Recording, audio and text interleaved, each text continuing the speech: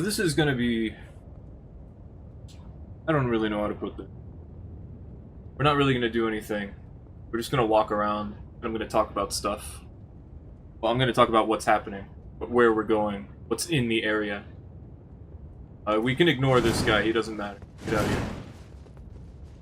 So, as the Invader, you are not... You have some things that are different.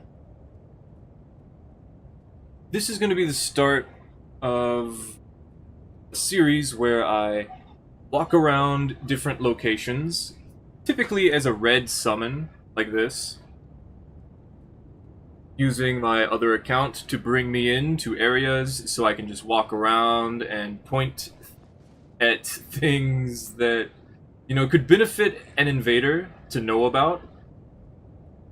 Basically, we're going through places and I'm telling you what I see as an invader and what could help you out if you're invading in this location, or in these locations. So today we're going to be doing Elden Ring. Elden Ring's going to take the longest because Elden Ring is, of course, the largest of all the Souls games with invasions currently. So, yeah, I just went out, I killed Malekith on this character. This character over there already had it, so I was like, okay. But I needed it to be on this thing, so... Yeah, tour guide, yep. We're going to be going on a little tour of all the areas in Elden Ring. Okay, so to start off, this is Ashen Leyndell. Ashen Leyndell's, you know, there's nothing in it. Like, there's one enemy that I can think of. What happened with the pharmacy game? Pharmacy? The, what's it called? You didn't see the monster fight? I mean, you're not gonna fight the monster, it just kind of shows up and... You put some plants, and then they perform a ritual, and it gets blasted. You get flashbanged if you want to get flashbanged. It's up there. But yeah, for the Elden Ring tour guide, we're gonna be going through all the different locations. Add some plant-based products, plant sauce, pretty much. You also put some blood in there. Okay, so this is in front of the boss room. So, the boss room, you know, there's nothing you can really do once the host is here. They kind of just walk in and there's nothing you can do about it. Like, I don't think there's even a wall here. Yep. Oh wait, it is. There is a wall here. Okay. There's a fog wall. I think because they've already been through here. Because there's not always a fog wall there.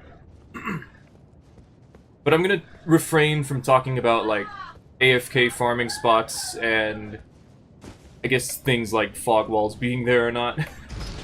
So this place sucks because there's an elevator. And at the elevator there's the fog wall. So most of the time when you invade here, they'll be in this spot.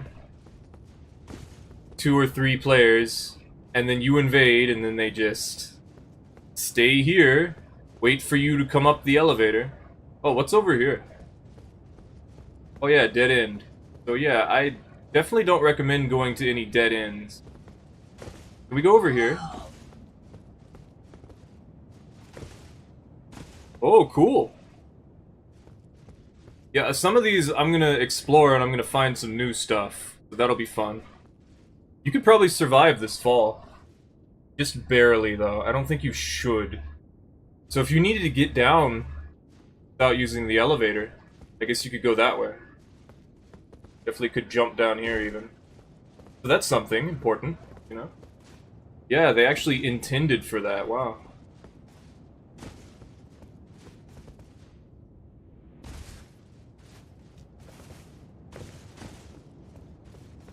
So because there's an elevator here, that makes it very difficult to do anything. Because there's no way up other than the elevator. So if you invade here and they're up the elevator, just kind of wait for them to go into the boss room, I would say.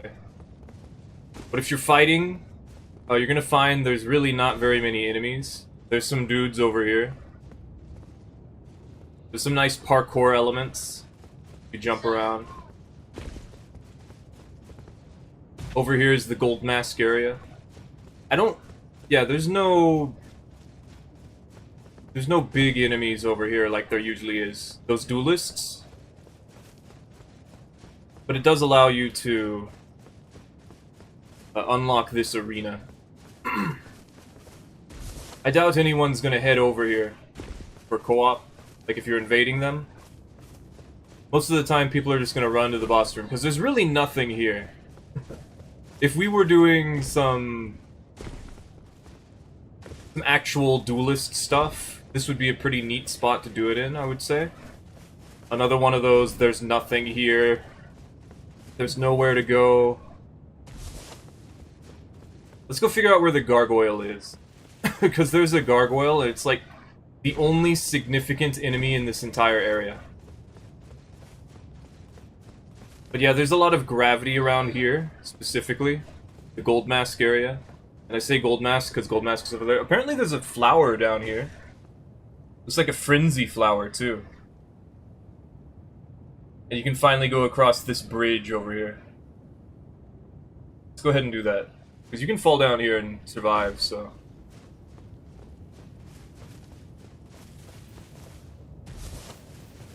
Yeah, and gold mask would be somewhere over there. So normally this bridge is broken, but one of the roots falls down and perfectly wedges in between them, so you can kind of just cross over here now. It's still notable that there's gravity over that way, as in you could push someone off a cliff and kill them. Okay, let's go find that gargoyle.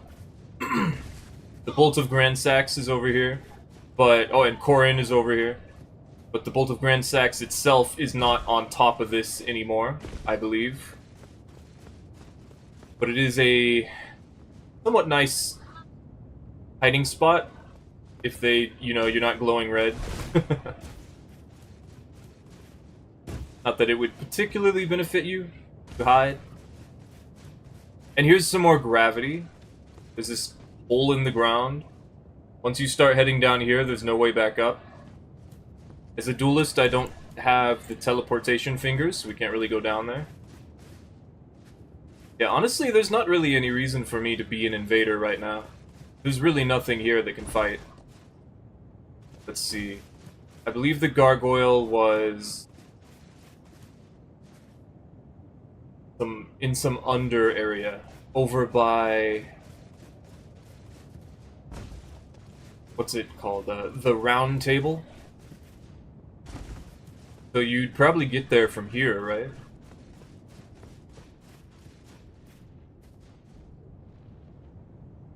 Hard to think about which way's which way.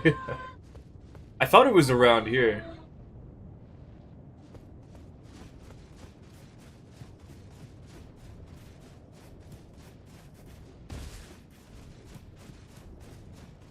Oh! I think this is it. Maybe?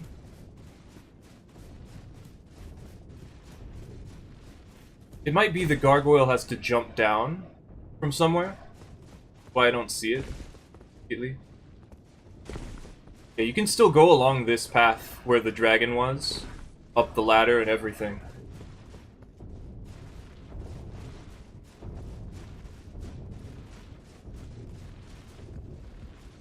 Okay, so it'd be around this way. Yeah, you can actually backtrack all the way to the west rampart, I believe. But there's no grace over here like there used to be. Okay, so the gargoyle would be down here. Wonder if the lever can still be pulled. Because there's a lever over here. It's probably stuck. I wonder if you can get it stuck in the open or closed position. So yeah, here's the only enemy in the game, in this entire area, that can actually do anything. It's this one gargoyle. It's just kind of roaming around this area. No idea why.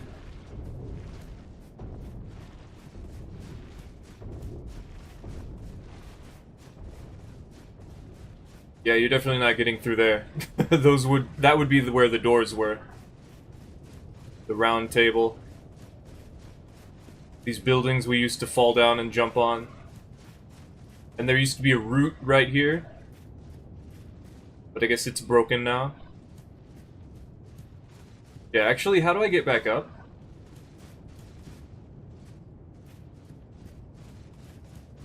I don't know if we can get back up. Not that way, anyway. Huh. Was this always here? Oh yeah, you'd like jump down from there. Okay. Alright, let me show you the path to the other grace you can get to. You should be able to just jump down from here, right? Oh yeah, and because this is still here, oh, you could still jump over there. Forgot to turn that off. You could still jump up to there, which is a real wonky spot.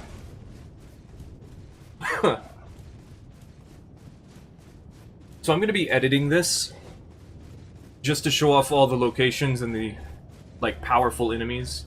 I was supposed to make, like, a checklist, but I forgot. Like, show off the objectives, the, like, starting point and the ending point of the area. Show off bosses and other strong enemies in the area. And then show off places of interest. Like, places you could hide as an invader, or places you could go to that maybe other people don't really know about. So, yeah, this is at the top of all those buildings. It probably looks very familiar now. The Grace would be over here. I don't even know if you can open that door. So yeah. Once it's become Ashen Leyndell, you can go back over here. Bok is here. You can go all the way back.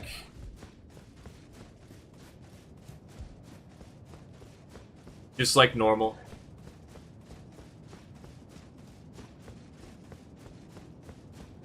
There's really just nothing here. No reason to do this. Okay, apparently you can't go that way. Once you're in this little church area. That's as far as you can go. But yeah, there's really no reason to go all the way over here. Unless you wanted to talk to Bok.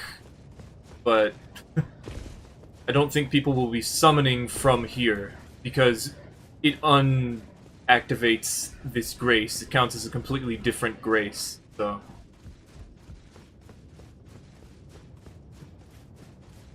let's see what's over here. Reading stuff on the Elden Ring Reddit. It's insane how many people hate invasions as a mechanic. Oh yeah. I really don't get why. Like, I'm pretty sure they're just salty that they have to actually think. Because Elden Ring's just easy. It's the easiest the Souls games have ever been. It's their own fault for just smashing their head against the first thing they see. Most of the time. Like, I get it. Some of them want to have that, like, credibility of defeating the tree sentinel at the start of the game. I know that I did that, but I'd never expect anyone to try to be as good as I am. Because I've been playing this for 13, 14 years now. I don't even know. Probably 13.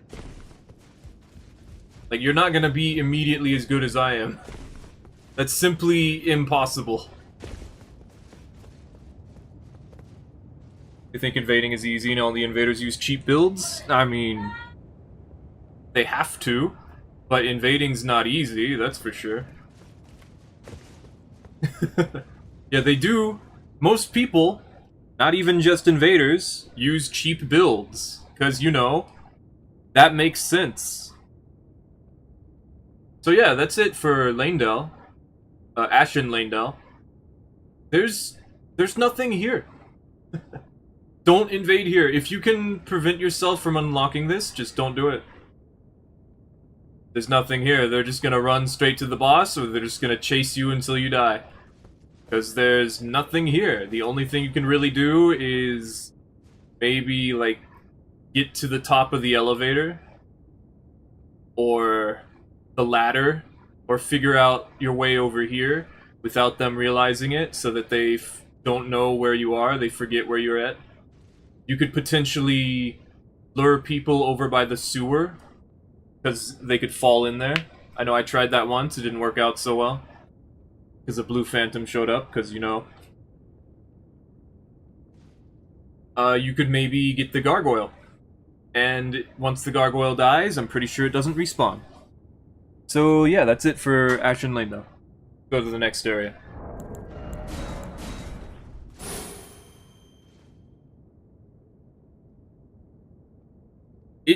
It's really wild that people think that invading is easy. Yeah, this area sucked. Let's go to another one. Let's see. So I had the idea to start at the end, but you know, since this is Ashen Lanedale, it would be useful if I stayed in Lanedale for a bit.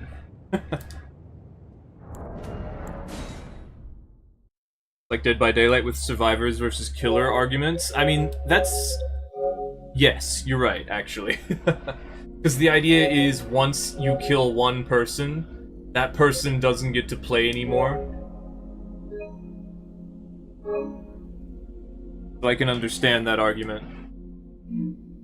Because it's like, they don't get to play. Oh, they never play the other side because brain dead? Okay, I can understand that.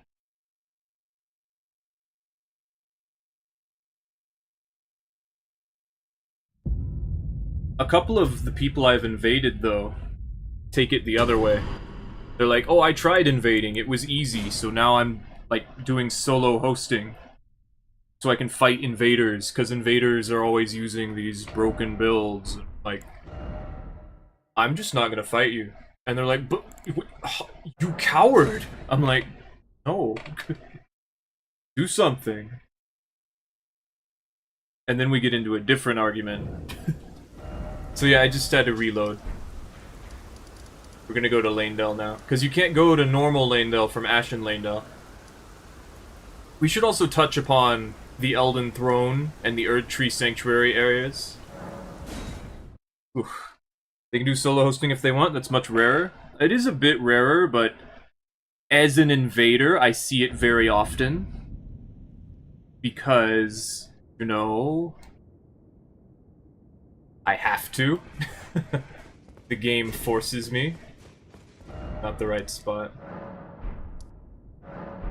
Oh, it is the right spot. But, go over here. They're just little freaks! Yeah. It is true. Let's go over here real quick. Let's just, like, briefly touch upon this spot. We don't even need to get summoned for it, so... This is the area in front of Morgott, or if you have Ashen Lanedale unlocked, you have... let me put my weapons away. Why'd I pull those out? This is the area in front of Morgott, or if you have Ashen Lanedale unlocked, this is the area in front of Godfrey. And if you're in Ashen Lanedale, and you defeated Godfrey, over this way is the area in front of Radagon and the Elden Beast. Alas, I Hey, am Infamous. returned. Very soon to be Christmas, hope I'm doing well. I am doing pretty good, actually. Right now, Mom is on vacation, so we're pretty much just not going to work, and we'll get to play all the time. But, we're gonna be watching my sister. So we have to take care of the house. Pretty much I'm babysitting right now, which I have to do anyway, so it's no big deal. So this spot over here, if you're in Ashen Lanedale... Let me do that again. This spot over here, if you're in Ashen Lanedale, of course, leads to Radagon. There's nothing here. It's a long hallway. And there's probably a bunch of people with some pretty tough stuff that they were supposed to be using against Radagon, which are now pointed towards you. So if you invade this location, I really recommend that if you can, don't unlock it. Just avoid this location. Don't fight Malekith unless you really want the Black Blade. Because once you defeat Malekith, it will automatically teleport you. Actually, I think once you defeat him, you can teleport out. I'm not sure about that, though. But yeah. Avoid unlocking Ashen Landell. Not sure. I'm pretty sure you can't avoid it if you're trying to get the Black Blade incantation. So that really sucks. And then over here, do this part again.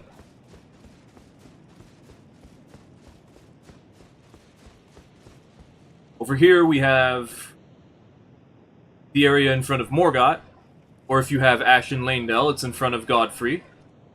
There's nothing here. There's a lot of NPCs that can be summoned, which is 3. A lot is 3 now, and I think maybe if you're lucky, like really lucky, if you run over here, there could be a black knife. No, there's always a fog wall right here. Yeah, you can't actually go over there. The black knife is like around the corner. Yeah, I already killed her. But yeah. The Queen's Bedchambers all the way up to Morgott, or all the way up to Godfrey. Against Morgott, you can summon Melina, and Melina has a unique moveset, making it very difficult to interact with her as a normal player. And then they have a ton of health, and they have the ability to spawn the Erd Tree healing thing when they die, so... And even just randomly. And they throw a lot of projectiles at you, and all of them cause knockdown, I'm pretty sure. Or if they don't, they combo into other stuff. It's very crazy. If you run into her, I would recommend trying to throw freezing pots and bleed, because it's really the best way to take care of NPCs in this game, and any of the games, really. Status effects. If you're in Ashen Landell, then there's a chance the host has unlocked 2 other NPC summons in the form of Nefeli Lu and Shabriri. Now, Shabriri is using Frenzy Flame incantations, which means he's immune to madness. And as a blanket fix, I'm pretty sure whenever an NPC is inflicting a status effect upon themselves, they just make them immune to all status effects, so none of that strategy is going to work against them. So you better do a lot of damage if you want to kill them. So I really recommend just do not unlock Ashen Landell again. Normal Landell is already pretty hard, because you have to invade this spot. So moving on, let's move. Red Tree Sanctuary. Yeah, thank you again, Infamous, for the 10 months. Really appreciate that. Whew. Today we're just going to be talking about the different locations in Elden Ring, and I'm going to edit this video later. Get this guy over here. Oh no, I forgot this guy doesn't have the map. Whatever, I don't need a map. The parry. Right here. Nope. Do not go to Ashen Landell. Oh wait, that's wrong.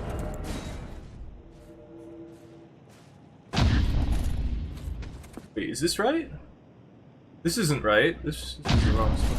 This is the end. We go over here.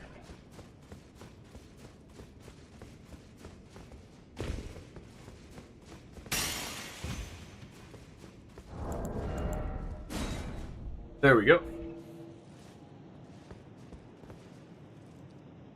The fun part of going to boss rooms, you can watch people go into the boss rooms and then get dunked on by the bosses. So it's very fun if you're doing invasions and you're just standing next to a boss room. See them run in and get dunked on. Or see them run in and use the cheesiest builds you've ever seen. You know what you're looking at.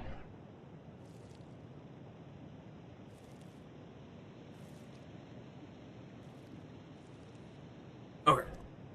Do the do. Merry Crimbus, you stinkers. Yeah.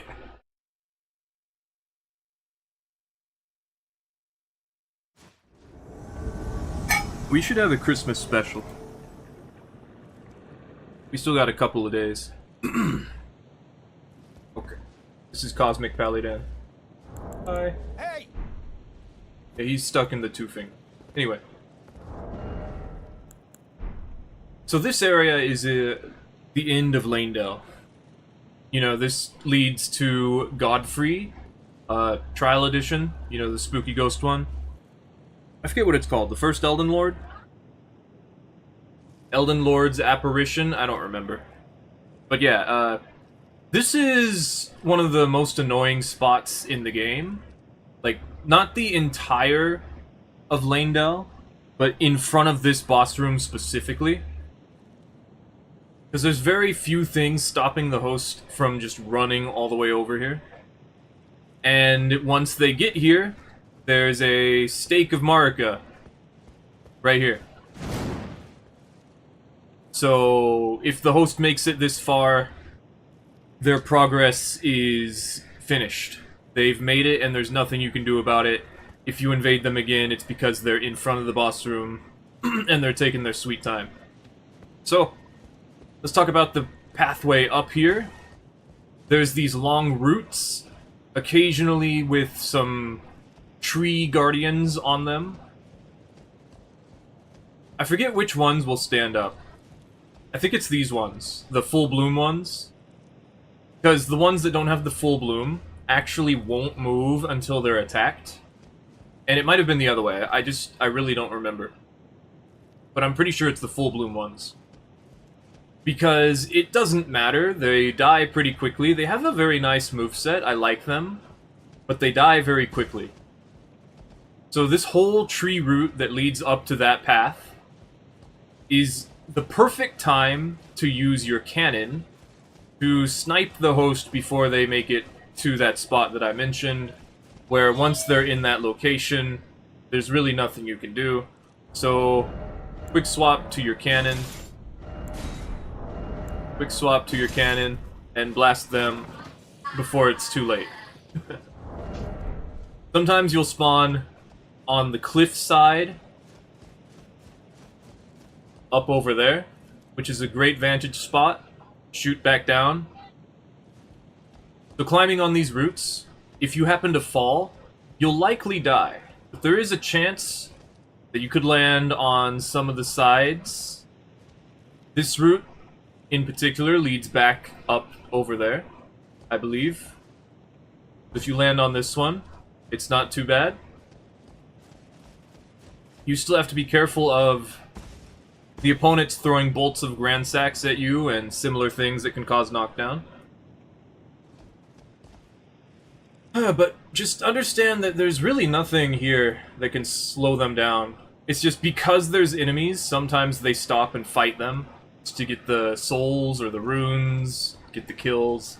There is a path that leads back down here, over to where the flowers are, and the broken bridge. So the problem is, there's nowhere to go once you're down that way. But occasionally you'll see people going down that way. So just understand that's a dead end. Sometimes they just fall off, that is true. Sometimes hosts will just fall off on their own, you know? Maybe their friend will do something they weren't expecting, they'll roll, bump into them, and then just fall off the side. It's nice. But never take that as a likelihood. A lot of the time when I invade people, they'll be around here, just getting on the route. And other times, you know, this route leads down to this area, and you could also choose to go this way to the Colosseum. The Colosseum has two individuals, which are these. I forget what they're called. They're these duelists. They're duelists, actually. Champion duelist, I don't know what they are. And they are pretty tough. Unfortunately, they're weak to bleed, as much of the game is. And probably will be forever. Hopefully not, but it's looking like it. So, yeah, you can even bleed flowers. It's really weird. Anyway, you could jump down here if you need to get away. But unfortunately, if you do that, you'll have to jump back. You'll have to run back over here, up that route, and then over here. No big deal, but you still have to travel a decent distance. You could also technically go that way, where we pointed out it's a dead end if you go down here, but you could go up that way and surprise them on the way. I don't completely recommend that, because if they lose sight of you, they'll just rush towards their goal, which is the boss room. Over here, we have a gargoyle. It's probably the one that's seen walking down. Actually, it's got a different weapon, doesn't it? Yeah, the other one had the axe. So this is a different gargoyle than the Ashen Leyndell one. But typically, you can count on this gargoyle to slow them down if they don't just run past it. It doesn't respawn, because of course it doesn't. But there's these doots over here, they're not looking. The gargoyle isn't aggressive until you run past it, so they can get some pretty big hits. If the gargoyle's not enough, you can go down here and there's a page. This page is the high page, which means it has the pulley crossbow. And the pulley crossbow is extremely powerful, so it could lucky kill any of the hosts, or the host's phantoms, you know? Very, very powerful attack if it shoots them with that. And there's the Grace over there. So these are really your only two allies for this area, leading up to the boss. You have a final chance to blast the host if they're just running over. So always have your cannon ready, is what I say. Unless you're using a crossbow build, which I don't think you should do that unless you have the true combo set up. But yeah. So over here, if the host is exploring, they'll have gone down into the round table hole, the real one. There are two dogs, which, you know, they're not that helpful, but they're there. Dogs tend to survive a bit longer than other enemies. This gate over here might be open, so you could lure them back to these groups of knights that are over there. But personally, I like to lead them over here, because there's a Leyndell Knight with a great shield and spear, and a Leyndell Knight with a great bow. The great bow one is particularly effective at getting some nice shots off and doing some good damage on anyone who decides to approach. Unfortunately, it's not too difficult for them to sneak around the sides and take them out, which is typically what happens. So if you're going to hide over here, you're going to want to defend the side points, these little stables. You want to keep them from sneaking over and killing that archer. They could also sneak around this talon, this claw, this dragon hand looking thing, because yeah, they'll take them out pretty quickly if they manage to get close enough. But the Leyndell Knights especially are quite useful because they have Honed Bolt. Very nice. So a lot of the time though, you'll find them just standing around in the round table hold, especially down here. There's nothing really here, but you'll see them in here a lot of the time. Over this way, I believe, is... It's not a cookbook. I think there might be a spell book, or prayer book, over here. Not in here, though. This is just a little room with two enemies in it. They're preparing food. It's pretty cool, actually. I think it'd be on this corpse here. So, there is a reason for them to go into this room. And there's the coated sword and the sacred, or the holy wet blade. I forget what it's called exactly. Then over here is the grace.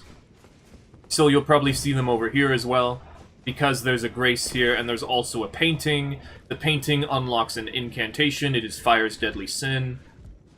So they're probably going to want to grab that too. And then... let's talk about this spot over here real quick. It is possible that they've opened the way to this Divine Tower bridge. This is Malenia's Divine Tower. There's a problem with this one if they haven't activated this elevator. Some people like to try to skip into Lanedell by getting invaded here. If this elevator is not activated and you spawn in this area, I recommend not activating it and instead trying to teleport. If you do not manage to teleport to the top of the elevator, then I would recommend either wasting time by standing around and doing nothing, or if you haven't used all of your teleports yet, go ahead and use the teleport and then turn off your network. This will disconnect you, preventing the host from getting a reward from it, and you will also not be penalized. If you do not care about being penalized because you haven't disconnected several times in that day, you can just go ahead and turn off your network and disconnect, because that's all you really need to do to prevent yourself from rewarding the host from your finger severing disconnect. Just do not use the finger severer if you want to prevent the host from getting runes and heals, because that enables AFK farming, which is not a good thing. So this area right here is the path to Millennia's Divine Tower. I don't know if we can see it from here. Unless that's it. Would be interesting. It probably is. I'm not sure. I haven't really checked down here.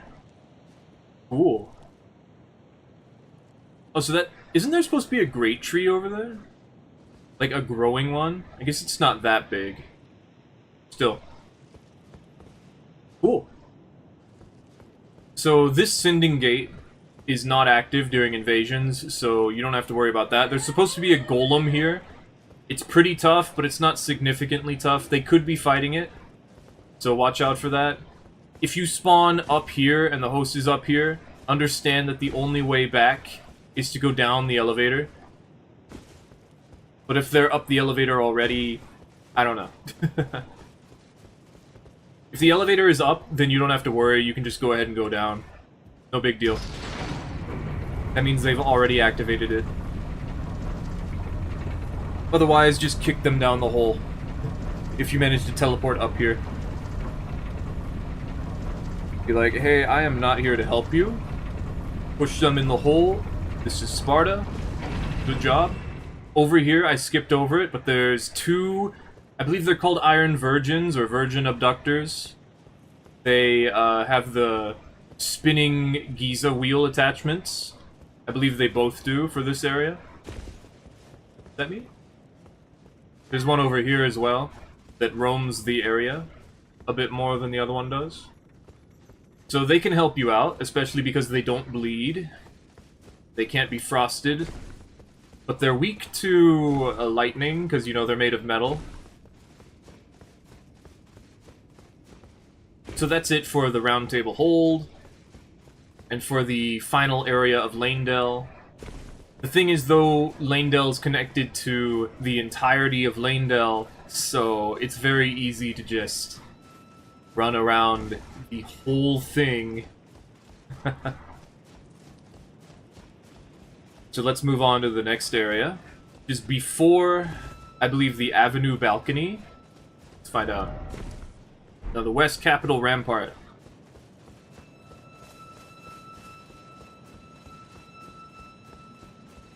Whew. You can also go down here.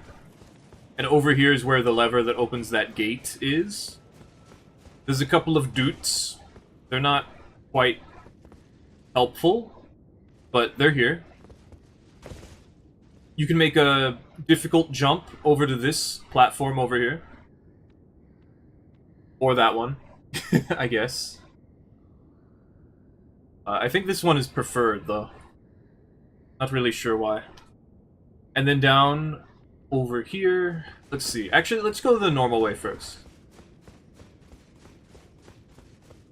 So yeah, you could open the doorway. There's some knights down there.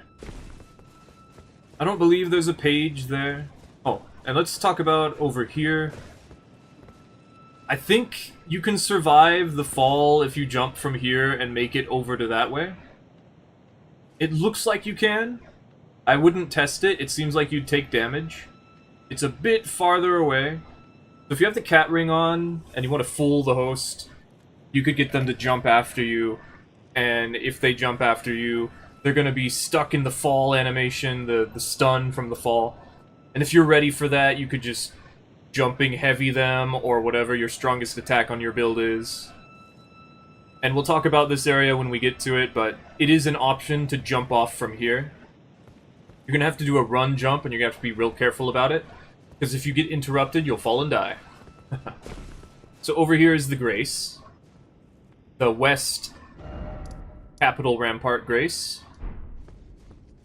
If we backtrack from here, there's an ambush from this militiaman. He's got a dagger. He's not all that great. He throws lightning pots, though. There's a knight over here. Unfortunately, it is distracted and will not be of any help whatsoever, unless you can protect it after the opponent... Like, if you can jump the opponent before they jump that knight, the knight will be like, what's all the commotion, and will be able to help you out. Over here is an annoying spot because there's a ladder. It's a required area to pass through to get up this way. So it's a very important spot to think about. Do I go up the ladder? Are they waiting for me at the top? Do I throw stuff at them from the bottom? Because you can throw stuff up here into that balcony. Right here. And you can hit them from underneath, potentially. Or you could throw it at an angle, bounce it off the wall, and hit them like that. And typically going back from this area involves dropping down to the lowest floor of the entirety of Leyndell, which I do not recommend if you can avoid it. But if they are already progressed ahead of you, then it is fine to jump down from here. You might take a bit of damage if you're not careful and land on this building that's jutting out. But you will survive either way. So once you've jumped down from here, you're in a very dangerous spot if you go any further that way. If you fall down into the sewer area, that's very dangerous. So instead of that, I recommend recovering, going back to the center area. There's nothing over that way. So go back up towards the dragon.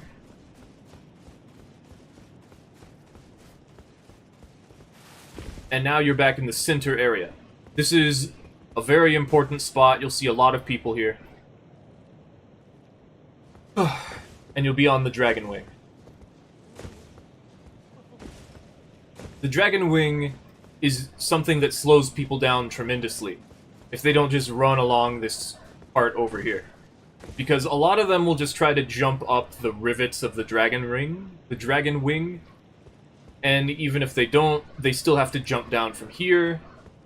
So you know where they're going to be going, is what the idea is. And they'll probably also slow themselves down. Because most people are not going to run along this path. Which, by the way, this is the fastest way up this way. Sometimes as an invader, it's important to know the fastest way to get to a location, to hug corners and play like a racing game, specifically so that you can catch up to where the host is. So there's multiple paths to get over here. We kind of just saw one coming around from the backside, so you avoid all these enemies, which, you know, 2 Leyndell Knights. This one, however, is an archer, and it will shoot at people the moment they go through that doorway, or that archway. So it's very important to keep that one around. Okay, there's 3 Leyndell Knights. Because there's one over here, there's one over there. This one will ambush people who come across from this way. This one will stop people from going that way. So the corners are covered. You just need to be ready for which way the host is actually going. Most of the time, you won't get the chance to help them out. The reason being, the Grace is right up that stairway. So they'll have summoned all their phantoms, and then they'll have run through here and started fighting the enemies, and then you will start invading, and by the time you get here, they're just about done killing them all. So you can jump in and try to save one. And there are moments where they will have taken a bit too long and you'll have invaded anyway, but most of the time you won't get the opportunity. So we're going to talk about the lower section next. But yeah, this is where the grace is. Sometimes they will not follow you into this hallway sort of location. Alleyway, I don't know what to call it really. Because the archer will shoot at them the moment they step foot out this way. And sometimes even once they've backtracked over here. So when they're getting cocky and they're like, you can't hit me, I'm behind a wall, sometimes they'll get shot by the archer because they're not paying attention. And that is fun. There's also this path over here. I don't typically think about it too often, but it connects the lower area to this area, and is the only other way to get up here, but it also involves a ladder. So it also has, you know, the shortcut door that they have to open. There's nothing on the other side. Okay, let's talk about this next spot. So right here, in front of this gate, is supposed to be an Erd Tree avatar that floats down from somewhere. It kind of just spawns. It is a very good roadblock, but unfortunately, the host can just run past it, and oftentimes they will. So you can't count on it stopping anyone, except for you, because it's a very large and impassable object.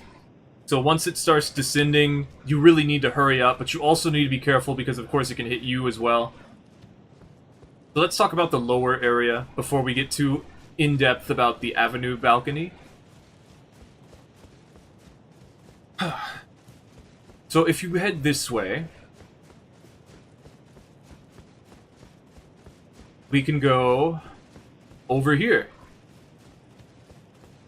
Now, most of the time people won't head this way right away. They'll head over this way, where there's a Crucible Knight. Very interesting that there's a Crucible Knight here, actually. I don't know how that ties in with the lore. But the Crucible Knight is really tough. It's not tremendously tough, but it's a bit tougher because of how much hyper, poise it really has, and just the fact it could do a good amount of crowd control and damage. It's a very nice ally to have, but it's facing away. You can get the host can get a sneak attack on it. They can just pile onto it and kill it pretty quickly if you're not careful. So make sure to protect it once they're fighting it. But it's a good ally to have.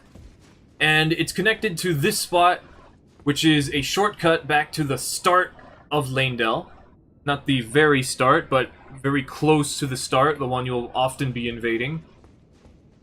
We're not going to show that yet, because it's not open, probably. Because I don't really care. Now, the lower area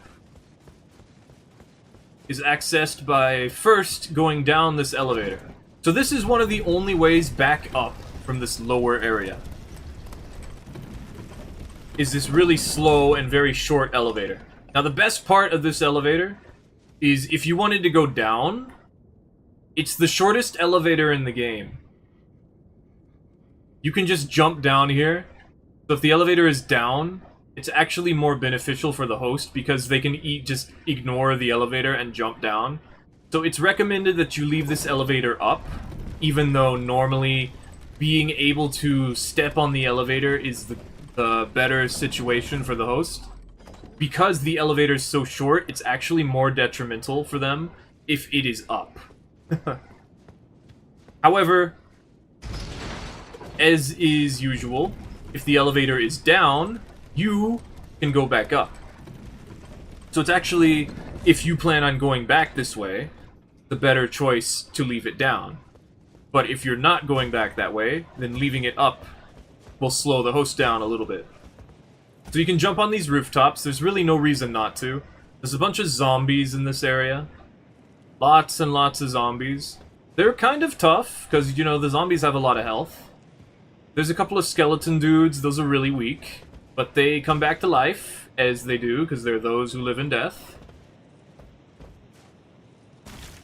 And then over here, we have a whole lot of militiamen.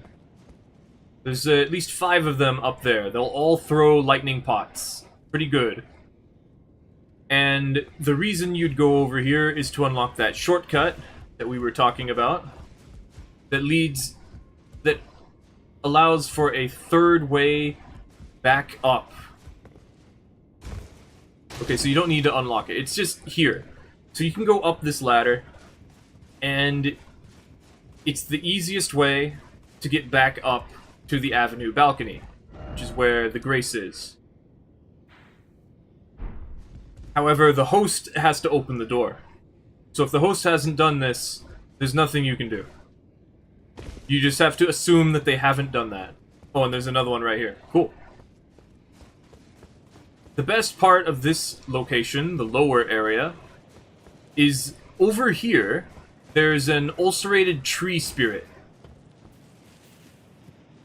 It drops a golden seed, so you'll definitely be seeing people fighting this. The ulcerated tree spirit here it's not very tough, I would say, but it's still a formidable opponent. One of the ones you can actually count on not dying within, like, the first minute.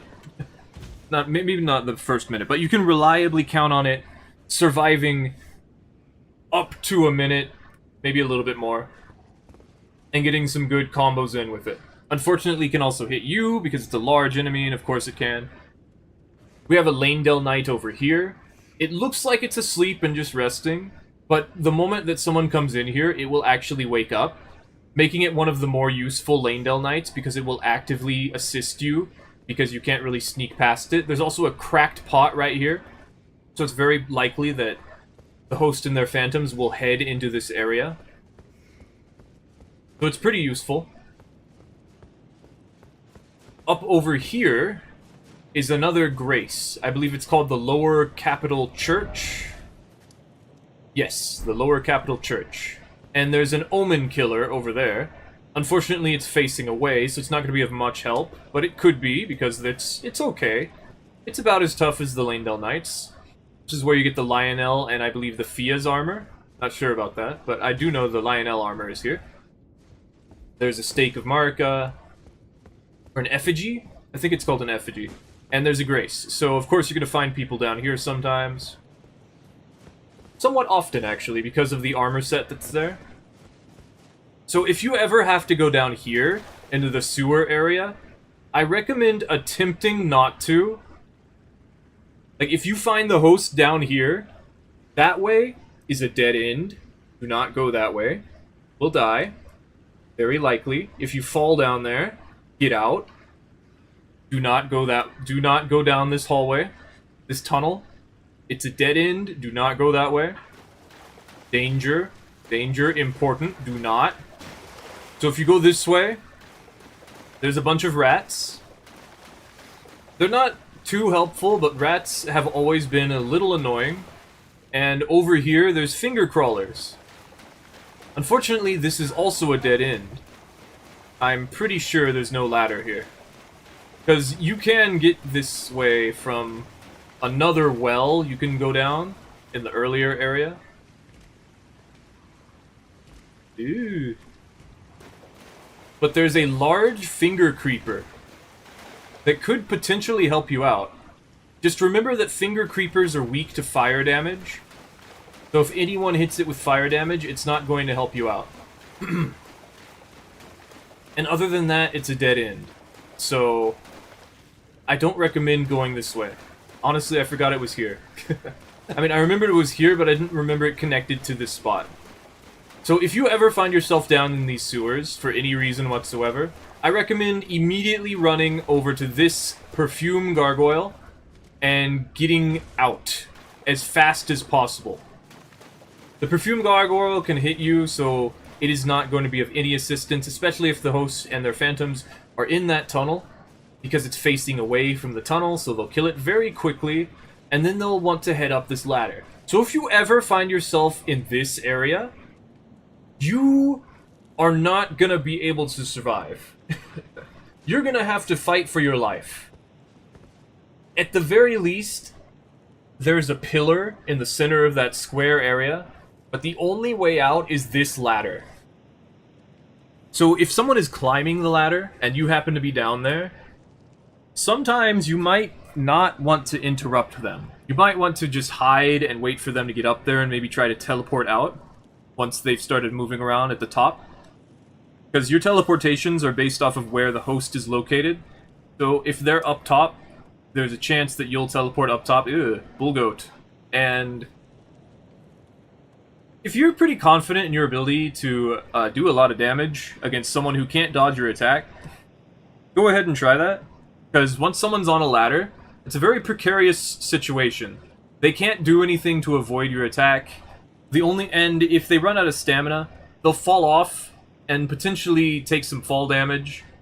So ladders are very dangerous, which is why you can't really get out once you're down here while people are attacking you.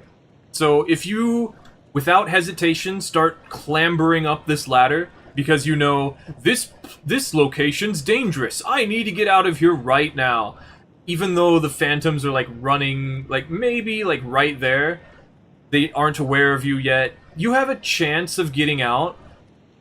So it's up to you whether you want to try to take that chance or maybe hide until they get away. Like, say you put on the Furled Fingers trick mirror and you stand up against a wall and hope that they don't see you. It's entirely an option.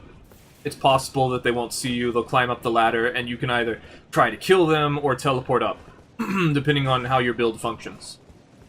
Just be very careful if you ever go down into the sewer area, because there's really nothing you can do once the host and their phantoms are chasing you. Okay, so let's move on to this lower area. So outside of the avenue balcony, we have that little gateway that you can open up on the other side where the western capital is. There are 2 soldiers, I believe they are, and 1 knight. And I like to lure people over to them because, you know, they're facing the way away from the gate.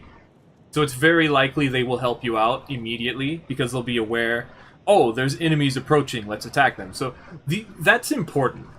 Enemies facing the opponent is important.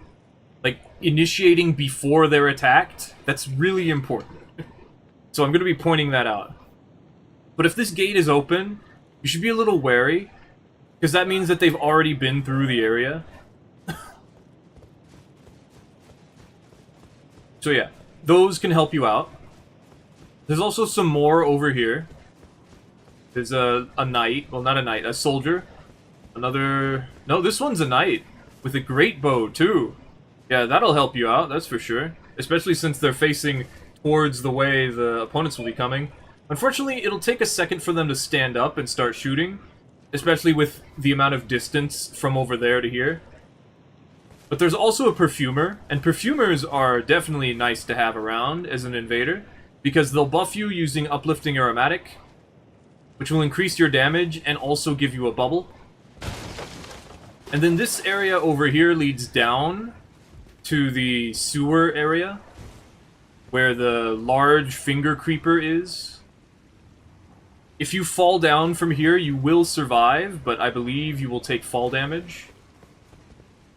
And normally, you would go through this area over to this, which you can kick down and will lead to the lower capital church. Which is probably the way that most people go, every now and then. And also explains why I never have this ladder kicked down. Especially since you can just jump onto the building and not worry about it. But I guess if that ladder is there, you can clamber your way out. Maybe I should start looking for that more often. But that's another shortcut that you might not have access to as an invader because the host hasn't unlocked it yet, so... Wouldn't count on it. But it's another way out of that lower area, which is just a death trap, so... Let's see, over here is a stairway that leads to that place I was thinking we could jump down to. There's some soldiers and some Lanedale Knights. Another Great Bow one. These ones are actually really helpful, because these ones are patrolling. The Knights, they're okay. They're not too helpful. This one's inspecting the broken wall. Don't really know why. But over here is a lion. I don't know why, but there's just a lion chilling over here with a perfumer, too. They will become aggressive very quickly. The lion can hit you, so I would be aware of that. And this is the spot that's underneath the final location. You can't go anywhere from here, so do not go this way. But the lion is here. It could help you. It moves around a lot. It does some big damage. But it's still capable of being bled and frosted and can die pretty quickly. You can fall down from there to get the Bolt of Grand Sax, but other than that, you're not going to be able to get over there. There's another knight, another couple of soldiers here, which is why this spot's so nice because of how many enemies there are to help you out. I invade here pretty often, actually. You can even run away onto these rooftops. And then down below, there's even some more enemies. Some more soldiers. I believe over here is a perfume gargoyle. There isn't anything else this way, and the perfume gargoyle can hit you. So it's not recommended to go this way. But it's there. These enemies are not particularly tough. I wouldn't rely on them, but because of how many there are in this area already, it could be beneficial. Going this way is recommended, though, because I believe there's a page over here. It's not a high page, though, so it's not going to have the crossbow. It's only got a normal crossbow, not the pulley crossbow, so it's not going to be as beneficial. However, this location leads into the bar area, which is a very dangerous death trap for hosts, because even though this isn't a high page, I believe, it still has the pulley crossbow, which is nice. And as we said earlier, you know, maybe this is a high page and I'm just not really recognizing it, but yeah. This one can kill people very quickly if it shoots them with the crossbow. There's a perfumer over here, and it's behind a thing you have to jump over, but it still has the ability to throw perfumes over the counter. And there's another perfumer over here, but it's facing away. Ooh. Cool. So, those can benefit you. Especially since there's not really any way up, and typically they would jump down from this area very early on. Let's see, let's show off one more thing over here first. There's lots of enemies in these little nooks and crannies of this location, including a couple of dogs, which could be beneficial, like a trio of them, actually. And I believe there's even a Lanedale Knight further ahead. Yeah, here's one. I know these ones help me out quite a bit. One there, and there's one over here as well. Oh, no, we just circled back around. But there is one a bit further this way, I'm pretty sure. Well, I thought there was. Yeah, here's the Lanedale Knight. He's facing away, but he's still here. Especially since, I think, yeah, this guy will aggro the other Lanedale Knight. So that benefits. Things like that, ambushes. He'll see you, he'll alert the knight, and then the knight will help you out. Here's the one I was thinking about, though. This Lanedale Knight's very useful. People often try to go this way because that Lanedale Knight is there. They probably won't one-shot him, and then you can try to get him to help you out.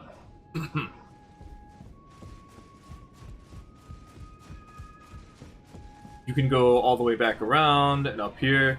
Here's a little trick you can do if you climb onto this. you can jump onto this roof. It's a little difficult, as you can see, but you can climb back onto this roof. It will allow you to get into this room, which will allow you to bypass this ladder, which otherwise would put you right next to where the Phantom and hosts would probably be coming out from. So that's important. There's a perfumer here, but they're by themselves, so they're probably not going to be able to help you at all. They're probably going to be dead, but if you ever are in trouble in this room, jump off those railings, and you'll go to the bar, where that crossbow-wielding page is. This room has a perfume bottle in it, over in that chest, so it's very likely people will be found in here. There's also the seedbed curse. And you could even jump out from this area, down to some perfumers over there. I know sometimes I jump out this way onto that roof. As I was saying, you know, you could jump up to here. And then a couple of times I have fought people here. There's not a lot of enemies, but there are those two perfumers. Oh, hey, there's a page over here that I do not remember. And you can jump down that way, and there's those Lanedale Knights over this way.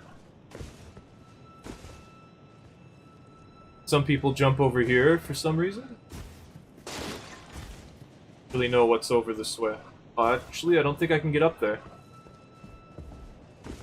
I've seen people, instead of going into the bar area, jump up this way just because they can. Probably looking over at the Lanedale Knights. You can't jump back up that way, so that's good. But I have seen people trying to. It's funny. But yeah, that would be it for this area, which is the immediate location after this elevator. This elevator is not the only way to go, but because it's here, it's important to note. People will take this path. Now, sometimes you'll notice the elevator's already down, and they're heading on their way. Now, this elevator is not long enough to kill you, and if you land on the middle... Okay, I'm pretty sure I've been able to land on that before. But yeah, if you land on it, it's not long enough to kill you, so... it's no big deal. But typically what I do is I disregard that, I jump over here, and then I fall down. And then you don't take damage. So... that is an option. You can also get a jump attack in there, or throw some stuff before you jump down. I've done that a few times. In this room, I believe there are 2 pages. Or maybe it's just this one, huh? Alright. It's not a very strong page, because it doesn't have the pulley crossbow. But it's still here. It's got its back facing away from where they're likely to come from. But sometimes they come from the bottom, because they're trying to avoid the gargoyle. Down here we have some doots. They're not really gonna help you, but because they're here, they'll slow people down sometimes who are trying to fight. And there are quite a few of them as well. And sometimes people will jump down to this rooftop, in which they will usually just keep running. This is the typical way I see people go when they're just trying to run through the area. There are some imps, but other than that, if someone's running this way, you need to chase them immediately.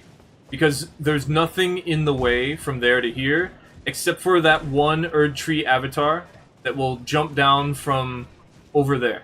So if you see them running this along the rooftops, you need to chase after them.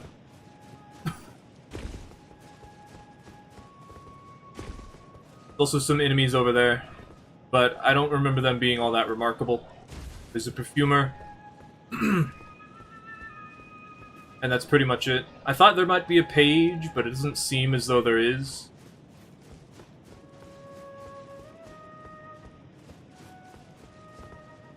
This building has a distinct shape to it, so if you can find that archway, it leads to the bar over there.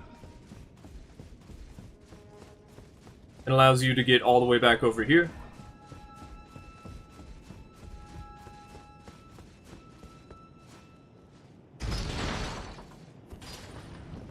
There's no other way back up than this elevator.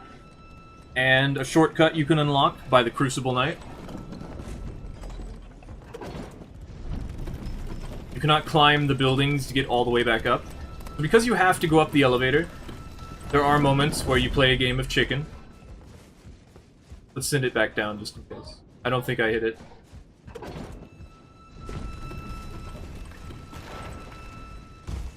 Okay, we're almost done with Lanedale.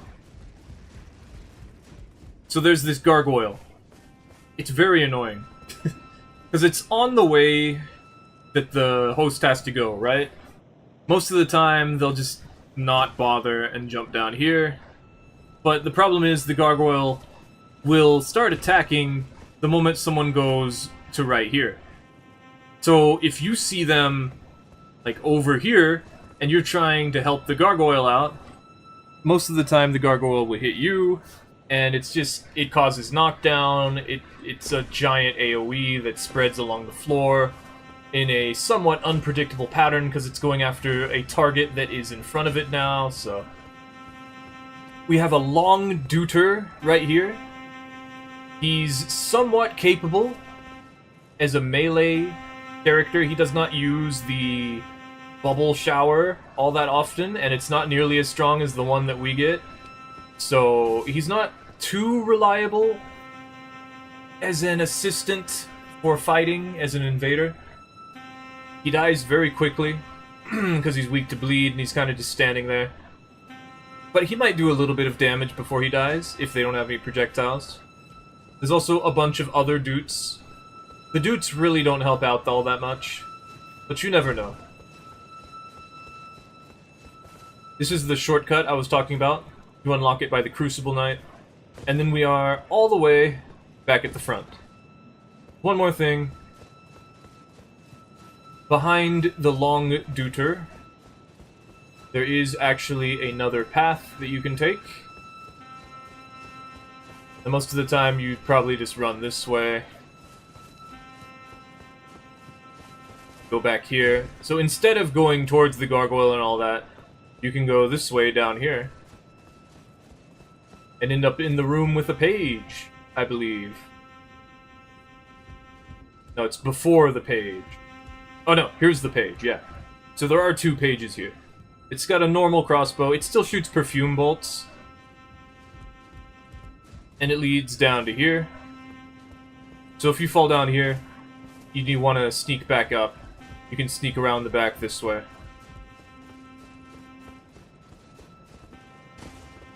Not too beneficial, but it's there. It'll allow you to avoid this long Dute, but you'll run into a page instead, so I don't really know if that's worth it. It's actually more beneficial to you as the invader. And you won't be able to jump down here, that's for sure. Not until you get over to that building with the imps on them.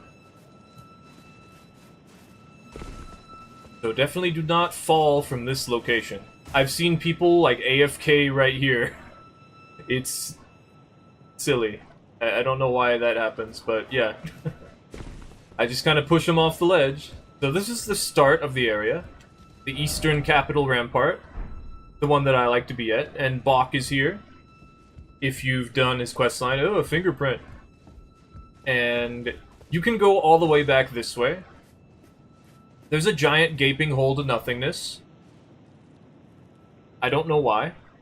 But there's just this giant hole here. And there's a couple of commoners. There's really no enemies here. But the thing is, you can still invade this location. Because there are people who are stupid enough to summon for the very first possible location they can summon at. And the thing is, this place connects to a bit more of the area than Ashen Lanedale does. As you can see, we're going a bit farther away from the church that we got stopped at before. So there's an elevator here. This is the location immediately after the Draconic Sentinel in the capital outskirts. That's as far as you can go as an invader and as a summon. So the moment you step in here is the moment that people can summon. And there have been times where people have done that. And the thing is, this elevator is the only way up.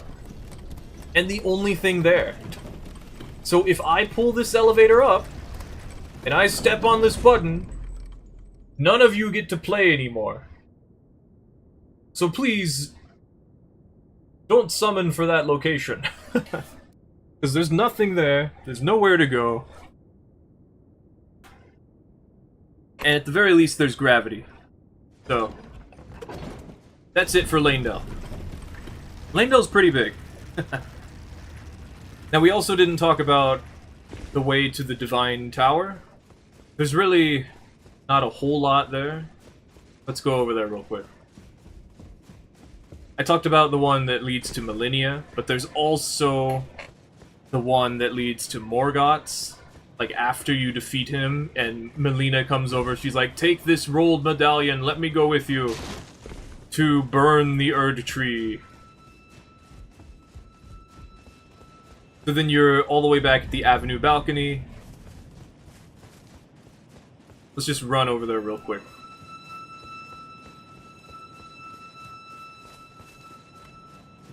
There's really not a lot there.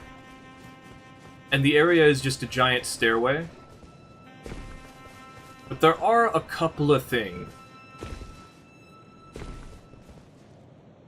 Majorly, there's a reason to go there, and a possibility that you'll invade that location. Or be able to go over there during an invasion because the host has gone over there, and so the doors are open, and like... Or because, you know, Lanedale's pretty popular as a ganking location. Or it used to be at lower levels. Not sure if it still is, I haven't really seen anything. I think there's a Lanedale knight over in this corner. Is that a knight? No, that's just a soldier, isn't it? There's two of them. No, that's a militiaman. There's some enemies in these nooks and crannies, but they're really not going to help you out that much. I recommend not going in those nooks and crannies. So over here is the way to Morgoth's Divine Tower, and Mog's, because they're twins, I guess. Brothers, twins, I really don't know. This pathway in the lower area does not have very significant enemies, but it does have some dogs, and dogs are quite mobile, and the beastmen are also the demi-humans, they're quite mobile as well, so they potentially could be distractions. But the biggest thing is this demi-human, Lionel, who has a ton of armor and can do some pretty good damage and cause knockdown. I think it can hit you as well as the invader, so I wouldn't rely on it. But the dog will not become aggressive, remember this, because it will not be helping you out. But there's a perfume bottle right here, which means that people will probably be coming over to pick it up. Just important. Entirely possible you will invade this location because there's a perfume bottle here. And a somewhat difficult enemy.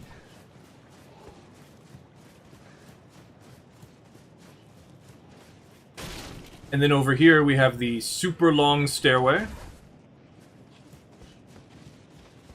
that leads up to the Divine Tower, or on the way to it. There are a couple more demi-humans and a perfumer who is reading to them?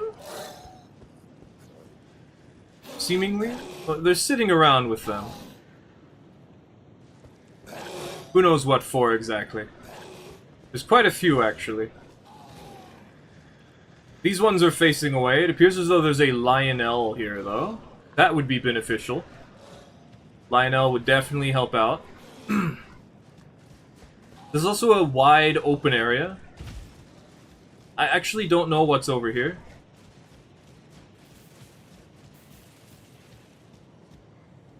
Looks like it's one of those great axe wielding ones. Not too powerful, but still useful. It's facing away, so it's going to be hard to get it to help you out. But it's still here. And there's another one over here as well. That's nice. So there are some things that can help you out here. But the best thing about this location is that for the host, it's a dead end. There's nowhere to go from here. There's no boss room or elevator they can really activate. Because there's a fog wall the moment you get over here. Pretty sure, yeah, there it is. The fog wall, you cannot go this way. Funny enough, I can still pull the elevator. I don't think that's ever happened. Where I could pull the elevator, but not go to it. Funny. So yeah, you cannot invade into the area in front of Morgoth's Divine Tower. Or even around Morgoth's Divine Tower. So this is the end of Lanedale. This is the entirety of Lanedale. And it's a nice area. A pretty good legacy dungeon. Pretty cool. Some nice little things. It's where the game starts to ramp up, and you can actually have some decent assistance. Let's see if I can make this jump. Nope. Oh, kind of. Okay, that's a pretty sneaky spot. I don't think it really worked that well, but you could sneak around if you wanted. Which is cool. How come I've never seen anyone do this before? Like, there's no way it'll actually be all that great, but it would be interesting to see, especially this little, like, spot designed specifically for you to sit down in, you know? Okay, let's move on to the next area.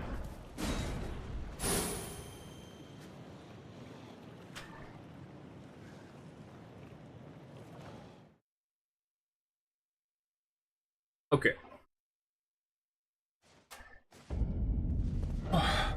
Let's go to Karamazula. This is gonna take a good while, isn't it? Let's go backwards.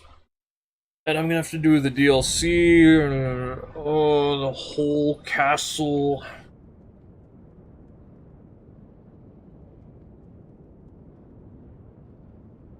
This is gonna be a big project. We're gonna do this for several days. Especially since I wanted to do it for the other Souls games as well.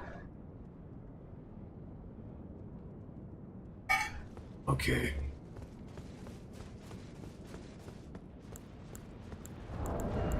Sign. Oh, if we go too far, we're gonna run into Draconic Tree Sentinel.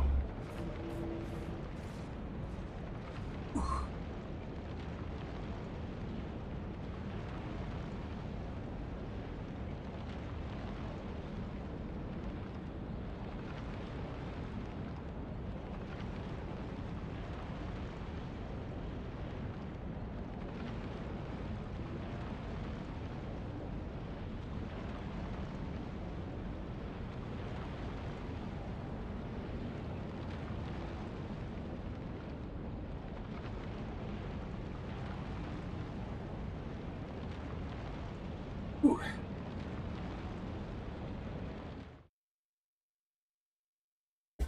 I've been mentioning this, but it turns out you can't. I've realized you can't have two Red Duelists in the same world. Oh, come on. Just trying to be careful. Still exploded.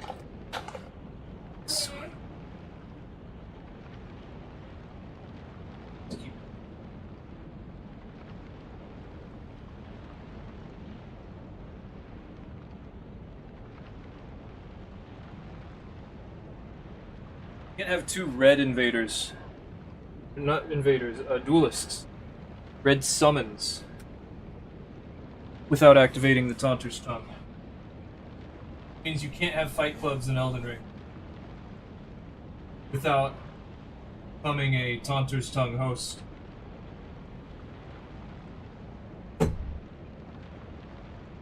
Or, you know, as the host fighting the Taunter's Tongue, or the Red Duelist itself.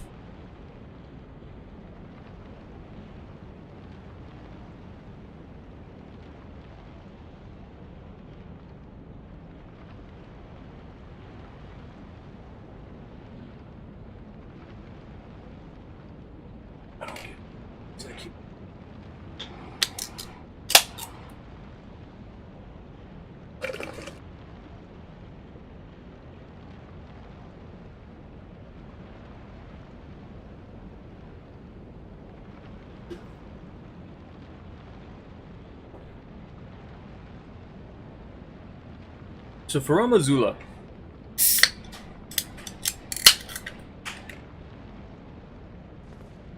Let's get all the way over to the boss fog before I do it. We're gonna cover the large areas as well. The continents, like Lanedale, Limgrave, not Lanedale, Altus Plateau, Limgrave, Mount Gelmir. But first, let's start from the end.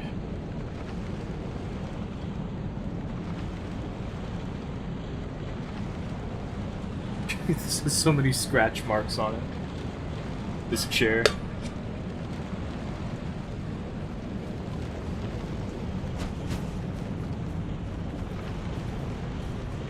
Reduvia. Okay. So this is Farum Azula. We're at the end with... what's his name? Malekith is the boss for this location. There's two bosses. There's Malekith and there's... Placidusax. I've been watching Skyrim. I'm trying not to say Parthenax. It's Placidusax. So this place you've probably seen a lot of, because Malekith's actually pretty tough. And on top of that, the run over here is kind of long. You know, it's not nearly as long as it used to be in the previous games, you know, like the run to the kiln of the First Flame to fight Gwyn, but there's a Draconic Tree Sentinel in the way. He doesn't respawn and he drops his armor. He's my best friend, please try to save him. He's the only thing that I can reliably count on to slow down anyone playing the game. So, if Draconic Tree Sentinel is alive, keeping him alive and destroying the host and phantoms is very important, because he's a major obstacle for anyone. You can, however, and they can, however, just run past this one specifically. There is only two.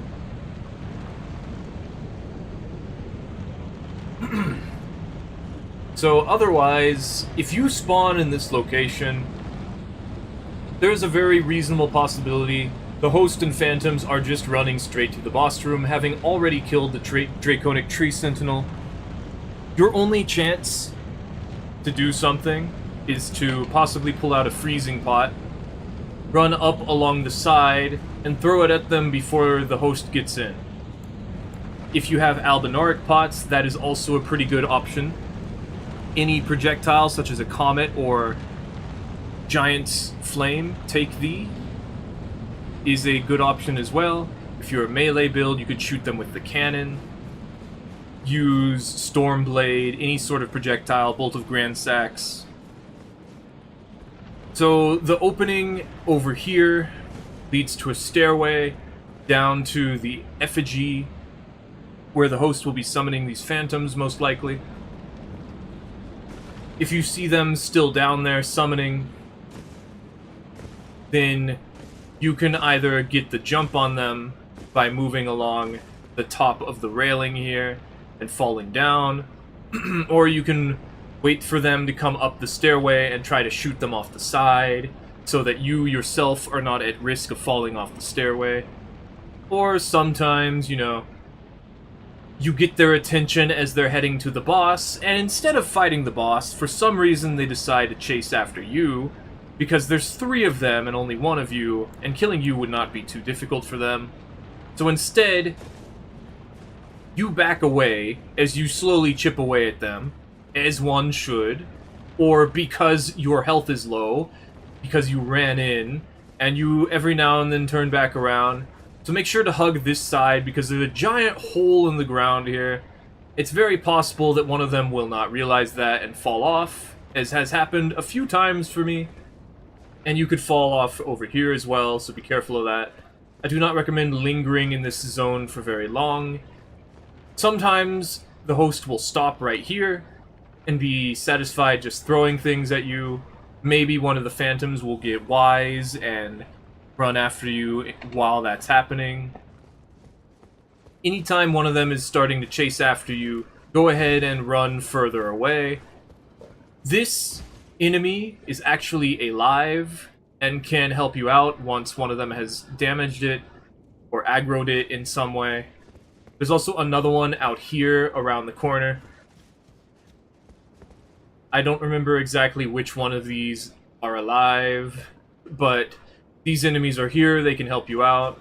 I don't think... No, you can actually go outside and back all the way through this entire level before the elevator. So I guess if you really wanted to, instead of going that way...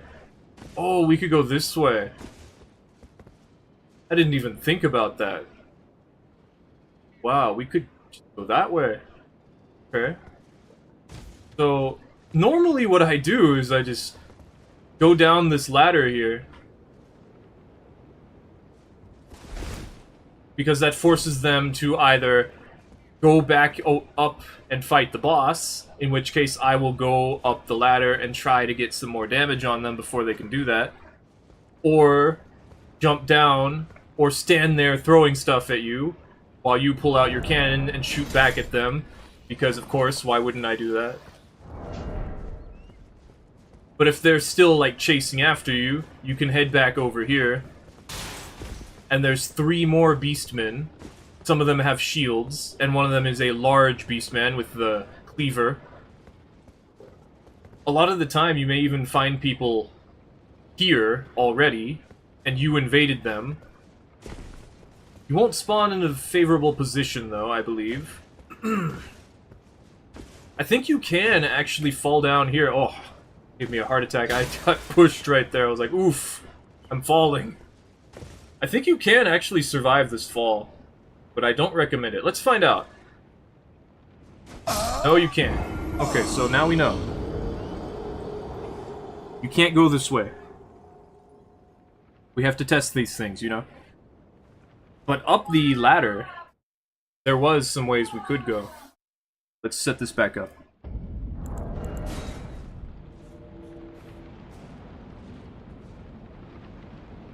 Also, killing duelists as an invader does not give you flasks. I found that out yesterday. Invaded someone who had summoned a duelist, blew them up, didn't get a flask back.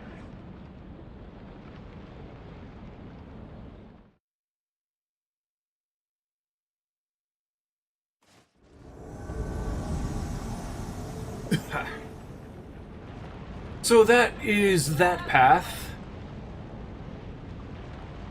So that is that path where we could potentially jump down to some much farther back locations.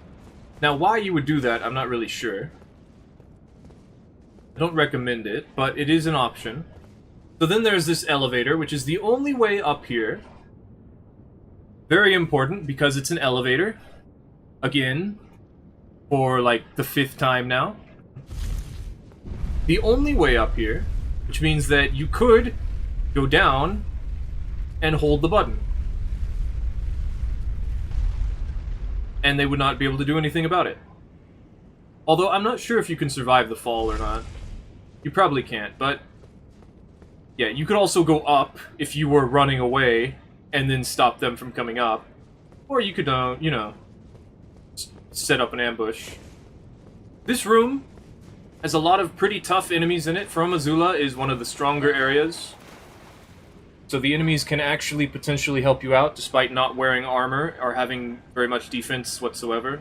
A lot of them are throwing projectiles, and the ones that actually do melee, like the one over here, which I believe really should be at the front and not the back, even if it is protecting the path if they just run past, and is actually kind of hard to run through because of the unpredictability of the attacks. It's still, you know, the Vanguard, the actually tough enemy who should be protecting the other two, but yeah.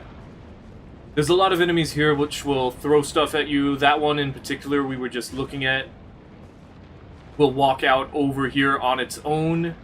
Notice people crossing this path over here and potentially throw things at them as they attempt to cross, which will cause their death sometimes. I believe it was, yeah, the left side of this as an invader, which is not broken. You can still make the jump. It's not recommended. You have the height advantage as you're going across as an invader, but sometimes you have to run backwards across it, because you definitely don't want to have it between you and a bunch of aggressive phantoms and host. So you do not want to have a precarious situation like this where you have to remember to cross on the right side when you're crossing and the left side when you're returning, or just jumping across because you have the height advantage and therefore can jump a bit farther. It's still better to keep this in between you and the host. So if they try to cross that, push them off. This is a very infamous spot. I'm sure a lot of people know about this already. So these white beast dudes are capable of using incantations. There's also the dark black ones, which are lying on the ground most of the time, using the Beastman's curved sword, which are pretty good, pretty strong allies, not amazing. They have to be hit before they'll actually aggro, and there are a few of them, but they die pretty quickly. However, this dragon is very infamous for attacking the host without actually being able to hit them, because they'll return on your screen as the invader, but for the host, they'll have just left. So the host will not take damage, but you, as the invader, will still be able to get hit by it. And this is important, even though it is, very dangerous for people to know about. It happens so often that you need to be aware of this. It's not going to be helping you as an invader most of the time. If someone is in this location, do not approach them. Do not get anywhere near them. If they start running after you, stay over there. Do not engage with them, even if they're taunting you, even if they're low on health. If the dragon is not hitting them despite attacking them, do not go over here. There is an ancient dragon somber smithing stone over in this chapel over here, so that is something that people will be looking after. And I believe you also get an ancient dragon smithing stone from killing the dragon. But, as I said, the dragon is very dangerous if you are an invader. Over here is a path that leads down to an elevator and also a ladder that leads all the way back up and around to where a Crucible Knight that can attack you is. Be aware, the two Crucible Knights in this area are capable of attacking and being attacked by invaders, so watch out for them. You can aggro them and lead them to the host. They probably will still attack you. You can kill them and make them not be in the way, but they are very tough and would be quite useful as allies, so it also, they do not respawn, and therefore you would just be helping the host out in killing them, so I recommend not killing them, but it is an option. Up here is a nice vantage spot. There's also a golden tree. You could get a golden seed there, so if the host knows about it or sees it from somewhere, which I usually don't, because there's the dragon attacking them as they're going by, they could head over here and grab that. These birds are not reliable, but there's a gap here, and a lot of the time, if you hit them as they're trying to go up this gap, they will fall and die. So if they are trying to cross this way, definitely recommend having that available as a possibility for you to hit them. So this spot right here is very precarious backtracking as an invader, or anyone really, because the only way back up is to jump up this little side right here, which dips down just enough for you to climb up, and then this column, which for some reason is wider on the side that is not supported than it is on this side, which would be supported. However, you can actually jump up smaller part. So you don't need to worry too much about that, but it's still very precarious. If people are attacking you, I do not recommend trying to get up because of that. Then there are these birds. The birds, again, are somewhat helpful, not particularly helpful. They are hard to hit, and therefore quite nice if you are assisting them, but they die fast enough that you can't rely on them actually helping you out. So normally there's lightning from the dragon landing in this location.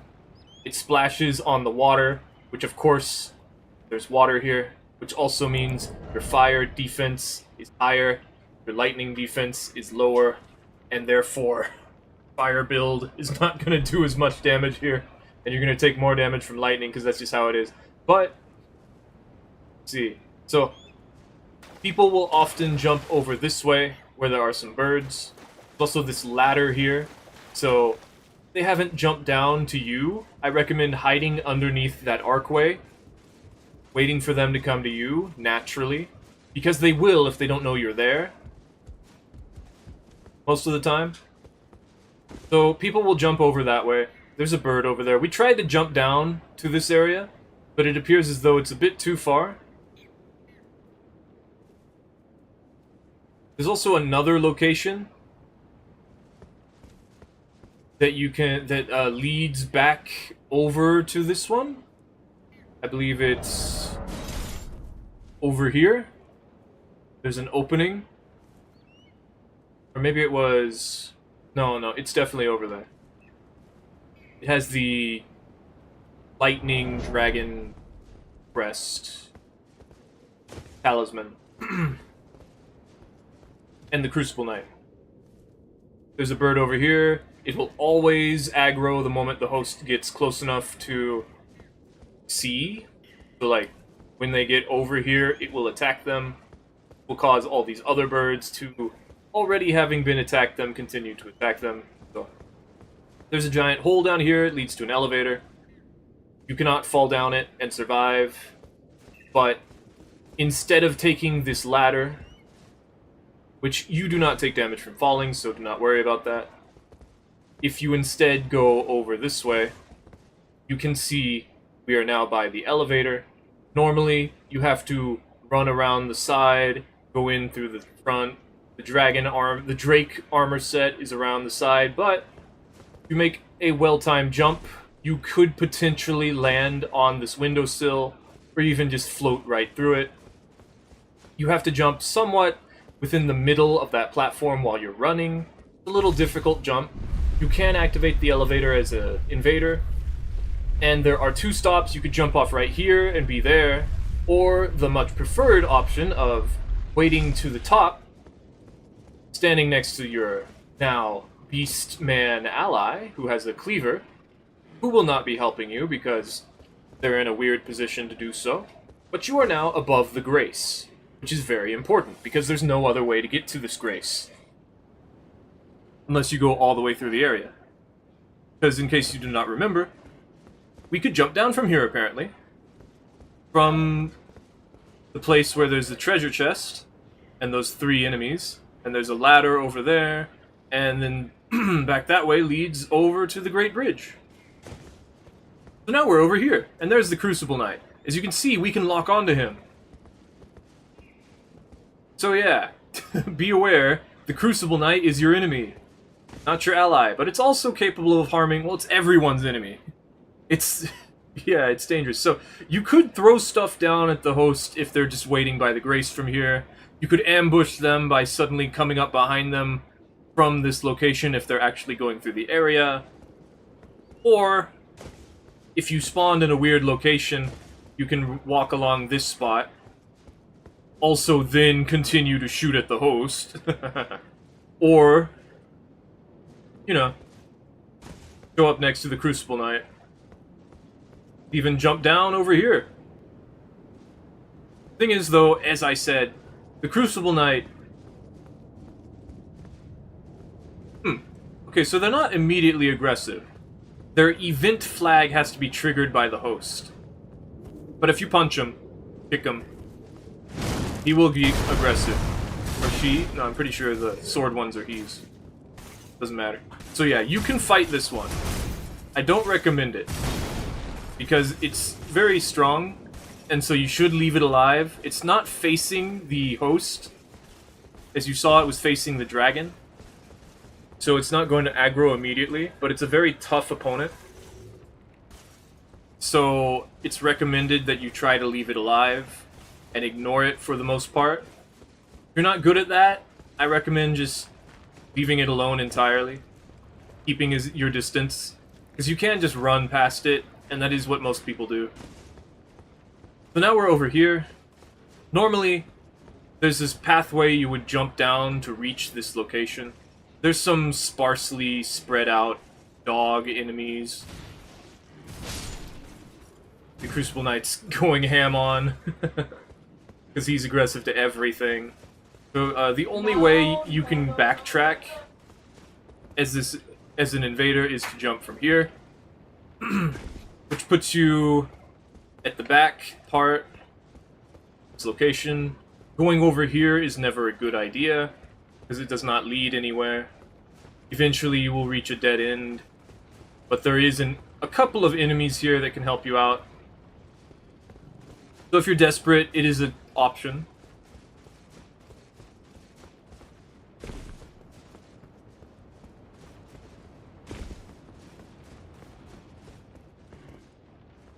So this Beastman actually patrols this location. He doesn't just stand there looking into the distance. Once people start walking this way, that Beastman will approach them as well. A lot of the time, they will wait for him to pass, because he will go down this hallway, and then turn back around, and then they'll be able to ambush him, so... He's not too much help, because a lot of the time he's already dead. But he's still here.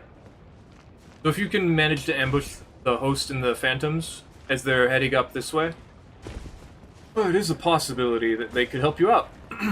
Over here, though, there's mostly just dogs. There's one enemy who's throwing lightning chakrams, or whatever they are, that can help you out.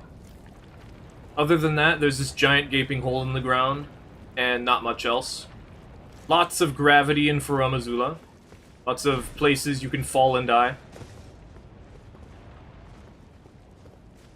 There's no way back up without going out this way, up the stairs, and jumping across, so as the invader, you must go this way. There's another jar shield wielding chakram thrower. A couple more things. I don't remember this. So this is my death. Let's see what happened. Colossal sword. Oh, damn. Wow, I think I got hit by the Executioner's Greatsword. That's what that looked like. Yeah. So there's some beasts over here. You can even jump down over this way. Probably survive. Sometimes I've spawned here and I've had to attack people going on the stairway. And sometimes I've jumped from the stairway and started running away back to the Crucible Knight.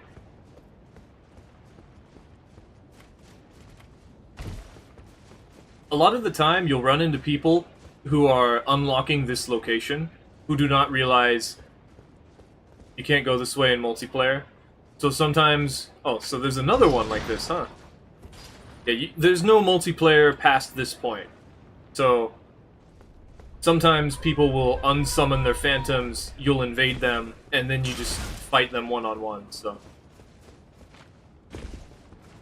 That's why you might find people in that location. But if you find them further back, you'll have to jump this way, carefully. Run up that column. And then back up this way. There's an ancient dragon smithing stone over here. And a pretty tough Beast Cleaver Beastman. Quite useful to have those around. Especially since I think it has like a lightning buff on it. No, it doesn't. Some of them do. Can I jump around this way? Oh, hey. That's where this dog comes from.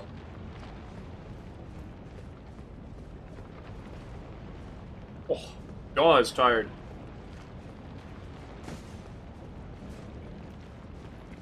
So this path is important because it's the only way to get back around. Let's see, how do you do it? Oh, right here. So this spot right here. Corner. Go up, meet the dude, jump down this side, and then you can go over this way. So it's the only way back up. Which it's nice that there is a way back up. So this is the only way you can go to get to the Grace over here. There's enemies.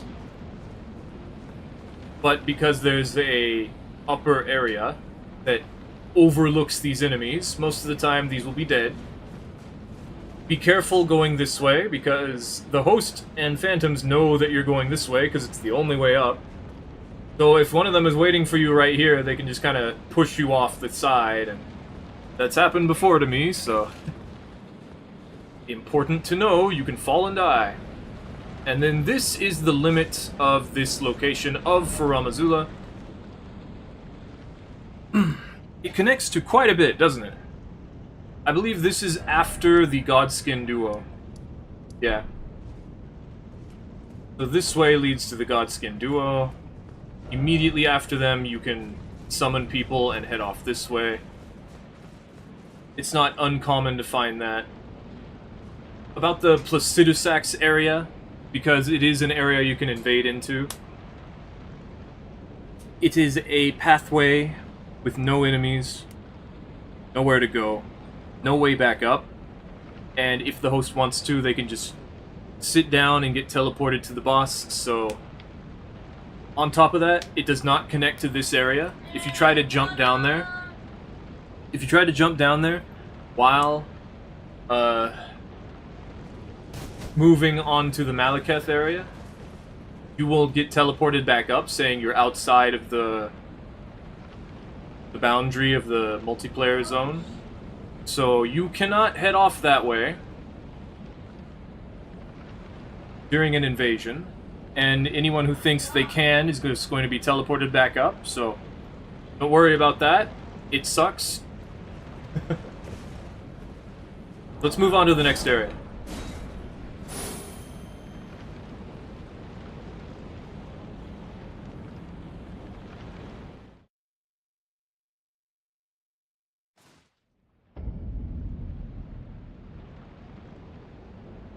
So before Godskin Duo, huh? This place is called the Dragon Temple.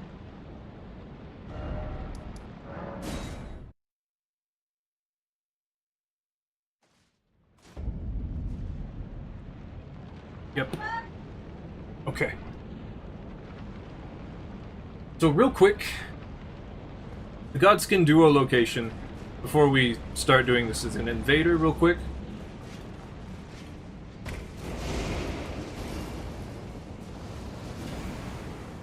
First off, if it's their first time here, they can just jump straight into the boss room and not care.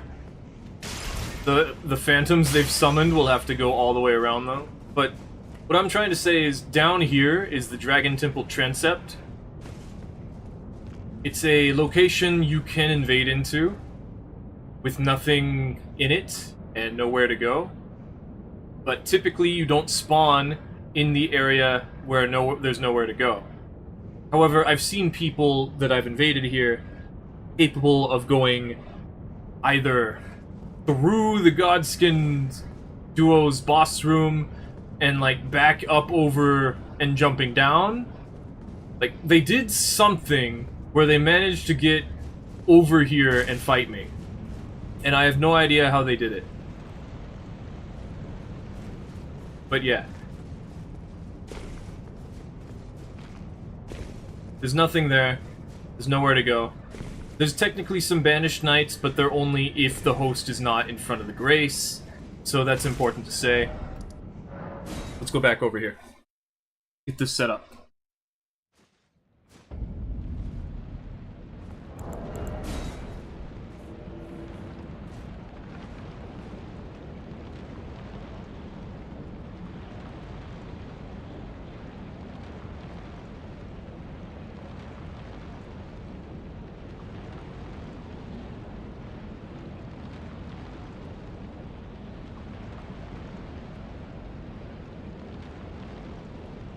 You can't summon a red phantom to a location where there's no boss, can you? No, you can, you can. Right. So maybe you can have Haunter's Tongue dueling fight clubs. You just have to have killed the boss already. Because the boss for this area, the Godskin duo, is dead. So, if I use the Taunter's Tongue right now, I think that means that we will not get invaders, and we will just be able to summon another duelist, which is exactly how it worked in Dark Souls 3, now that I think about it. So, I guess you could have Taunter's Tongue fight clubs. I wonder if you still get blue phantoms to that. Probably not, right? Something to test out. You know what? Let's just turn on the blue phantoms right now. Actually, I don't think I have it. Psh, right? Anyway, let's go head over to in front of the Godskin duo before we do anything else.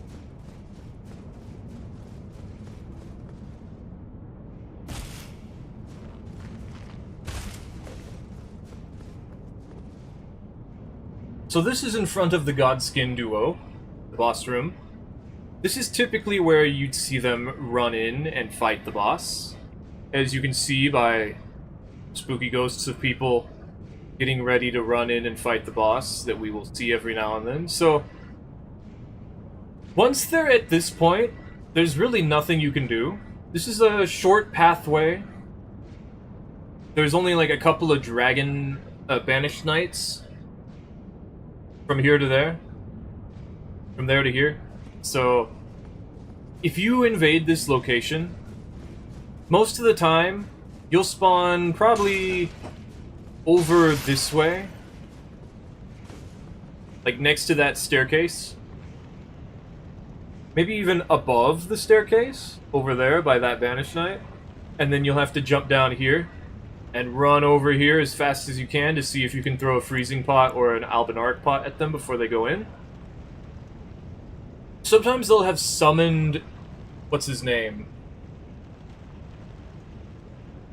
It doesn't start with a B, does it? I forgot his name. Bernal. It is Bernal, yeah. Sometimes they'll summon Bernal. Bernal's pretty tough. Using status effects on him will destroy him, just like anyone else, so... hit him with that freezing pot, bleed him up. Be aware he has an unreasonable amount of poise, because his armor is some of the poisier armor in the game. So there's this banished knight here.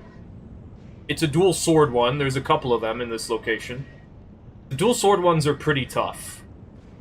If you can get them to aggro this without, like, destroying its health bar, you can reasonably get this one to defeat them for you. So, if you were a support build, you could actually get this banished knight to defeat the host and phantoms for you. It's actually pretty interesting. There's also one over here. It's a shield and sword one. It's useful, but because there's a cliff here, most of the time it doesn't spawn immediately. So it will, like, nudge you to the side when it spawns in once you make your way over here. There's really nothing over that way other than that, so you want to get over here as fast as possible. You'll find the phantom and them right here, potentially, and you want to interrupt them as best you can. Get as much damage as possible before they go into the boss room. A lot of the time, I run into them here. Sometimes they'll jump straight down from this way, completely ignoring me. And, you know, if you, without hesitation, follow after them, you'll have a pretty good chance of getting a jumping attack, because they'll be recovering from the hit stun, or from the fall stun. Other times, they're fighting this banished knight, or perhaps that banished knight, because both of them patrol these hallways, and while they're fighting the first one, the second one could get aggroed. A good thing to note about these banished knights is they have this dragon breath attack. If someone is blocking it, it will kill them. Most certainly, it will kill them, because it will hit multiple times, and it already does a lot of damage with one hit, because it's supposed to cause knockdown. But it won't cause knockdown if you're blocking it, so be aware of that. It's actually pretty cool as an invader. because, you know, it's not going to happen to you most of the time. But yeah, most of the time you'll run into them here. There isn't really any reason for anyone to go this way, but sometimes, you know, they'll be curious, and naturally there's like splotches of water everywhere, so again, fire damage is less, lightning damage is more. So there's another Banished Knight with dual swords over here. Unfortunately, he's next to a cliff, and facing away. So again, he's not going to be that helpful. I believe there's a halberd one over here. Yeah. This is typically where I spawn when I invade this spot, next to the halberd guy, so... The halberd ones are pretty useful because they have Storm Stomp. Well, they all have Storm Stomp, but this one has Storm Caller, I believe. Using a Banished Knight halberd. Banished Knight halberd, I don't understand the design. Why is it yellow when all of them wear red? Whatever. Anyway. You can jump down here. You can even jump down over there. But a lot of the time, you might not see this guy because he didn't spawn in yet, so he'll push you as you jump down and you'll fall off. It's happened. Just be aware of that. And then you'll be back next to the boss room. You want to go up these stairs.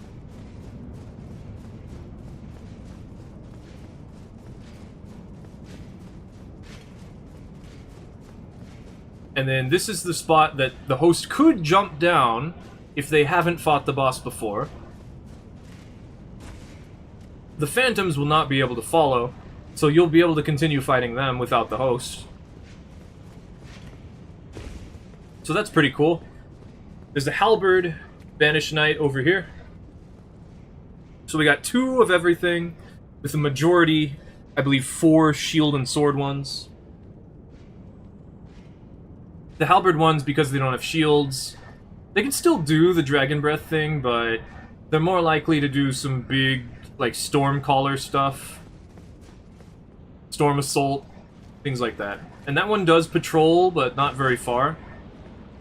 There's also this path over here. I don't believe you can do anything from it. It's not recommended. You're just gonna fall and die, so don't go over this way. And then over here we have the front again. So from here, there are pathways back and also further down. Almost fell and died there, don't worry about it. So to get to the Dragon Temple Transept, you would want to go down that way, which took me a while to figure out. It's a dead end once you go down to the Grace, and it's also a dead end in general. Once you jump down there, you can't go back up. So I do not recommend doing it unless all the Banished Knights are dead in the upper area, and the host is maybe trying to cheese you with Bernal somehow. Like they have New Game Plus 7 Bernal. But yeah. There are some Banished Knights down there. I don't think any of them are dual sword wielding ones, but they're pretty tough. They're useful. So I recommend jumping down there if all is lost and you are helpless. You can also go over here. There are some undead great axe wielding units, enemies. There's also the way back is up this way. But first let's see what's over here. So if you fall down from this area, this is where you'll end up. Which is kind of nice, actually. And then normally, if the host goes this way, this guy will jump attack them. And this is the correct way to go. So there's more enemies over here. I believe this one has a crossbow. He's going to try to shoot at you as you go down that hallway. But other than that, they don't do anything because they're facing away. Oh, well, that's never happened.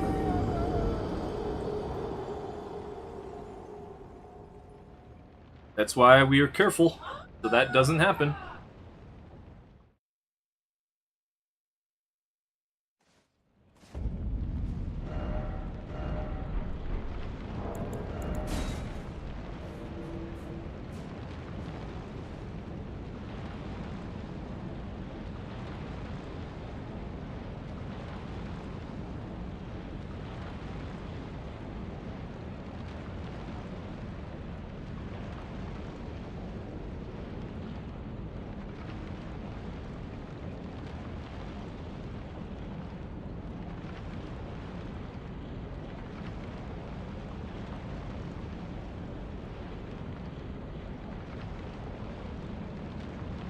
I didn't summon.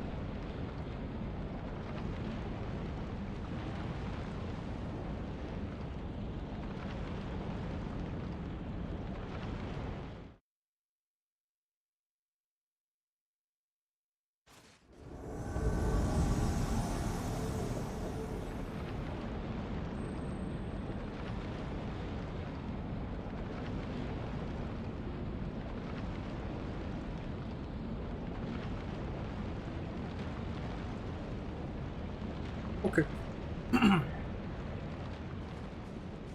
They jump down here. So yeah, all this parkour, very dangerous. As a red phantom, you can just fall and die. Happens to everybody. There is no stopping it, it's just part of the game. It's just something that can happen. So for this, you gotta be a little careful. You could fall and die.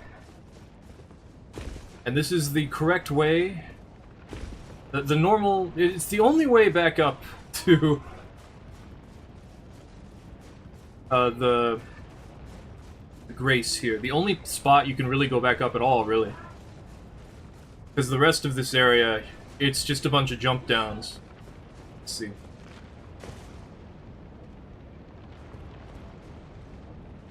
Normally you want the treasure over there. Stuff over here. And this is as far up as you can go, actually. There's more to this area, but this is as far up as you can go. So the Godskin Duo area is pretty shut off from the rest of Farum Azula. But yeah. Okay, give me a moment. Pretty sure people are here.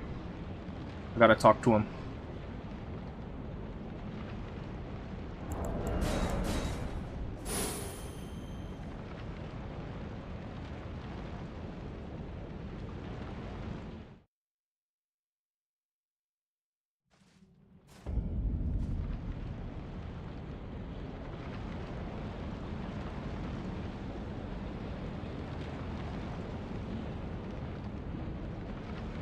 False alarm.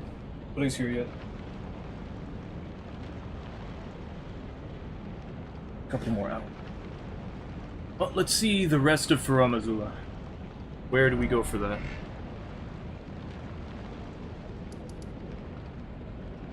Probably all the way back.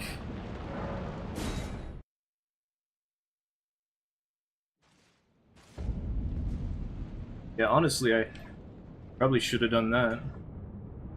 But we're supposed to go from the inn, aren't we? Well, you kind of can't for this place, so that's fine.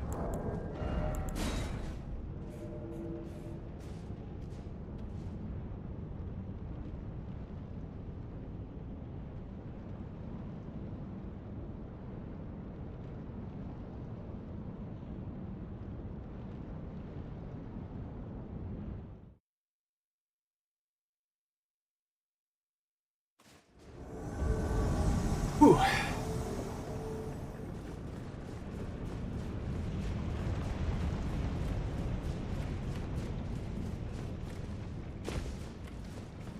Let's go as far back as you can.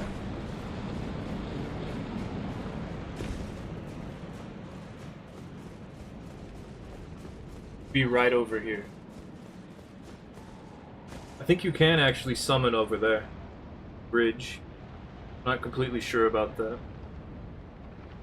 So this is the farthest back you can be in Farum Azula. The start of the area. There's nowhere else you can go to. The Farum Azula is an area where there's a lot of drop downs, right? So it's better to start at the front. Let's talk about it. So you just got here, summoned your friend because you're scared. You're heading backwards through this area, or forwards through this area now. There's a bunch of enemies here, so this place is always hectic, because if they've summoned, if they're scared, which usually they do, like, let's be real, I have invaded this location several times, they're gonna aggro all these enemies. So they're gonna have to fight them all. They can kill these ones pretty easily. These ones won't aggro until they jump, like, start attacking them while they're in here.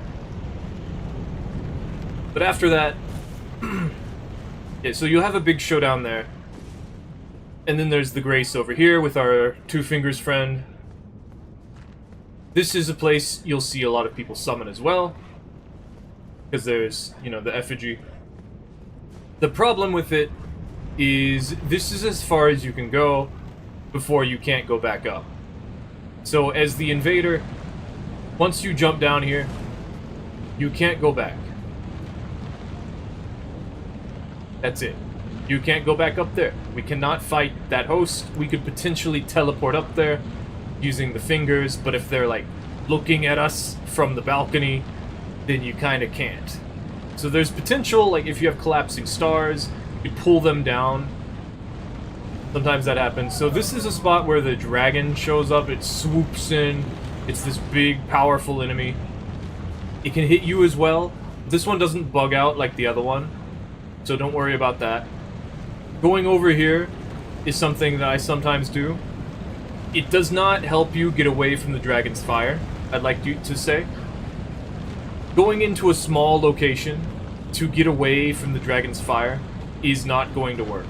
So don't do that.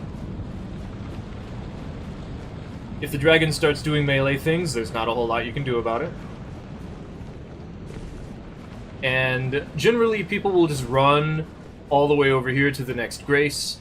So it's up to you whether you want to try to stop the dragon, but not run through the dragon so that it starts hitting you in the back while you're chasing after them. Or if you want to try your best to chase after them and every now and then get hit. So this is the next spot. We've got two beastmen, I believe, just two of them. This one with the shield will wander around. This one will get up once they pass by it. Most people will just go straight through here. Maybe they'll summon people at the effigy. But there's also a path out this way, which leads onto the roof. As an Invader, it's important to know things like this. Naturally, you can jump across these holes in the ground. Hold on. Okay. You don't have to worry too much, because you'll just fall down here if you miss these jumps, so doing something like this is okay. Because you are not in danger, unless you do it from somewhere like right here. And even then, I'm not completely sure about that. You might be okay still. Not this one, probably. You'll probably take some damage. Or die. I'm thinking you would die. But over here, you can jump down to that. So sometimes you'll spawn up here, but most of the time, no one's gonna be up here when you're invading. There's a great glovewort, or ghost glovewort, brave glovewort, I don't know what it is. There's a max upgrade wart. And then there's a couple of places they can go from. Most of the time you want to be here, on this bridge, because it covers the entire area. You can see everything. Most of the time they're running straight through here. Running straight through here is not a good idea for the phantoms and host, because these enemies will be striking them with lightning. Those enemies will be rushing after them, and they're pretty fast. But sometimes they will make it out over this way, where the next Grace is. And then, from that Grace, there's another effigy. Where is it? It's somewhere around here. Over there? No, I'm seeing things. I'm pretty sure there's another effigy, like... Yeah, here it is. Effigy. So then, if you jump down from here, which you probably will, you can't go back up. Again. And then over there, you fall down that hole, you can't go back up. But I think... No, that one's death. That hole is death. However, you could jump to that little island over there. And then over to that. So, like, if someone's trying to chase after you with melee stuff, you could jump onto the island and do that. But the problem is, so many people have projectiles, a lot of them are probably going to pull something out to try to get you. So I don't recommend jumping to that little island, but it is an option. Then jumping further down, again, you can't jump back up. Hey, Alexander's over there. So, once you get down over here, this hole is safe to fall down. And there's a couple of these large Great Axe undead beastmen that breathe fire that can help you out. Like, literally 2 of them. And then you jump across here, and then you're at the Godskins. So, not a whole lot stopping people from just running through this area. Except for this spot over here, where there were all these enemies just crammed into this one room. Though I say crammed, this is pretty normal for me. This is the number of enemies there should be in all the game. Yeah. Especially since there's different ways to go through here. This is actually one of the best areas in the game, I would say. Reminds me a lot of Bloodborne, too. There's also this pathway that you can go down. There's an elevator. I don't recommend it if you're the invader, but if the host is down here, you should probably go after them. So down here are some worm faces. It's a dead end. So if you wanted to, you could just hold the elevator at the top, because this is just a dead end. And the worm faces, you know, they inflict death blight, so there's a very real chance it'll kill everyone, including you. So there's a lot of these worm faces down here. The ones that are, you know, medium-sized, they're taller than you. These ones are not quite so powerful. They'll die if the group, the Phantom and Host, all rush them. But there's also a large one over there, and that one will start killing people, for sure. And you can go up this ladder, provide some covering fire if they're over there. I don't recommend it because it's pretty far and you won't do a whole lot of damage. But sometimes, quite recently actually, I've invaded someone who was up here. There's not really any easy way down. I think maybe you can jump to that rock? I'm actually not sure about that. Yeah, I guess you could. Okay. Anything over there? It's not. So there's one worm face up here, and not really much of an incentive to go up here. But if the host and phantoms are over there, you could think about it. Get the drop on them. Get a sneaky shot in to make them aggressive, and then slide down the ladder and see what they do. Or you could jump off this way and see what they do. Get shot with a cannon. So yeah, over here, large worm face, quite capable of killing people. And a bell bearing for some warts. Warts. But that's pretty much it. There's not really much else to this location. Like, the biggest enemies would be the dragons, and the worm face, and that one room that has a bunch of enemies and ways you can go. Other than that, the Banished Knights are pretty capable. They die still somewhat easily, but they're still capable. But I would say that Farum Azula is one of the better places to invade in, because the enemies are actually sort of tough, but not amazing. So you could do pretty well for this area. Yeah, but that's going to be it for Farum Azula. Move on to the next location.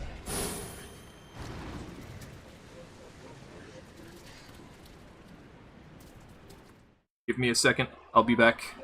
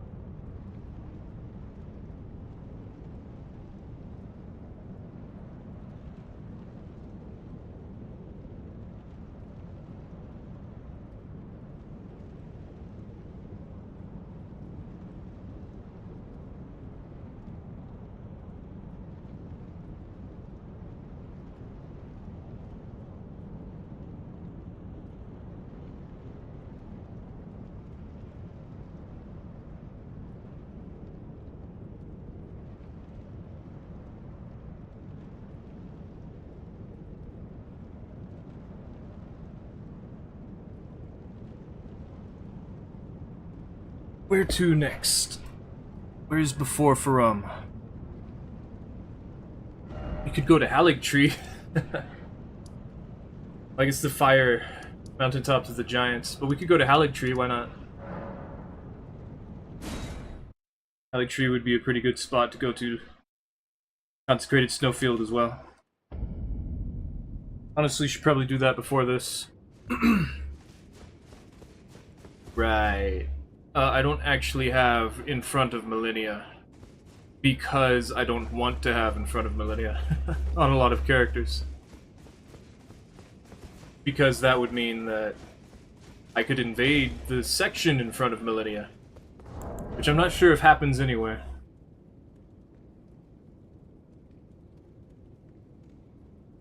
But yeah, let's try this out.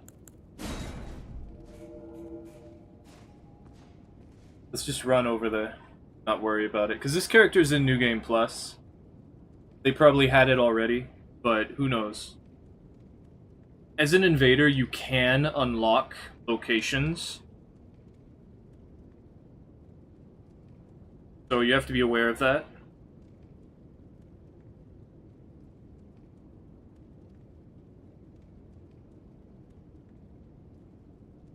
There it is. If you're trying to avoid somewhere like Academy Gate Town, there's always the possibility you'll invade into somewhere nearby it. Or Siofra Aqueduct, especially. Okay. Let's go over to Linnea.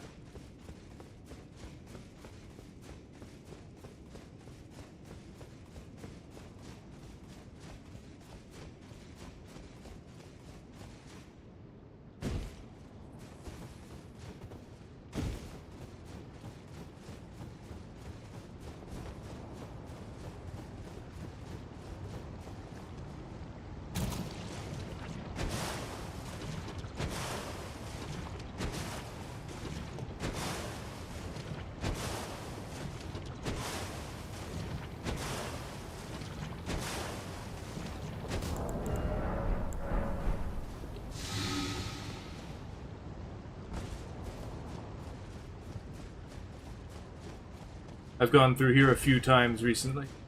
My voice is giving out. I've been talking way too much lately.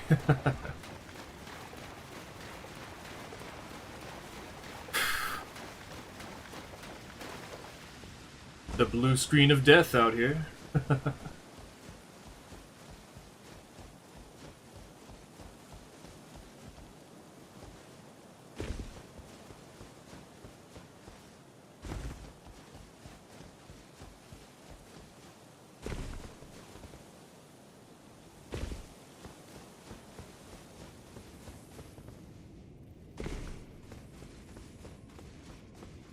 Elevator's not up. Weird.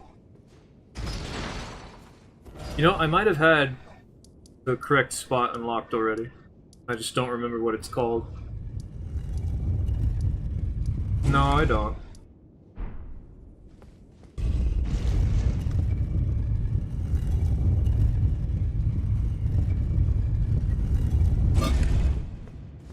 This character does, though. The one whose world we're in.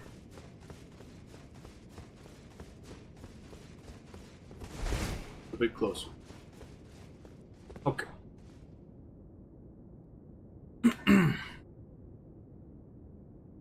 So this is in front of Millennia's boss room. Sure that we've all seen this. We all know what it looks like, what happens here. So, there's nothing here. There's a grace right over there. It's understandable, but at the same time, because people summon for this location very often, invaders who show up to it... Oh, I use Scarlet Aeonian. I remember that. Oh, I fell in? I think... I don't remember. I don't remember what happened. But yeah. Maybe it didn't matter at that point. So, for this area, if the host hasn't activated this elevator, you can't use it. So, That gets rid of one of your best options to get out. If the host just doesn't activate that elevator, then you can't go that way. And there's not really any reason for anyone but the invader to go that way, so this is the only way out. Which means 3 people using perhaps some of the most broken stuff in a desperate attempt to defeat the hardest boss in the game are now rushing after you in a room with nothing in it and nowhere to go. The elevator is probably up from previous attempts of other players having to get out, and you have to fight all of them by yourself. Yeah, if you can avoid unlocking this location, definitely a good idea. Because invading it is not always great, because most of the time they just rush in, but when they don't, and sometimes even when they do, you know, it's still wasting your time. But yeah, this is the only way out, it's the only way to go. There's the elevator. This room is a lovely room of death. These pests that are here will shoot pest threads at anyone who's in this room. And there's only 2 of them, and then there's one around here.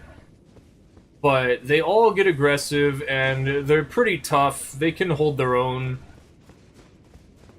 They'll die pretty quickly, especially to, like, fire damage, so. Other than that, there's all these pests that are over here. There's quite a few of them, in fact. Quite a few.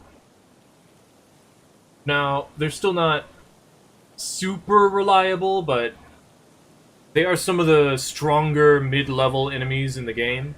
The ones that you could actually sometimes see get kills completely on their own, despite the high-level full bullgoat or veterans phantoms going in.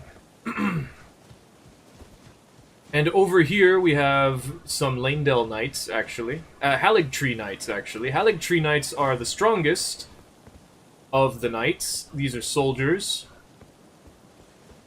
I'm pretty sure there's a knight around here, but I might be wrong about that, actually. It seems as though there might just be one. Pretty sure there is one. Oh, actually, this is a Haligtree Knight. Here you go. So Haligtree Knights are some of the strongest ones there are. Important thing to know that's funny. The Great Shield only drops from one Haligtree Knight, and I believe it's one of the Great Bow ones. Like, one of the ones that's not even holding it. I don't know which one it is, but it's not this one. So, there's a Haligtree Knight. The Haligtree Knights are pretty tough, because, you know, they have one of the best Great Shields in the game.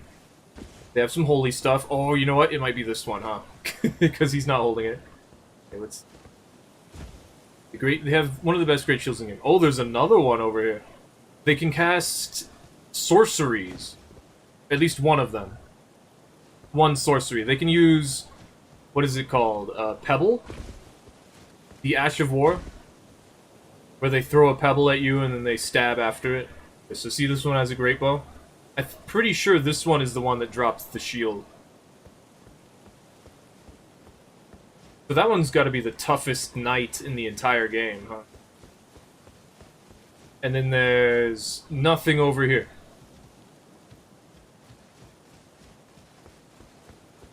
So if you fall down here, there's nothing over here. But there are these Haligtree Knights, so that's pretty useful. Because those have got to be some of the toughest enemies in the entire game. Because not only can they shoot sorceries, which are pretty strong, they can shoot the one sorcery, which is pretty strong. They have the Great Shield, which is one of the best in the game. Oh, here's the one that I was thinking of. This one's a straight great sword user. They have really good protection, really high stats. They can do the Stamp Stab? I think Stamp Sweep? I'm not sure. They can do, like, Impaling Thrust. Something like that. But, like, they block. Or have hyper armor while they do it. And they have the ability to heal themselves using a Flask of Wondrous Physic with the Crimson Tears in them. Not very many enemies that can boast that. That can boast that they can actually heal. Remember in Dark Souls 1 when everyone had the Estus Flask? Yeah, that's not a thing in this game. Hardly anything heals at all. So, there's a ladder that I just nonchalantly went up.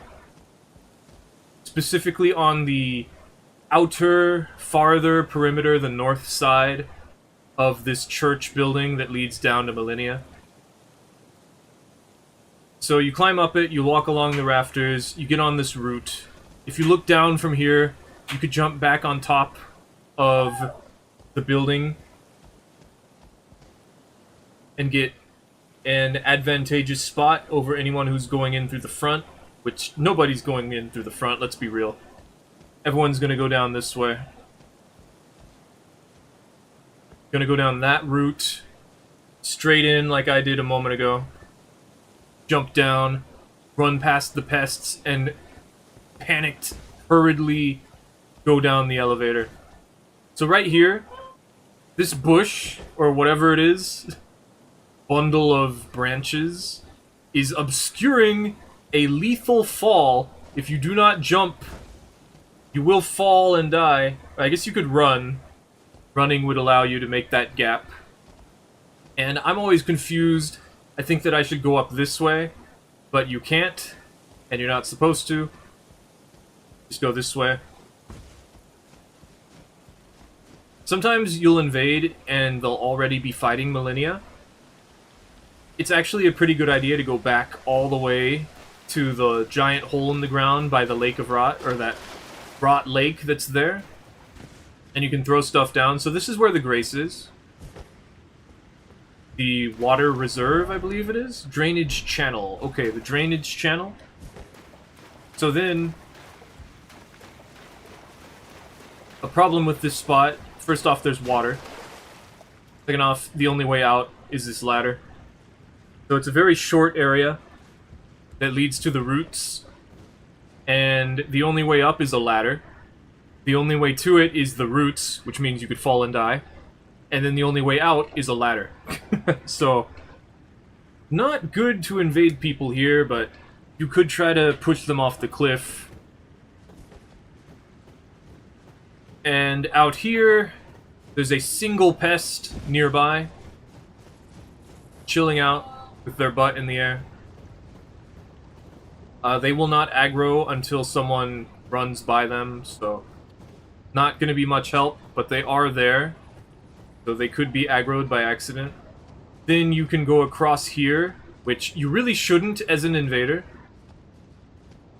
There is the way back, which is that other branch over there, which leads back the way you came.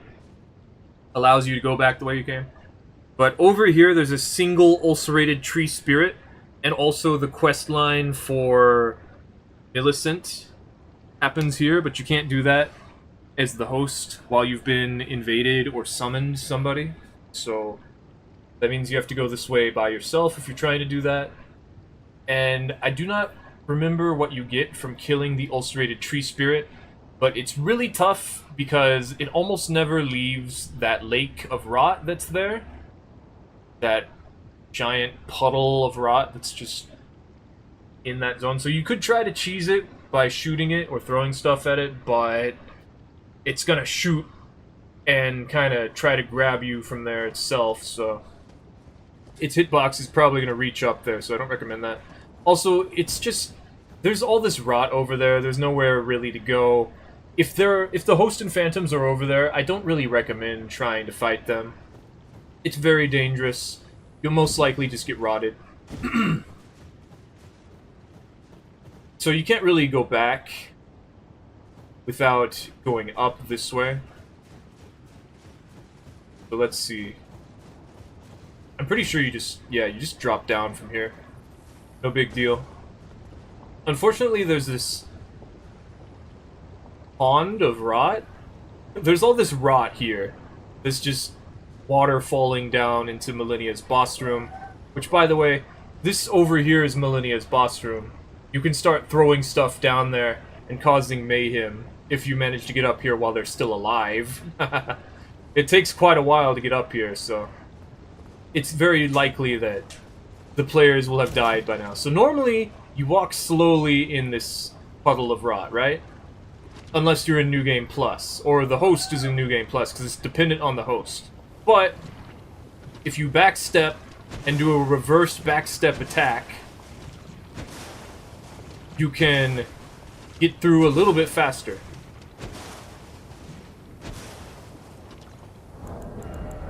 So, that's a handy little trick if the host is not in New Game Plus or higher. You can do the backstep, reverse backstep attack to get through a little faster. I also recommend doing a jump or perhaps a running attack before you get in there. And, of course, some weapons will be better at it than others. I don't recommend using a very heavy weapon because they will unlikely be able to... They will take a lot of stamina to do. You can also use Quick Step or Bloodhound Step or Charge Forth. Anything that goes a very long distance very quickly. But you cannot float over the Lake of Rot.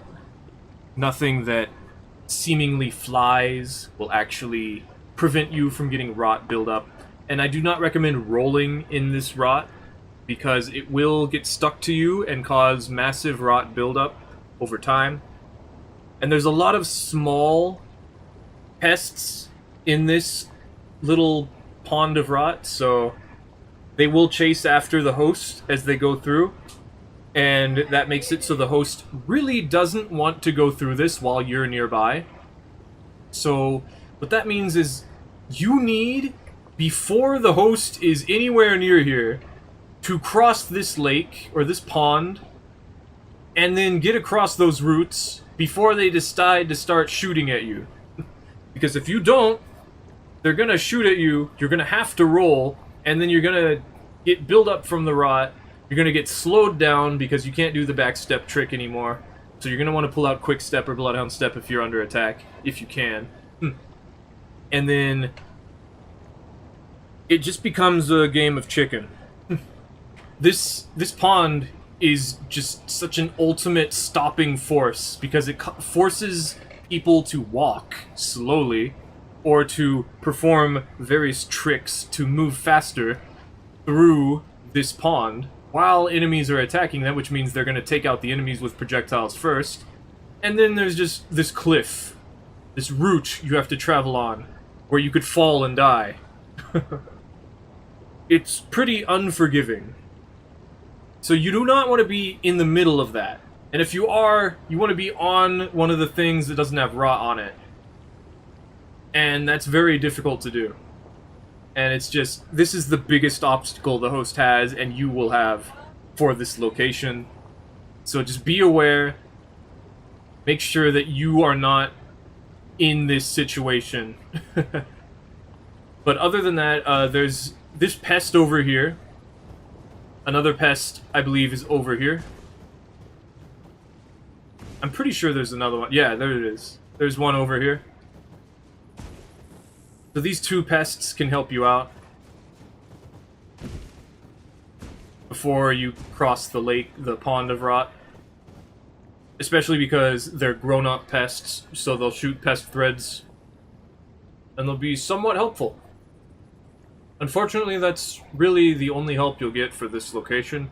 You don't really need too much. The problem is just when they pull out the cannon and start shooting at you, no matter which side you're on, it's going to be difficult to deal with. And that's why environmental hazards are a good thing, because they actually matter, and there's nothing you can do to just kill it and not worry about it later. It's always going to be a problem, and you just have to deal with it, and it's very nice.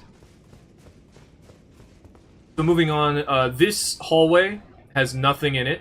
There's barely anything in the rot area either, which is why it's so important if 3 people are coming towards you while you're around this area to immediately cross the pond without hesitation.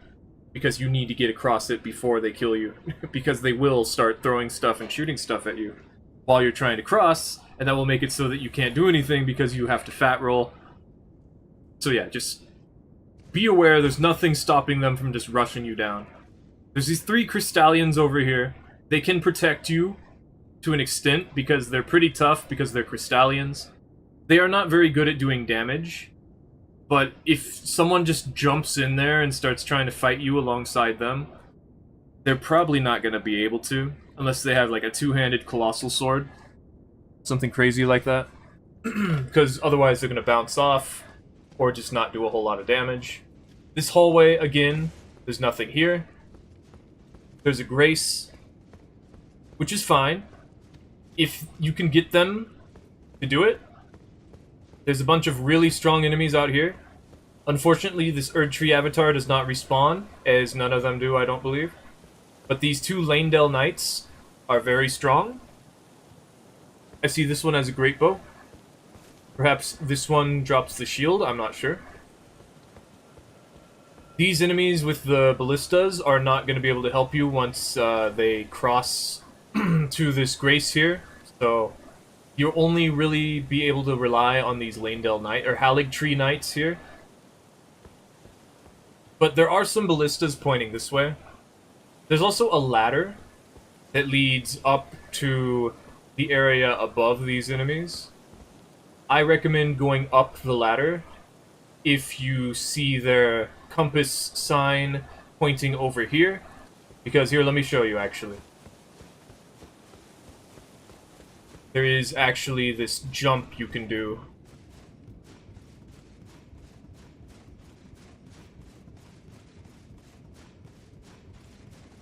So there's a Haligtree helmet, a knight helmet over here.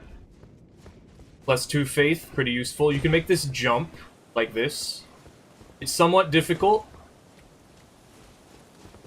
You have to do it around the last second, right before you fall. But you can do it. You make this jump over here.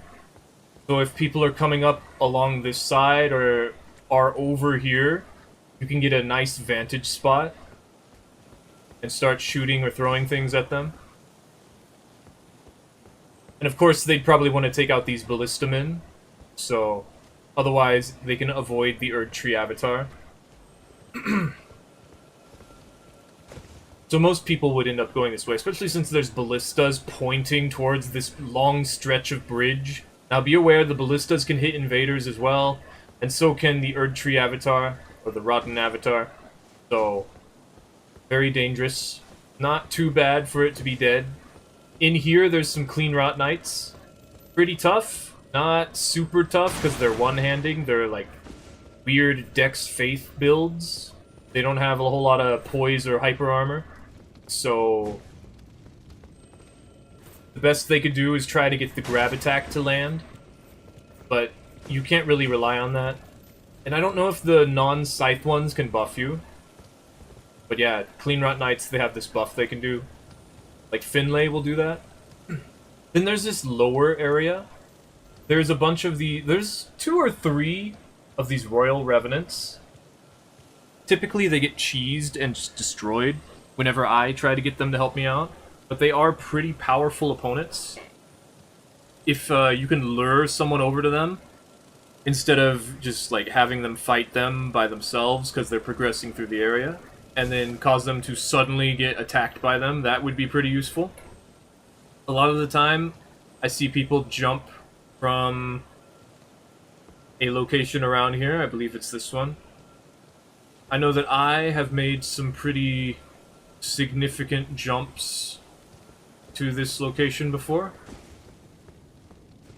I do not recall exactly where from. Probably from over there. Because instead of going up and around like a smart person, I insanely will go over to this part and then jump from there. So let's see. There are ladders that lead up. So over here, there's a Royal Revenant hiding under the floor. So you can get that to pop up and help you out. Yeah. So I normally insanely go over here, and then you can make this jump like this if you're good. And luckily I didn't die from that. So yeah, the Revenant over there. There's a Crystallion in that room. But otherwise there isn't much down here. So if you get caught down here, you're going to want to be a bit careful, because there aren't very many things that can actually help you out.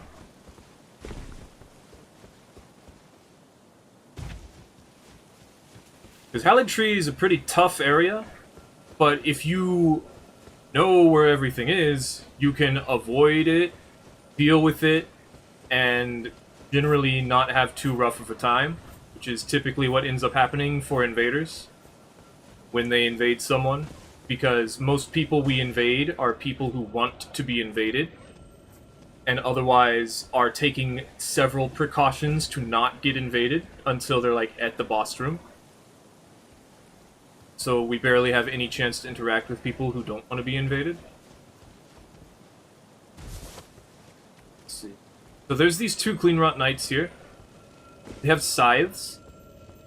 Okay, one of them has a scythe, the other one has a spear. The scythe one could probably buff you, and otherwise it'll throw the rings of light at enemies. It's pretty useful, these two. Most of the time, people will try to avoid them or be afraid of them if you are backing them up, the Cleanrot Knights. So, it's a very good idea to hang out with those Cleanrot Knights. For some reason, they're a bit tougher than the other two up ahead. Not really sure why. There's also one over here. So if they try to go around, there is one more Cleanrot Knight over here. Unfortunately, it's facing away. Means that it probably will get aggroed when they start attacking this soldier here, but who knows? The biggest issue is that they could just go over the Cleanrot Knights, sneak behind you, and then like flank you from both sides, and that's a very, very, very big problem when you're getting flanked as an invader. So there's also one Crimson Beetle for some reason. The Crimson Beetles are such a annoying mechanic as an invader because they're just more heals for the host and potentially their phantoms. I don't know if it gives the phantoms heals. I've never gotten a chance to really use anything other than the blue ones because I only really did one playthrough, and I mean I've had to create all these characters, so anyway. These guys will actually pull out crossbows and start shooting at people who approach, so that's pretty useful. At any time, someone could potentially jump across and start heading for this long bridge area, where there's simply a single Erdtree avatar, or Rotten avatar as it is, and then they could jump further down whenever they feel like it, where there's pretty much nothing. So if they wanted to avoid everything, they could very easily just do that. These guys that have the glowing chest thing will run at people and then explode, but it's very obvious, and I have never seen it actually hit anyone, so sometimes people will jump down here. I believe Triple Rings of Light or Marika's Source Seal is here. I think it's Triple Rings. Marika's Source Seal might be further down. Interesting to think about, actually. So then you can take the shortcut over there. There's even like a hole in that roof there. Leads to another soldier with a greatsword. There's lots of soldiers. There's very few Haligtree Knights, which I find interesting. Because there's quite a few Lanedell Knights roaming around. Very few Haligtree ones. Which kind of sucks, because of the way the power scaling works. Especially because of how few Cleanrot Knights there are. There's only like 5, isn't there? Because there's one right here. Next to the Grace. Which, it's helpful if you invaded that spot, but like, most people have probably killed it already if they're over here. So it's probably not going to help you too much, and otherwise it's just a single ally. It's still useful, but it's still probably 3 versus 2. You're not going to get too much out of it, but yeah. You can jump across over this way. Could have done that a bit better. Fall down in here. Soldier with a great sword. More soldiers around there. Nowhere else to go other than... Oh, no, you can't really go down, huh? You'd have to go back this way. Sometimes I see people go this way. And then there's this shortcut, which is the one we saw by Millennia's boss room. You have to activate that as the host before it can actually do anything. I wonder if you could do the drop trick down there. You probably could, couldn't you? Where you, like, blow up partway down and then you push the button. Or you could even just fall, push the button, and then... I'm not sure, though. But yeah, this is a spot that I've invaded people at sometimes, where they're just up here. As you can see, you can drop on a lot of enemies. I didn't even know this guy was here.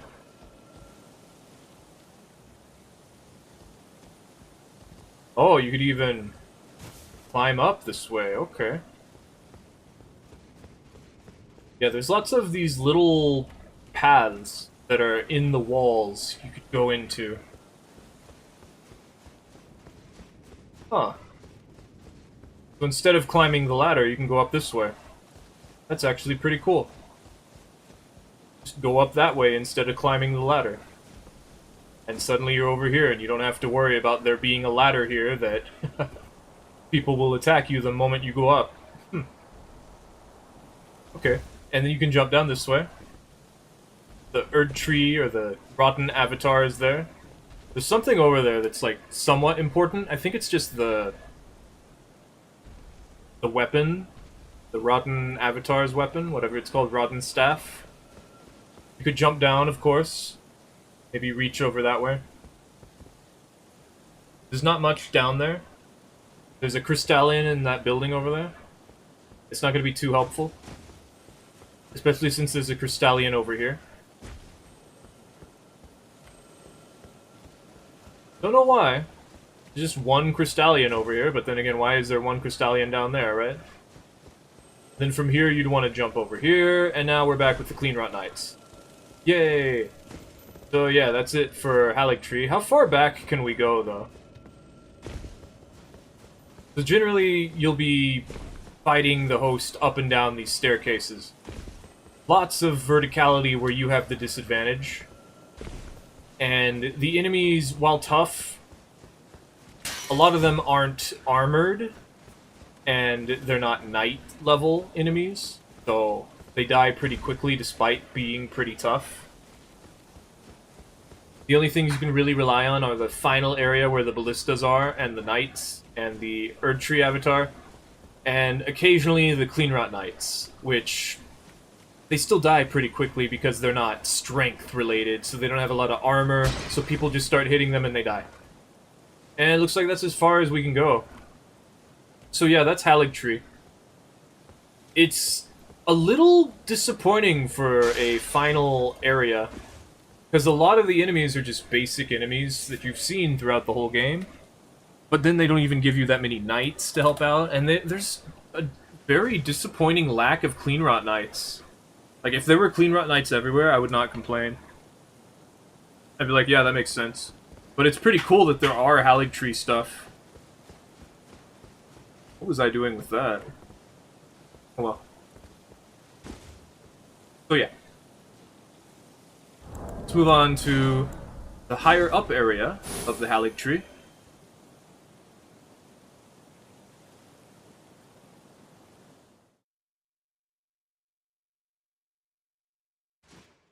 We're gonna have to start at the top. Canopy. Oof. Because we won't be able to go back up this way, I don't think. Well... No. No, you can. You can, hold on. I think the promenade is the one... Yeah. Okay. Yeah, hold on, actually, you can. You can go all the way back up to the top of the canopy. It's just, why would you? You can just shoot them.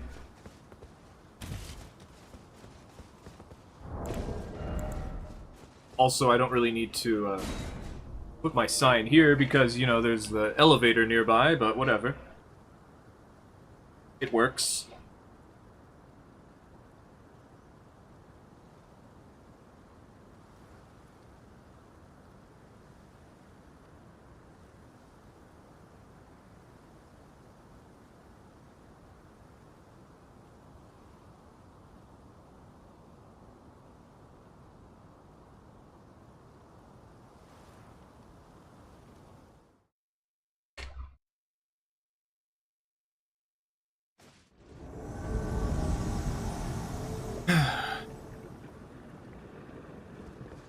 So this is the area in front of Loretta in the Hallig Tree canopy area, the one with the roots and the buildings.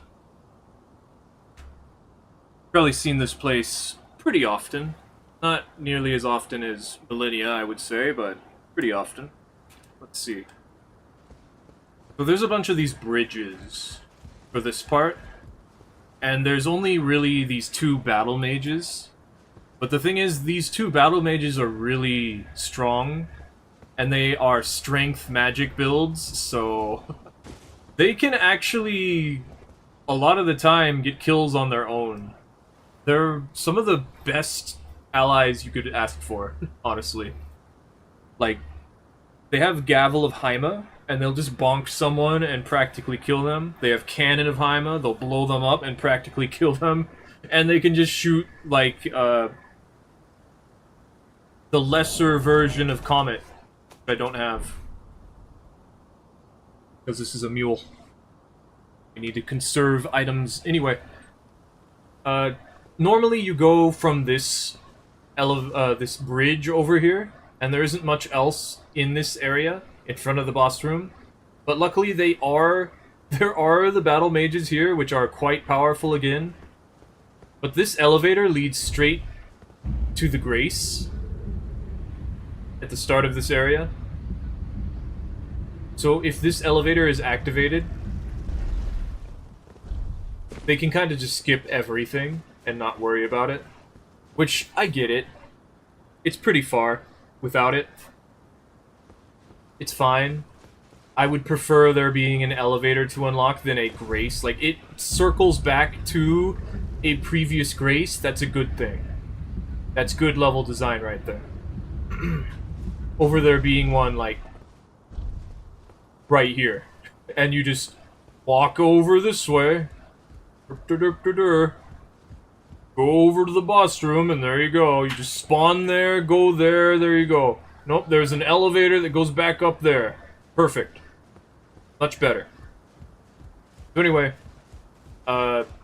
you'll probably spawn in that building. And you'll work your way over here and try to get a shot in before the host goes into the boss room. Because that's how this works. Because even though there is an elevator, and even though they have to summon... Well, there's a stake.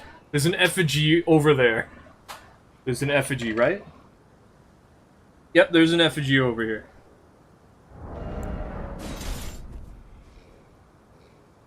Right there. So, even though this elevator and all that is there, the effigy is over there. So, it doesn't matter. But, yeah. You'll try to get one shot in before that happens. And the battle mages are there to help you out if you really need them. Which you probably will. But you can just push someone off a cliff, it's fine. So there's a couple of demi-humans here, or whatever you want to call them. I think they're like beast people. There's some more in these rooms. It's kind of dark, so they can be surprising. There's another Crimson Scarab here. But there's one with a long half-axe, quite helpful. Because it has a ton of poise. Can't be interrupted. Something died. Weird. But generally you would want to go up this ladder. In fact, I don't think there's any reason to go in that room. Because normally you have to go this way anyway. So there's all these zombies here. There's quite a few of them, actually. So these can reliably grab the host and eat them. So that's pretty cool. And this is a path that some people take if they can make the jump. There isn't particularly any reason to, but you can do that and avoid the, like, couple of demi-humans down there. The battle mages, I don't know. Maybe. It's called Comet Shard, that's what it is. Jumping back's a little more difficult. You don't really have to because the ladder is there. So normally you jump over here from over there. The snails will summon Crystallians, which the Crystallians are pretty tough, but the snails are not.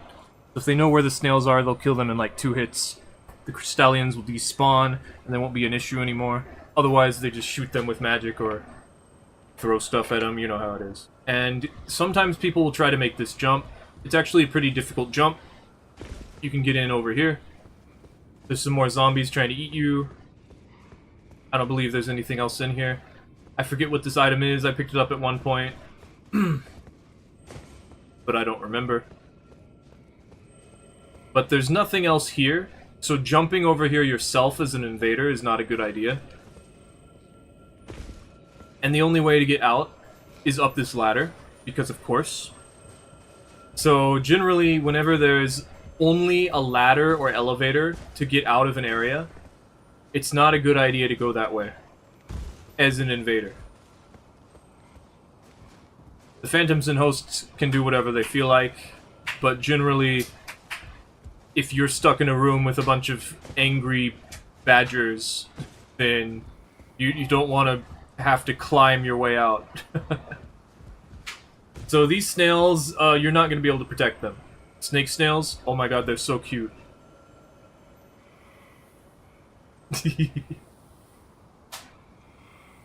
Okay, you can't do anything about that. There's another one over here. Okay, there's these zombies. Zombies are pretty useful. They'll die pretty easily, though. Some ants. The ants have projectiles. Projectiles hurt really bad. Otherwise, the ants are all grouped together. They do a lot of damage. But most of the time, they won't aggro, and they won't even bother to fight. So this is the only way back up to this grace. And the only way up to this top of this rooftop, which is generally where the host jumps down from. Because, you know, the grace is right there. This is the natural way to progress. You're not going to run around the side and then run down this route and then through that area. You'd rather jump on top up here and then fight those enemies. So, generally the snail that's on the right side over there gets ignored, I would think. Not sure. But yeah, this is a very common invasion spot. So then, you go back this way. Sometimes the game will also spawn you in front of Loretta when the host is actually, like, way up at the top still. And the reason for that is just a verticality issue. Because sometimes when they're running down after the giant tuba enemy, it counts that entire vertical spot as one invasion zone. So it'll spawn you at the bottom, because that's the farthest away it can spawn you. So there's a Lionel beast demi-human here. Very strong. Also has some backup archer demi-humans. I don't know if they're archers, but they have wings, so I assume so. On top of that, there's a flower around here. At the bottom, I believe? Yeah. And it will blast people with Miranda's Crucible Bloom. Whatever it's called. The Crucible Bloom. Oh, there's two of them. So yeah, those will blast you with lasers in this spot. Very helpful. Annoying thing, though, there's two ladders to get back up. So a lot of the time, you'll find people up there, and there's nothing you can really do about it. So maybe you'll start trying to climb this ladder, and they'll shoot at you from there. So then you just kind of look at them. Maybe you jump down here and start trying to climb up this ladder so they can't get an angle on you. And that kind of works, but then they just keep going, right? You're underneath them now, like, you just fell down here. Let's just jump down and run across the bridge. So it's like, okay, I'll go up this way. And then you do that. And you pop in over here. And honestly, that was surprising. That surprised them the last time I did that, so that's a pretty good idea. But if you see them fighting over there and you without hesitation start climbing up this ladder, you can get to a pretty good vantage point, especially because, you know, they've been invaded, they don't know where you are, they're probably going to stop and try to assess the situation. Because that's what most hosts will do. There's a lot of zombies up here, it's actually pretty interesting. So, to get back up from this location, you actually have to jump onto this route, I believe? No. I remember seeing people up here before. Oh, there's the ladder. Okay. I'm stupid. Anyway. You could jump down this way. Prize them from here.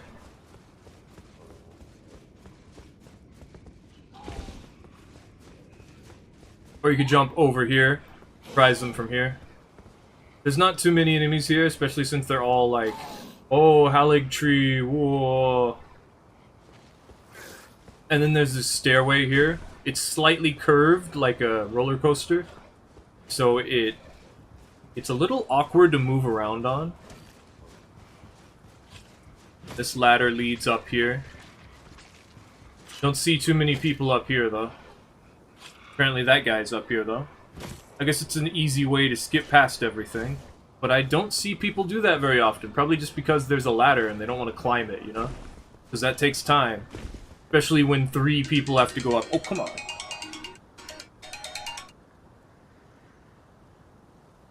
Wow, it's been 3 hours, huh? So they'd have to climb up the ladder. So this is the first race that links back to everything. So remember the elevator was around here. I think it was back this way, though. Yeah, the elevator's around here. So you can pull this lever and bring the elevator up. And then we'll lead back and skip everything we just did. Isn't that nice? But this ladder leads back to the start of the area.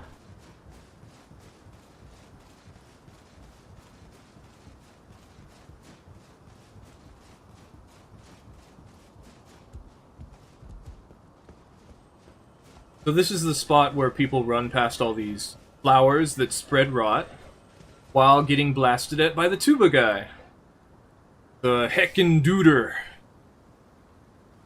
And I have had like a fight with people who were like over there. I don't even know what's over there. Nothing particularly interesting. I remember farming the heavy duders for their big tuba though. Takes a while to get. There's only a couple of them. Blue cerulean flask beetle thing. Some more poison stuff. So you're supposed to like... You have the option of jumping down this way and over here.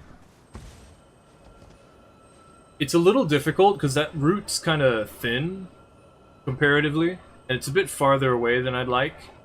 So the momentum of you running off the side or walking off the side while getting blasted at by the giant tuba guy, not as an invader, but as like a host or phantom, makes it so that you're not as likely to go that way. And, you know, it's not immediately visible as an option, so most of the time people will just run straight down this way, and they'll think, oh, there's no way it could hit me while I'm, like, right here, even though it very much can hit you from here. So, the tuba is capable of killing people entirely on its own, especially because the flowers are distracting, because they're starting to inflict rot. So, if you invade someone and they're just running straight down that way, they're probably gonna die. There's also some ants. The ants are pretty tough, but not, like, durable, so they'll die pretty quickly, but they can do a lot of damage. There's a lot of doots, and these doots are a bit different because they have a long-ranged attack that they'll do because they're on varying verticalities where they'll just kind of spawn it on top of you and you won't even know where it came from. And then there's a long duder over here who will not typically be all that helpful, but you never know. Let's see. Most of the time you'll see people just running to the next grace, because this place is pretty dangerous if you do get invaded here. But sometimes they're just sitting at the grace at the very top. So something you can do is you can go along the center path here. Get all the way over this way. Jump over to this route. And you are at the top. Congratulations. Now you can fight people all the way at the top. If you really wanted to. Like, you did not have a cannon, you did not have magic, could not throw a hefty pot, you can climb all the way up here and actually fight them with a melee weapon. I don't know why you would do that, but I believe I have done it before just to see if I could. And that is Haligtree. That is a lot of things. There's quite a few here, but you can just kind of run past them all and down the center path and just not worry about it. It's okay. Yeah, that'll be it for Haligtree. Move on to the next area.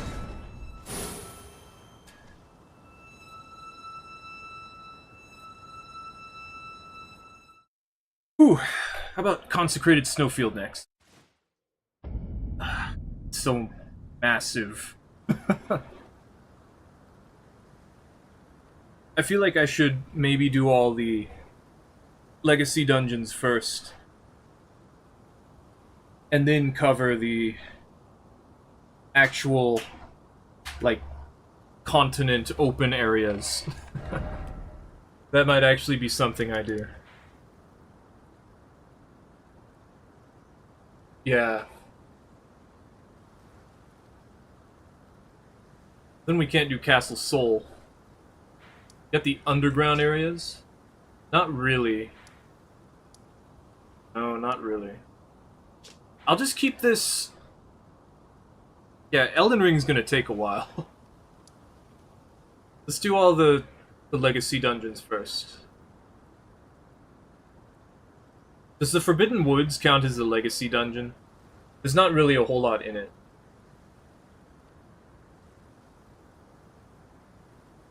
Like, it's technically an open area, but it's just a straight line that leads to one thing.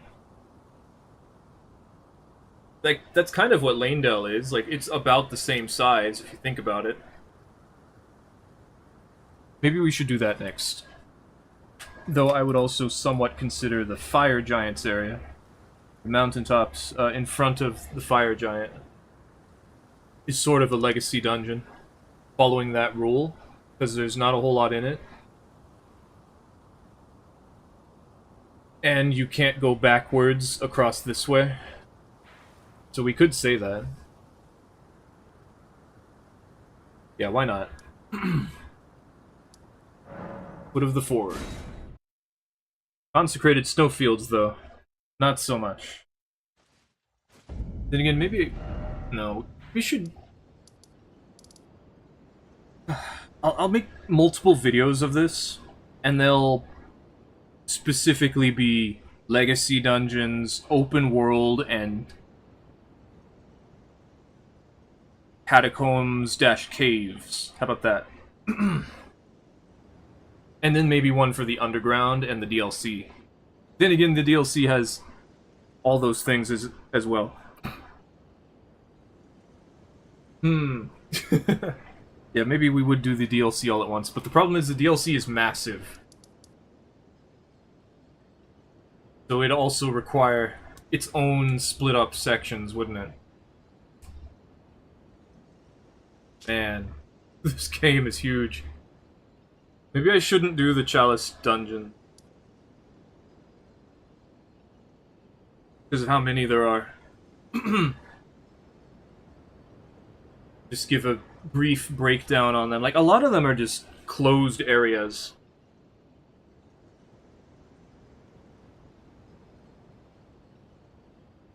We don't really need to go through too much, do we? Especially since, if they have the dungeon unlocked already, they can just run straight to the boss.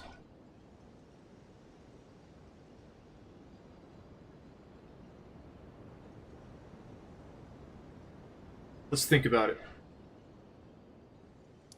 Let's go to, Prison Town Church. That seems like a good idea. We did Lanedale already. That would be the next Legacy Dungeon. For real. Where is it? That's Temple. Actually, the Temple actually works.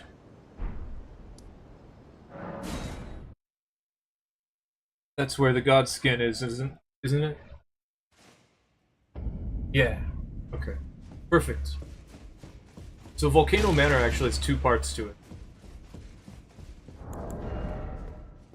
I could also just do, like, an individual video for each one of these.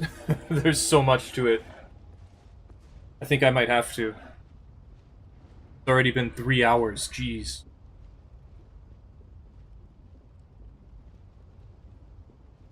Hopefully I can just do this in one video for the other ones. The other Souls games.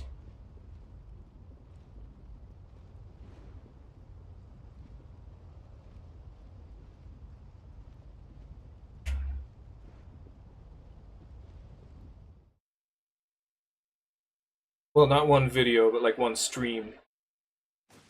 We're not gonna do Elden Ring in one stream, that's for sure.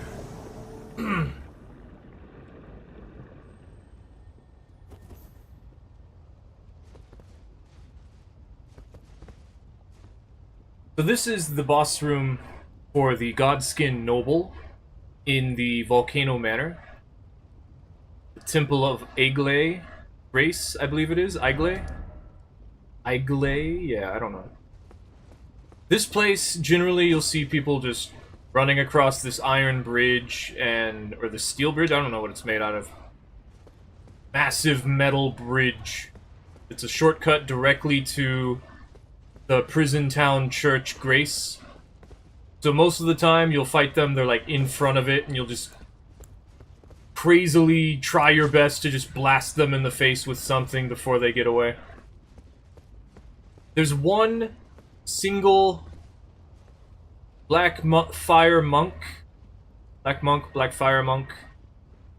in front of the boss room, which he can do something, but not very much. And then there's an elevator in between you and that. Let's assume that they haven't activated the shortcut. The monk is there, and that's your only ally, your last line of defense. There's also this snake, which has the candle whip, which is actually surprisingly effective. But they can also blast it pretty easily. Down here, you can skip the elevator. If you need to run away, you can run away over here. And there's a magma worm over that way. If the host follows you across this lava. So a magma worm will spawn here. You can also just ignore that and head over this way. I believe this leads back around.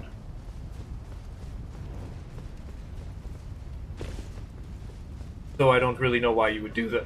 Why you would do that. Oh, I'm having puberty again. I've been talking so much. Let's see.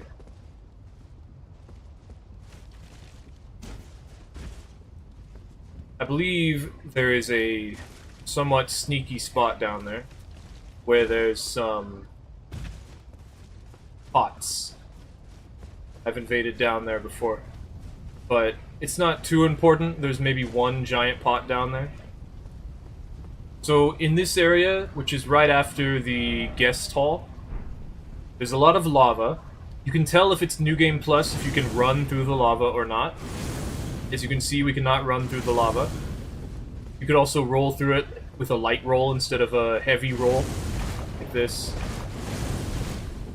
So because the lava slows you down, you're going to want to avoid the lava.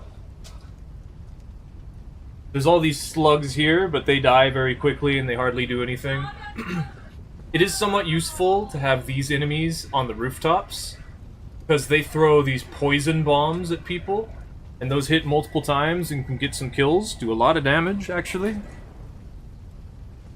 The thing is, like, multi-hits on random enemies are much stronger than your own. If something has multi-hits, then it's probably pretty good, actually. You can also go this way. For some reason. I don't think there's anything over here, really. Find out. Giant open area of nothing. Yep. There's nothing over here. So Don't go that way.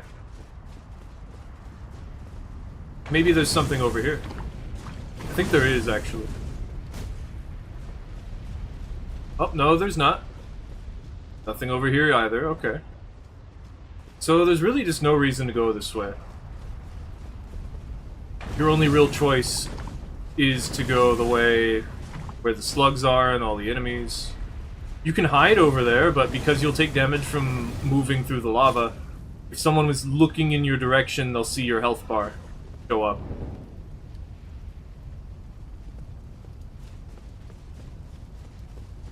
So generally, there's this ladder here. It's the only way back up. I've said that several times now. The elevator is the only way back up. The ladder is the only way back up. And there's not really any other reason to go anywhere else. So most people will just head this way, go up this way, and then go up the cage. And there's nothing really stopping them from doing that. That's the normal way to go. But you can also go up this.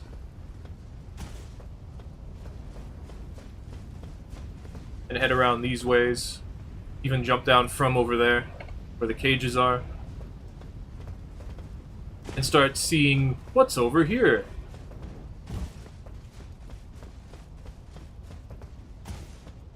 And there's nothing.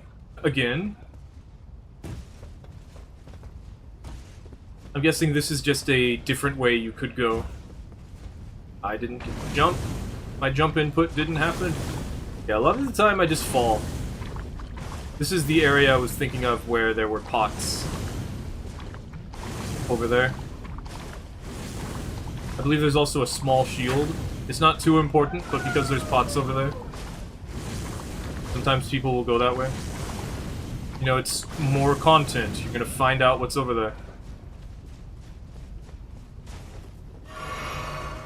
But there's nothing really stopping people from just running straight to the cage from this race over here.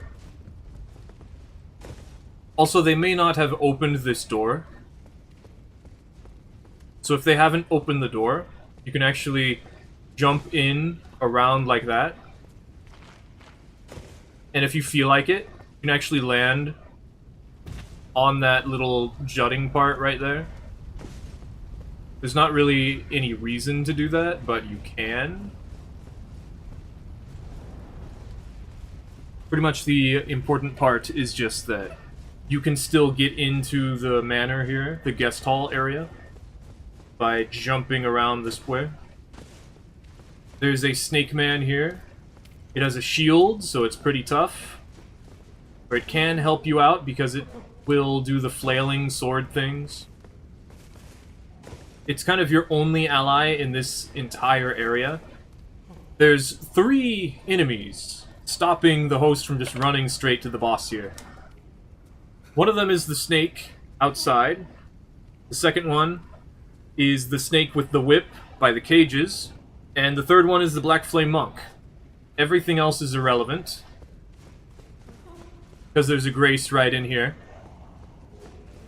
Then there's these chained up enemies. It's very funny when one of them eats the host and they die from that. They can't really do much, but if they land that grab attack, it's still going to hurt, because you cannot mash buttons to get out of it, I don't think. I don't even think these enemies are capable of doing anything. I've never seen them do anything. This door has to be opened by the host. Generally, you go out this way. Running around this place is pretty easy. There's a serpent out here. And there's also this path over here. Another snurpent. Snurk. Stuff over here. And this is the main prison town church area. If you invade into this area, you'll generally find them moving along the rooftops, trying to get down to over here. If you felt like it, you can climb up this way. There's a ladder here. And then from here, You cannot survive this fall, I don't think, unless you maybe land on one of those doors. No, you can survive that fall. Yeah, you could go that way. I don't think you should, because instead you can jump in through here and then jump down to back where we were with the cage dudes. Or you can just jump down here, go in the normal way. Looks a lot like Bloodborne. There's an omen killer in one of the rooms there. If the host has opened up this area, use the stone key. That's what that looks like. There's a virgin abductor in here. So that can help you out if they've opened it up, which is interesting. Most of the time you'll see the phantoms and host coming down from that rooftop. They'll land right here, and then they'll proceed up this way. Otherwise, if one of them has a bit of bloodthirst and they're trying to kill everything, they might come over here. Or they're specifically seeking out, perhaps, the seal that's in this room. I forget which one it is. Either the Golden Order or the Erd Tree seal. Pretty sure it's the Erd Tree seal. There's not a whole lot else here. There's an omen killer here who can be somewhat helpful because he's likely to notice when people drop down trying to get the Erd Tree seal, so... Other than that, I believe there's a couple of dogs. There's a couple of enemies who would throw stuff. But over here, there's some dogs. See? 2 of them. And you could go out this way. I typically go this way. Run over there. Don't really get anything out of it. You could maybe make the jump from there to there. But there's an item over here, if you can make this jump. So you might see people going this way. And then that's why they'd be down in the pot area. There's some jars, or pots, whatever they are. I guess they're jar warriors, so... Then, because this gate is slightly open, you may find it that people will not go through it because it's something that bottlenecks them as a group of players, and therefore they'll just be watching and waiting for you to try to get close to them, and you'll be watching, waiting for them to try to get close to you to try and attack them as they go through the gate, which is very fun. Very funny. And every now and then you'll find some players going the normal route without jumping on the houses, the rooftops, or maybe they will have jumped on the rooftops and, you know, were met with a bit of difficulty from a couple of things. I don't know, maybe they know they got invaded and they don't want to get blasted with a cannon and shot off the side and have to fight the enemies anyway. Maybe they just want to see what's over here. There's a virgin abductor that will destroy this pile of whatever this is, I believe. Because I do not remember seeing this, and it's kind of in the way, so it probably just destroys that. There's a dog that will jump attack them as they go by this way. And this is a very standoff point. We've got our snake friend. They're usually dead, which is unforgivable.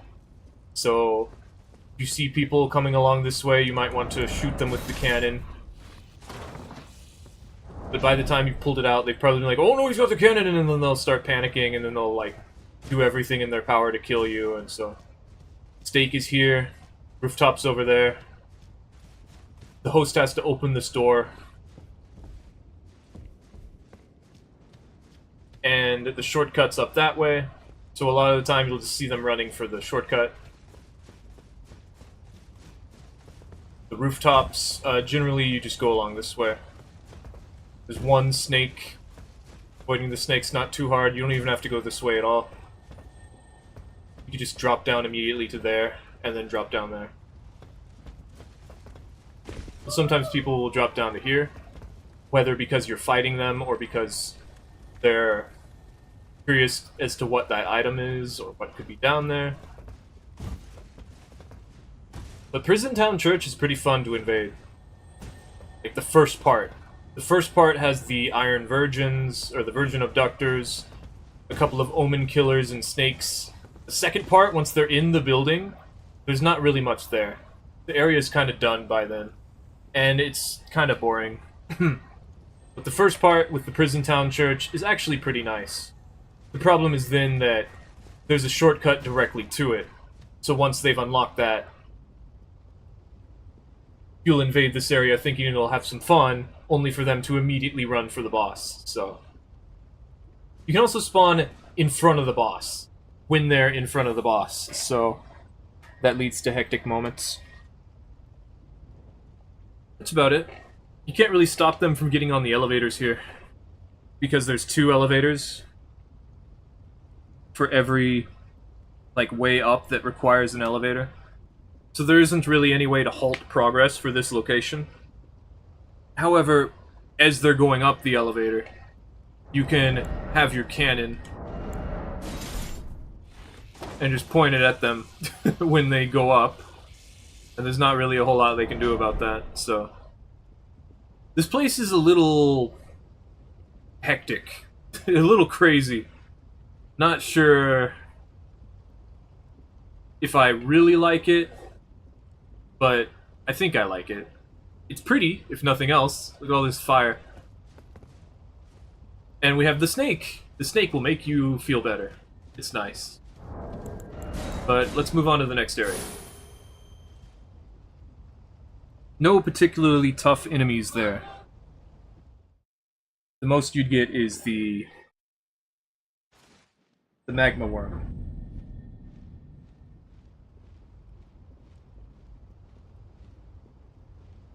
Alright, so people are headed home. We'll have to take a break in a moment.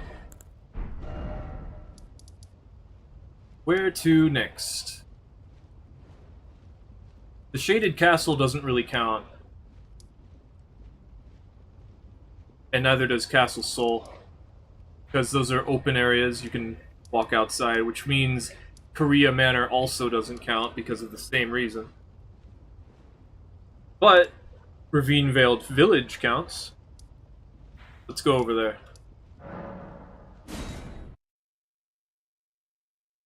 I heard you.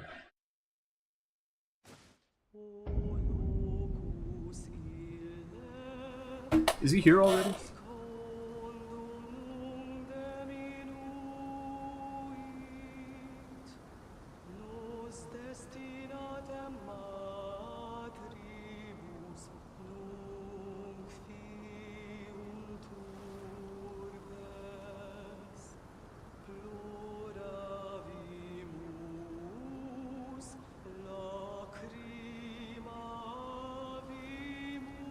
Or I gotta get up and deal with that.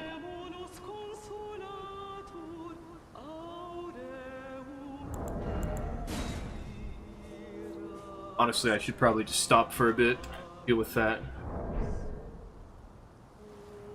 Maybe we should just, in general, take a break, do some invasions.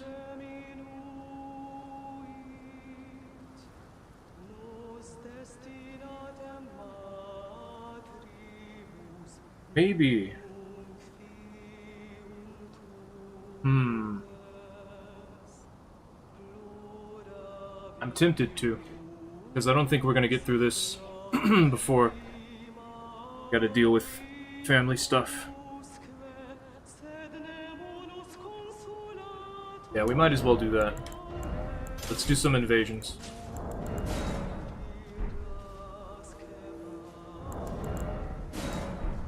Why not? Why shouldn't I take a break? Some invasions. Grab this real quick.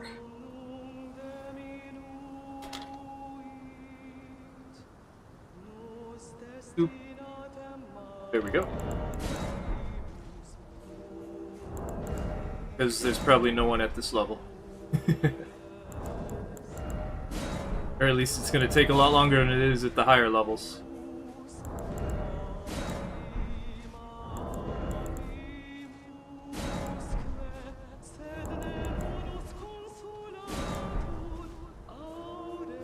We could just switch characters for a bit.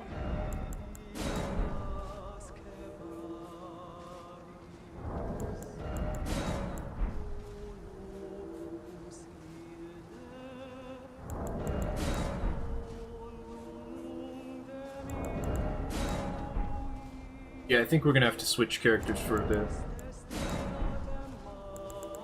Anything that's not high level really isn't all that active anymore.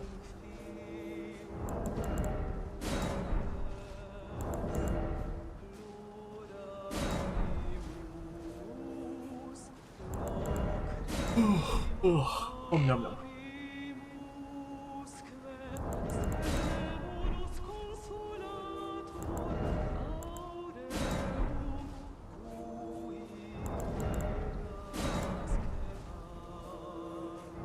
I got one.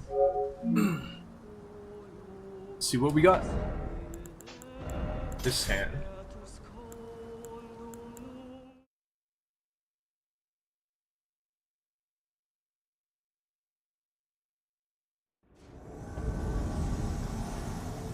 Oh.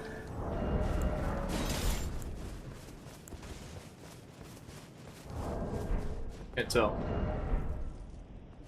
It's actually over here. Okay.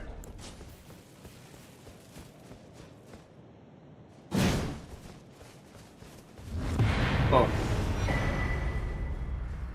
Okay.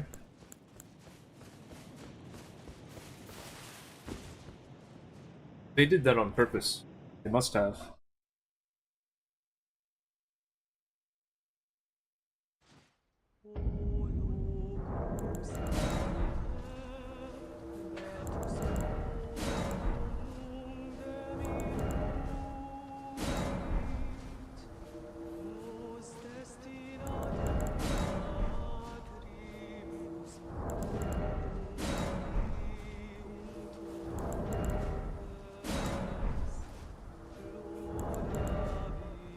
I feel like it's reasonable to say to people that they don't want to be invaded, then they probably shouldn't play the game in a way that allows them to be invaded. Because the game is typically considered as a multiplayer game, not specifically for co-op. So, also considering that invasions have been a thing for 13 years now, like, it's pretty fair to say this is not the game for you then, if you don't want to be invaded.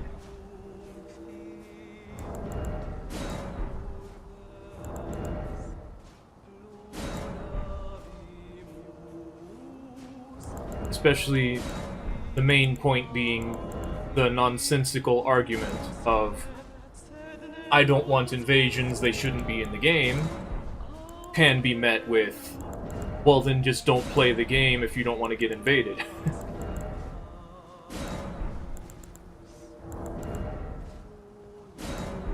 Play offline. Like, there's methods you can take to not get invaded. So if we start discussing it appropriately by like, okay, well why can you invade people? Then we will start to understand that the game is too easy without invasions. If you just start summoning people. Which at that point, that's the game's fault. Means it's the devs' fault. And that's part of what I'm highlighting with this video, this stream. I'm showing off, hey, you can't do anything. I'm sorry. Here's some stuff to try to help. Like, there's this one enemy here.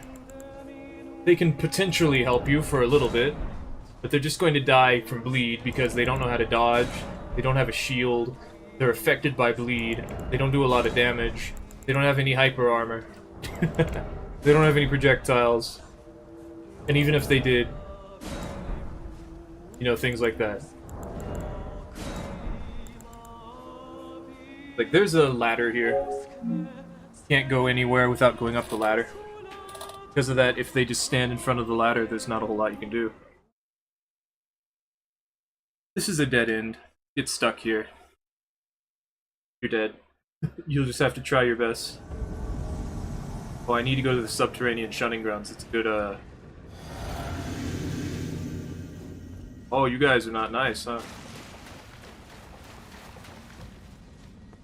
Fight you? Oh. Not fighting both of you.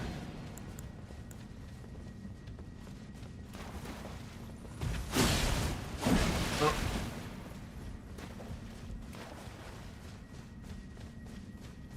Could be over here.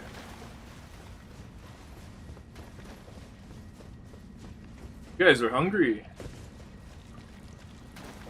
Now what?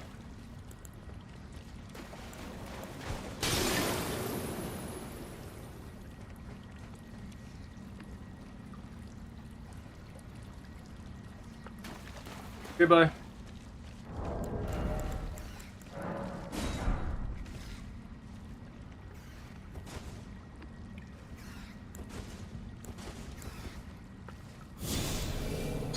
Might as well do this anyway.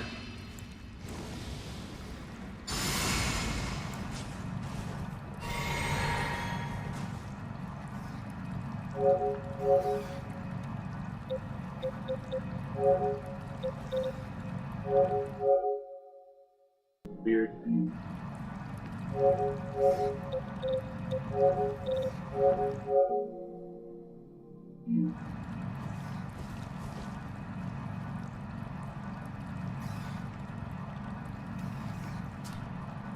I always expect it. Very sad.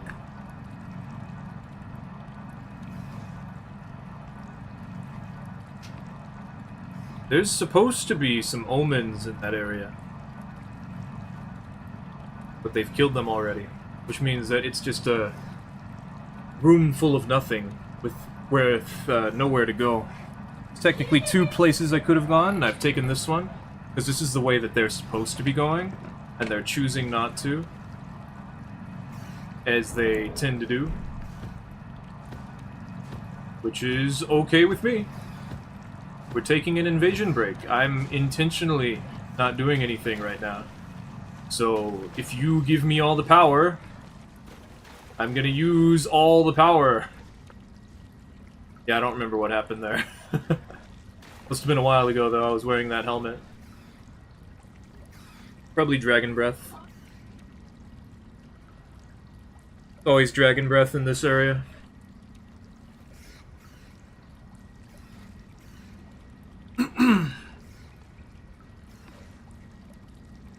This is also kind of the reason why I'm invading at higher levels now. Because the higher level players are generally people who are actually playing the game. My buffs are not really the main part of this build. Doesn't matter if they wear off or not.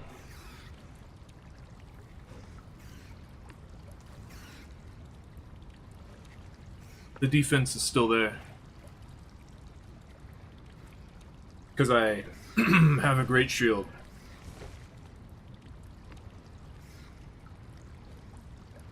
You guys having fun yet? I know I am.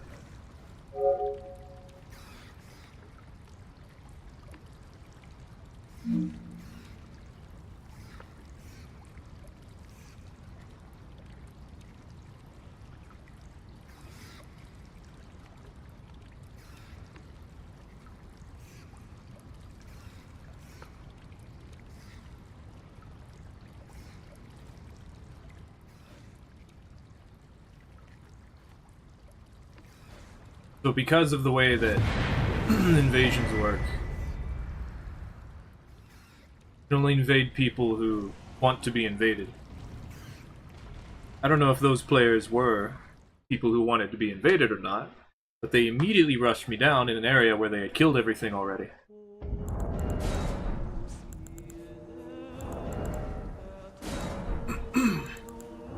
It's like they got killed by something random, though.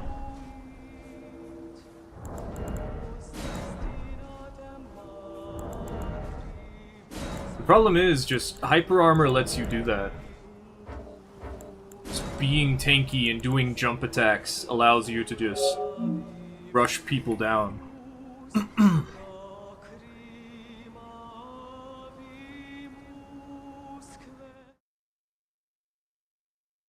But the biggest issue is just that I do not have any help as an invader. Like, in any way whatsoever. Everything is already against me, and then on top of that, I get nothing. Are they straight down, or, like, across?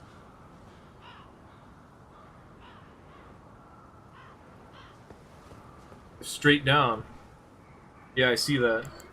Sure. Won't apply to fire grease. Some sort of fire buff. It's interesting there isn't actually any, like, incantation that buffs with fire. For the one time we actually would have benefited from being here.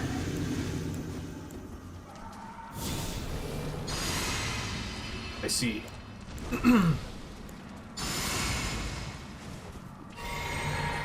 The problem is a lot of things just die. The biggest problem. I hate that. I can't hit anything.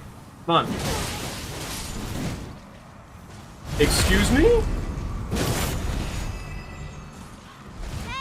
Guys, that doesn't work. Oh, damn it. I'm dead. Oh, he's in front of me. Yep. Oh, God. The placement of all of them. I could have gotten away if there wasn't just a pole right there, and then suddenly the host. But that's how it is. Let's make it so a great katana can hyper armor a great spear. Two-handed. Rolling attack. There won't be any problems with that. Also, because it's a katana, it should innately have bleed. Because of course it should. The general things. None of the things I tried to do worked. Just want to highlight that. None of the things I tried to do worked at all. If I hit the host with that initial blast, they, at the very least, would have they would have taken a lot of damage. But no, the verticality, it doesn't work that way. I invaded, and I was nowhere near them. I had to teleport. My jump attack didn't land, and my rolling attack didn't interrupt them. You gotta be this way.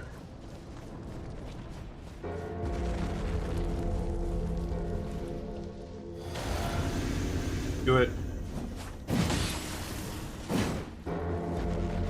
Play. There it is. And here they are.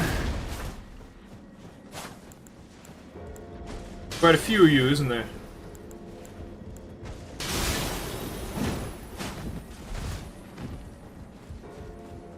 There's in fact 3 of you. Okay. You are not hitting me from there. Too far! Too far! I'm too far away, you can't fight me anymore.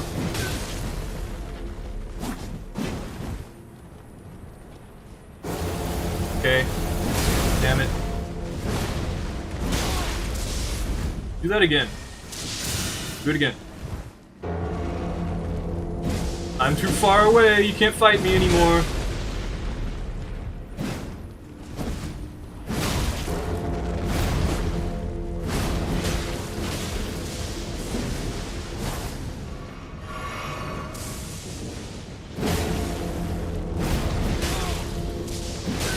Save your friend. Just barely.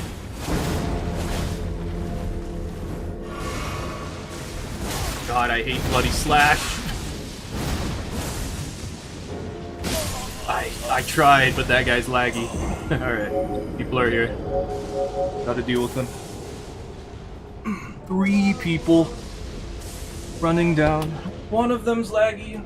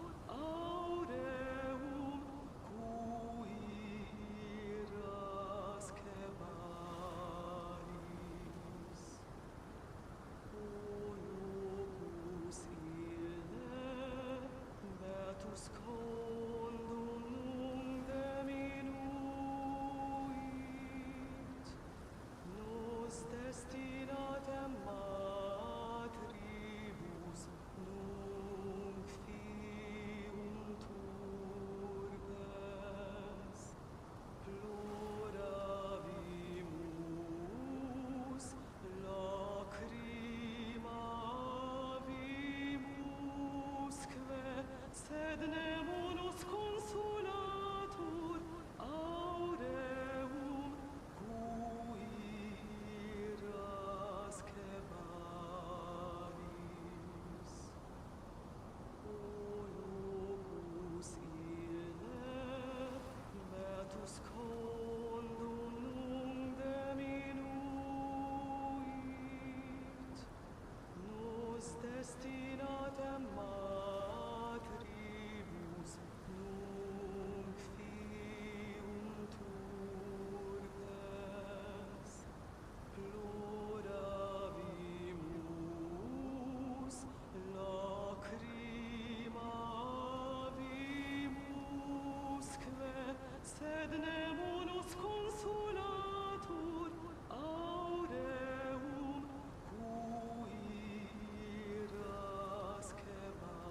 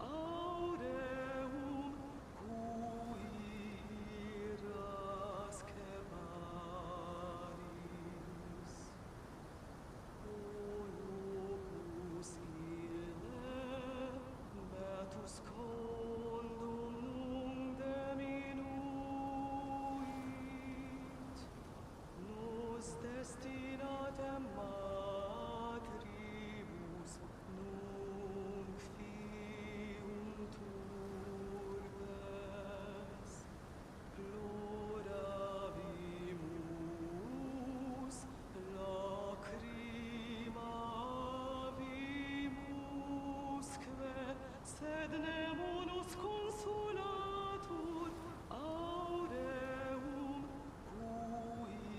cuiras cebaris. Olopus ille metus condum nunc diminuit,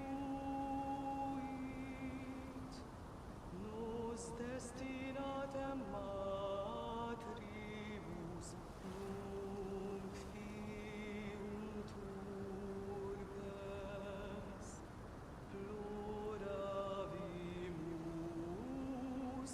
lacrimavimusque, sed nemonos consolatur aureum cuiras cebaris.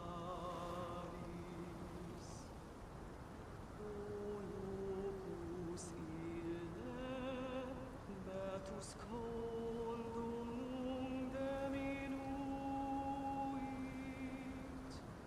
nos destinatem matribus nunc fiunt urbes, ploravimus lacrimavimusque, sed nemonos consolatur aureum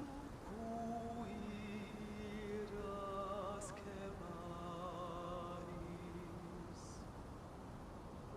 Olopus ille metus condum nunc diminuit, nos destinatem matribus nunc fiunt urbes, ploravimus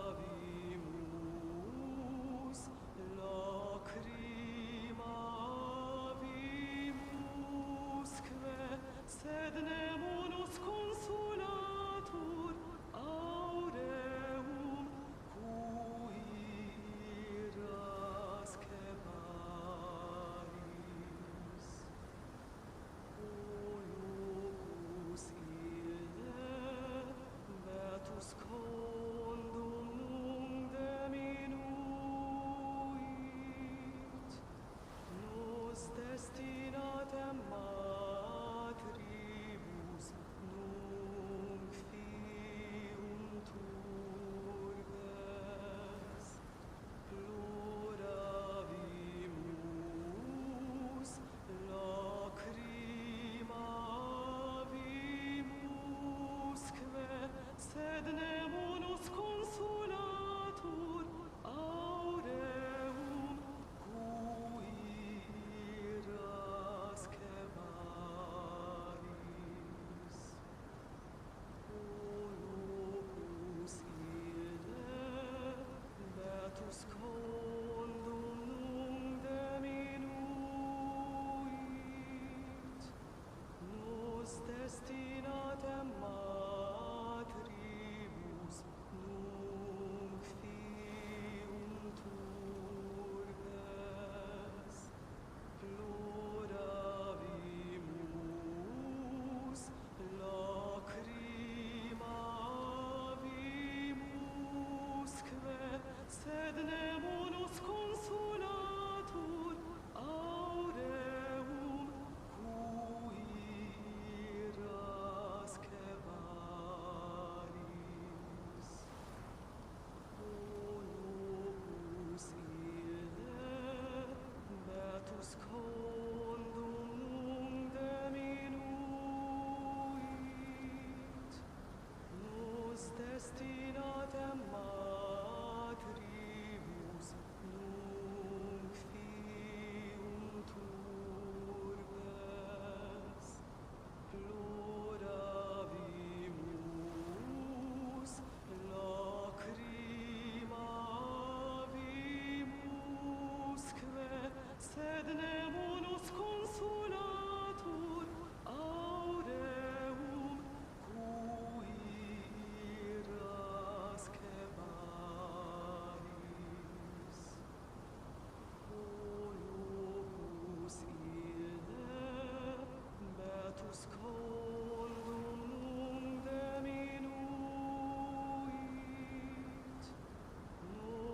destinatem matribus nunc fiunt urbes, ploravimus lacrimavimusque, sed nemo nos consolatur aureum cuirasque malis. O locus ille, beatus condum nunc diminuit, nos destinatem matribus nunc fiunt urbes, ploravimus lacrimavimusque, sed nemo nos consolatur aureum cuirasque malis. O locus ille, beatus condum nunc diminuit, nos destinatem matribus nunc fiunt urbes, ploravimus lacrimavimusque, sed nemo nos consolatur aureum cuirasque malis. O locus ille, beatus condum nunc diminuit,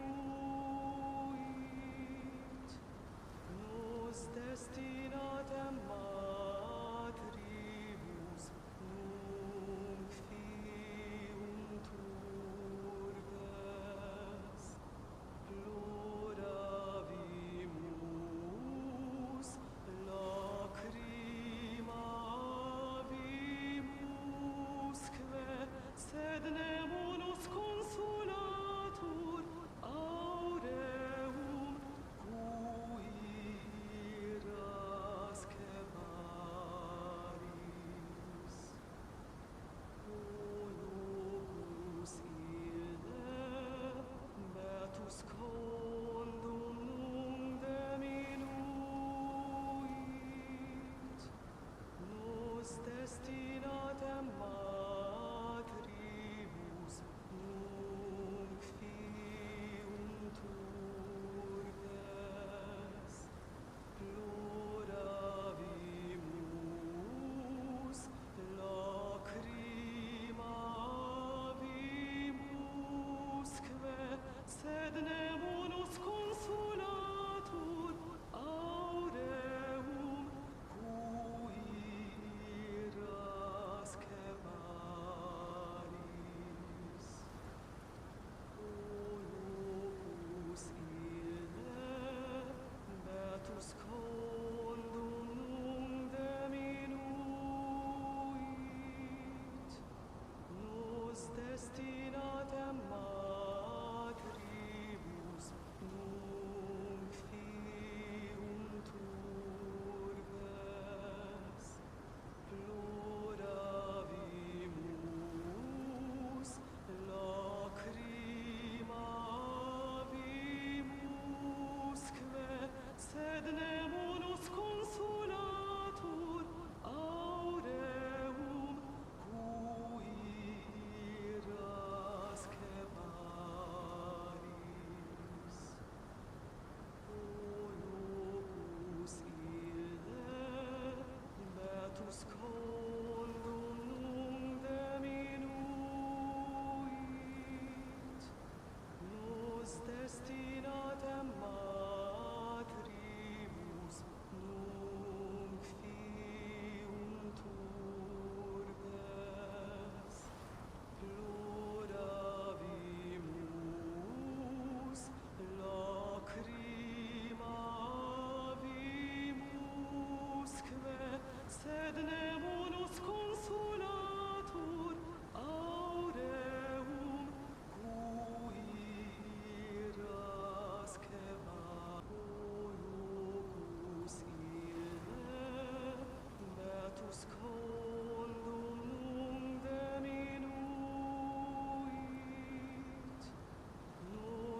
destinatem matribus nunc fiunt turpes.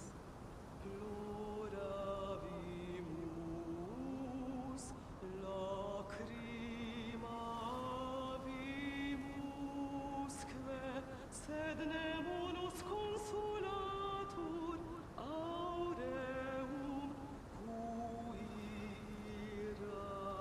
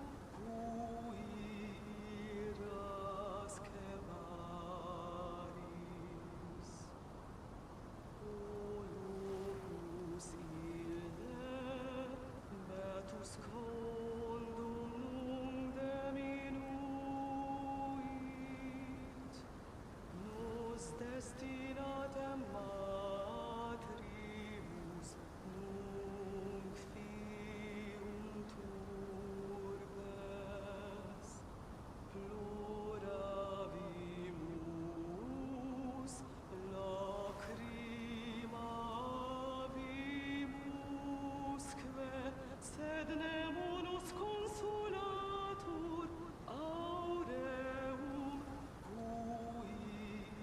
cuirasque maris. O locus ille metus condum nunc diminuit, nos destinatem matrimus nunc fiunt urbes, ploravimus, lacrimavimusque, sed nemo nos consolatur aureum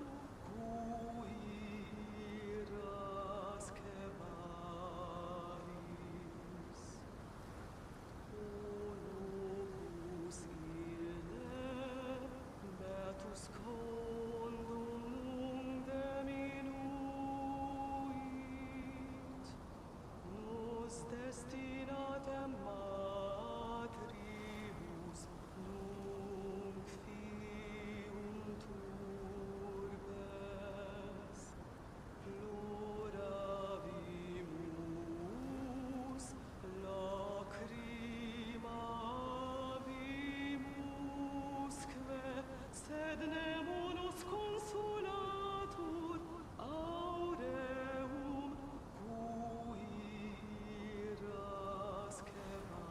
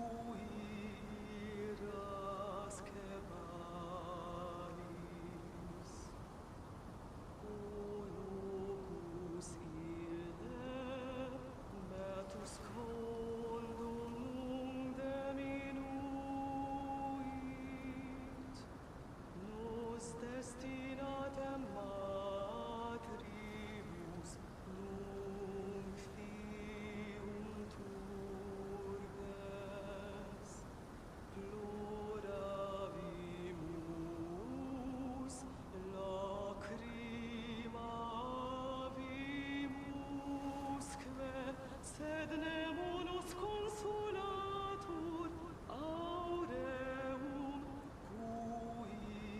cuiras cebaris. O locus ille betus condum nunc diminuit,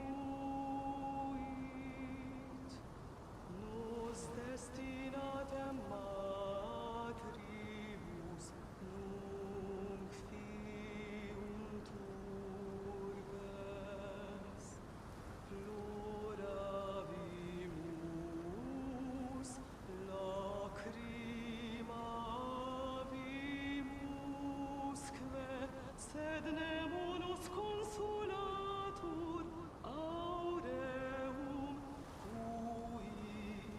cuiras cebaris. O locus ille betus condum nunc diminuit,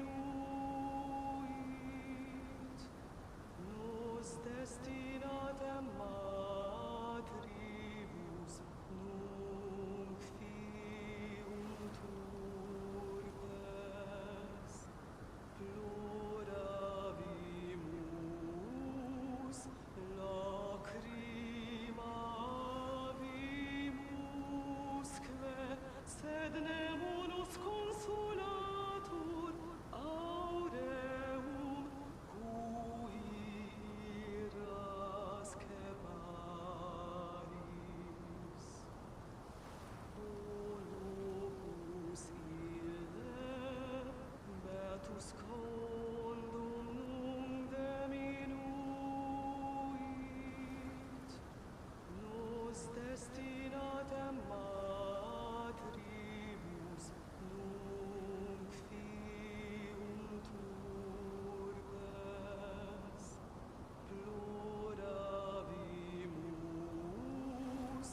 lacrimavimusque, sed nemo nos consolatur aureum cuiras cebaris.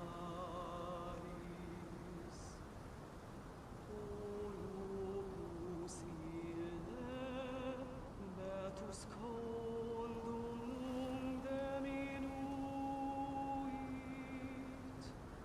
nos destinatem matribus nunc fiunt urbes, ploravimus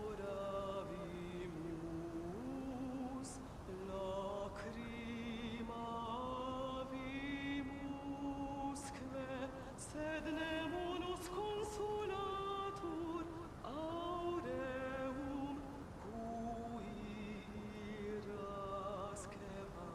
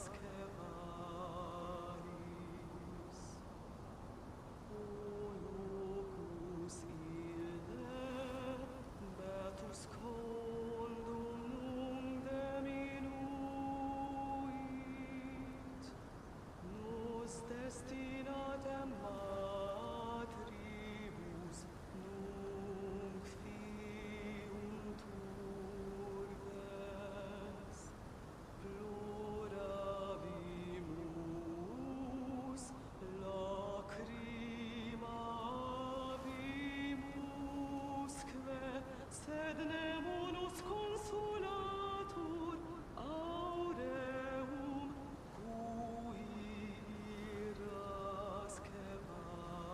paris. O locus ille metus condum nunc diminuit,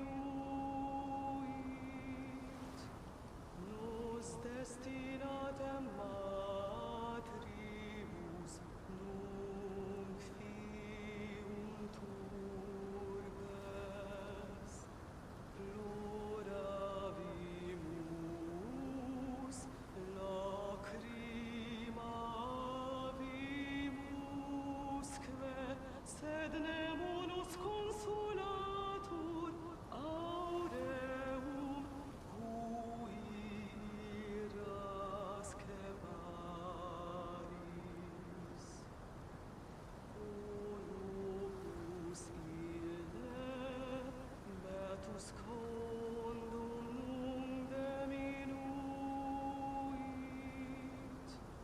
nos destinatem matribus nunc fiunt urbes, ploravimus, lacrimavimusque, sed nemo nos consolatur aureum cuirasque paris. O locus ille metus condum nunc diminuit, nos destinatem matribus nunc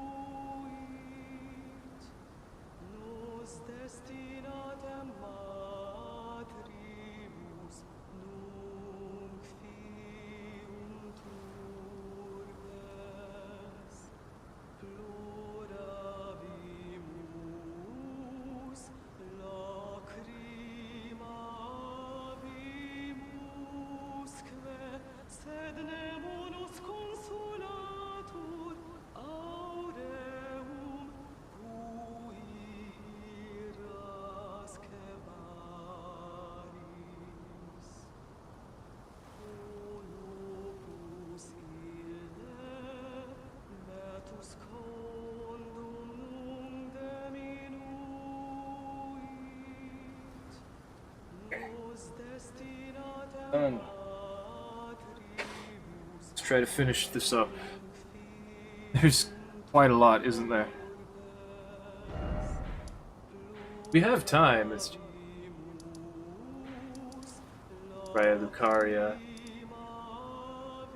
Moonlight Altar, technically, but it's a pretty big area. Stormvale. Redmane Castle. And I guess that's it. Unless we count the underground areas. I guess that's it.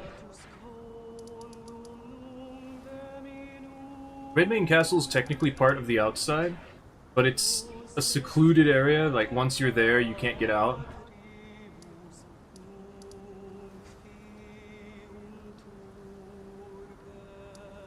Yeah, we'll just cover those ones for now.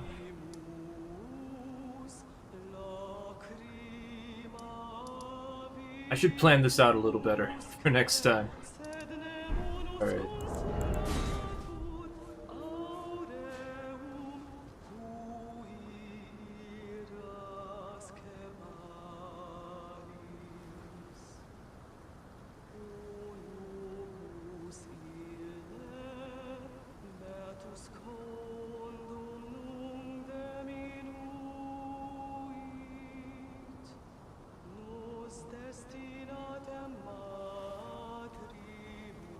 Okay. Let's go ahead and let's do this. Because I still want to do this. I want to have the Invader's tour guide. It's just this is becoming quickly complicated and discouraging me because of that. Whew. We should at least cover, like, important catacombs. I could just go to them and just, like, say what's in the area. I don't know. I'll think about it next time. But for now, let's just do the Legacy Dungeons, which are the ones that you're locked inside. Once you go in, you can't go out. Korea Manor, Castle Soul, those don't count. Okay. So we're in front of the magma worm boss in the ruin-strewn precipice outlook. Ruin-strewn precipice outlook. Yeah, overlook. Fine. So, first off, this area, specifically, is really bad. Because the only way to it is an elevator. Again. And there's two NPC summons here. One of them is Tragoth, and the other one is Boggart. Bobbert? I'm pretty sure it's Boggart. The guy who sells you crab meat. So, this used to be a pretty popular Red Phantom lure. It wasn't super amazing, but like if you had a delete everything around me build, you'd probably be okay. The problem is just NPCs do not care if you have spawn iframes, so they kind of just hit you anyway and it doesn't matter, but if you had a Frenzy Flame build, you could probably be just fine. Also, the lower levels where it was actually a problem don't really care anymore. Like, they're not very popular anymore. Like, populated. Okay. So this place, this elevator is the only thing. So, you desperately try to pull it up. You could probably fall down and then try to survive the fall farther down. Maybe land on that beam. And then you could, maybe that would be the play. As you're falling as the elevator's coming up, once it reaches a specific height, you might want to fall down to it. And then, once it reaches the top, go ahead and push the button for it to go back down. So over here, We've got some bats, some gargoyle ladies. The one with the hat is capable of throwing cuckoo glintstone sort of objects, which makes it so that it actually has a decent projectile for anyone trying to run past. These two bats specifically are a bit stronger than the other ones, especially the hat one. So they serve as a final roadblock before the elevator. It's not a very good one, but it's still there. Typically you'll spawn around here, up this ladder, where there's these land octopus.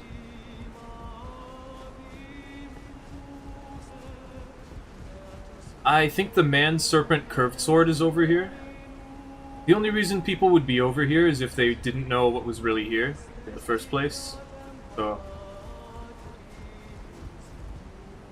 the octopus, you know, they're tanky, but they're not resistant to bleed, and hitting them hard will cause them to go into a parryable state. So people just mash into them and they die, so not all that great. There's two ways to go around here. There's a ladder over here, I believe. No? No, there's not. It's just this ladder over here. So there's only one ladder that leads up to this area, which is okay because this is kind of the final stretch. And there's the optional go over here, get a free thing. But the problem is still that it's a ladder. So climbing up the ladder yourself, or anyone climbing up the ladder, probably not going to get to. But usually you'll spawn somewhere around here when you invade this location.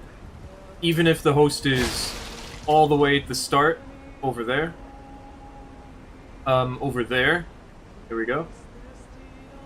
So you can pull your cannon out, just immediately be like, okay, pow! And then if you really wanted to, you could get a bit closer.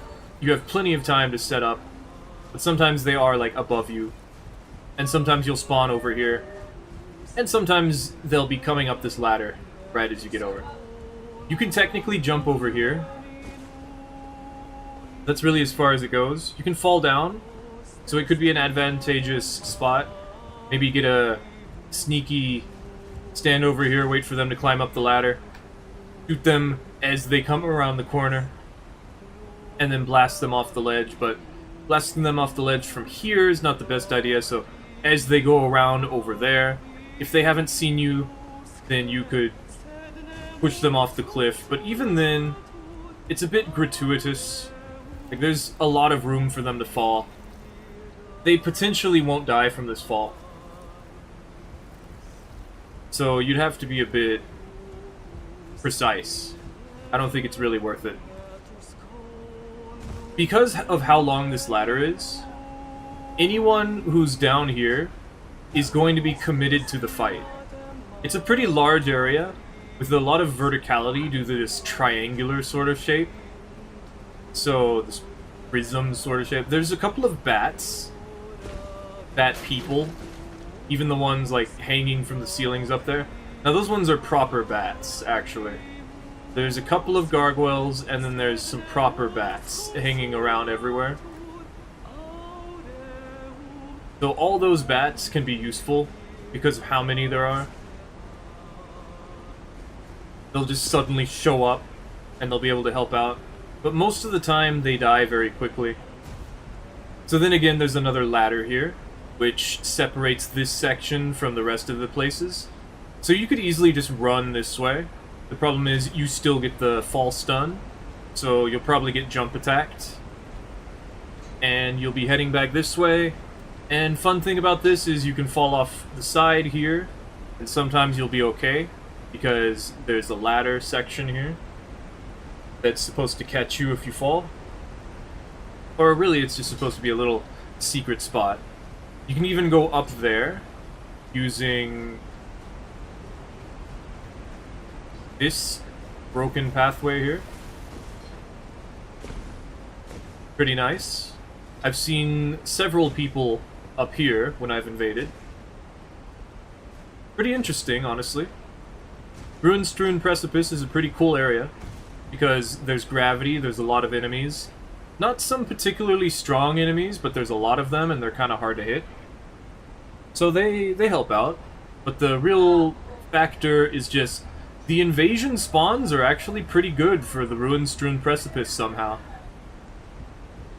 Yeah, usually you spawn all the way across from where the host is when they're like over here. So you could harass them with a cannon. So again, there's another elevator.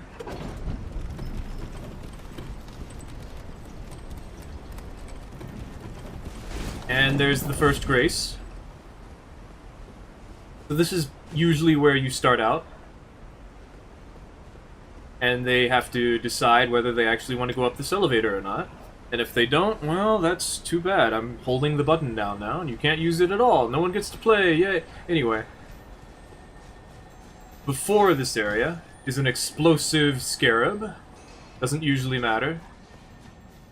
And we've got a tunnel with a bunch of miners. They're not tough, I would say, and there aren't too many enemies nearby, I don't think. No, there's some, like, sneak attacks prepared. But they don't really have the ability to deal with 3 opponents. But the ambushes are still very cool. I do like them. They're just... These enemies are not tough enough to deal with password summoned phantoms. Or even someone who has an item that they shouldn't have yet. And of course, because this is a mine shaft, there's another elevator. However, this elevator's much longer than the other ones, and, yeah. There's no way to get down without the elevator, even if there are some platforms you could jump down to. It's really just... There's another elevator here. The fun part about that elevator, though, is there's another ambush over here. So enemies will try to stop people from just running to the elevator, but because they have to do their ambush thing where they kind of throw a smoke screen on you and then attack you, it doesn't really work out that well because the smoke screen doesn't do anything. Because it's not enough of a smoke screen? It's a third-person game? One of these reasons. So then there's another ladder. And we're at the start of the game. They're at the start of the area. So this connects to Lanedell. And it's funny because people will summon before they go up the ladder, only to be hit with this fog wall. So they have to unsummon or they'll get invaded. And then the invader will either try to shoot them down from the ladder, because, you know, it's a ladder, or, you know, we'll just have a standoff. Because if we go up the ladder, we get ganked. If we stay at the bottom, no one gets to play. So, that's how it is. So the ruin-strewn precipice is an oddly nice area to go into. It has some problems, especially because of how many ladders and elevators there are, but it's not bad. There aren't any areas, there's not any, like, particularly strong enemies that can help you out here. But there's enough gravity that generally that's not too big of a deal. The only real problem is the final part, because they put a grace in front of the boss room, and an elevator before the grace, and some enemies before that elevator. And it's just... I don't know. Some enemies, some NPC summons before that. There's no enemies up, and then there's the elevator. I don't know. So yeah, this place pretty simple. Let's move on to the next one.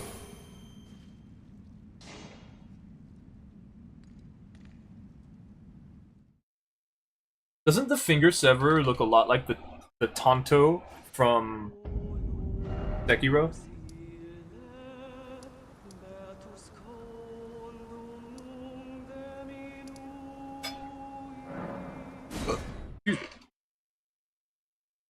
Not really thinking right now.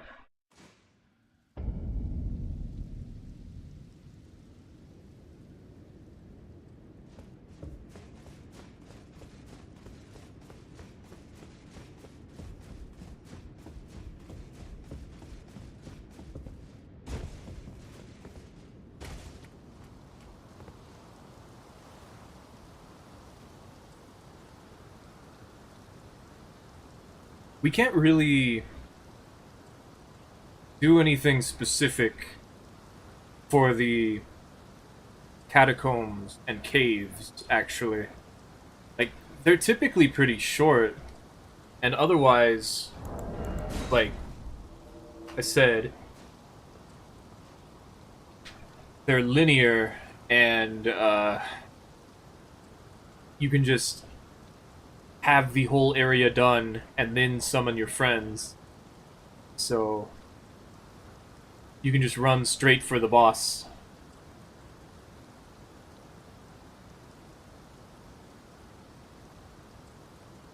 I feel like for the catacombs, I should just get a list of them and then just tell you about them. The catacombs and caves. Rattle off, like, oh, this one has this one has that one has this. Like the hero graves, they have the chariots.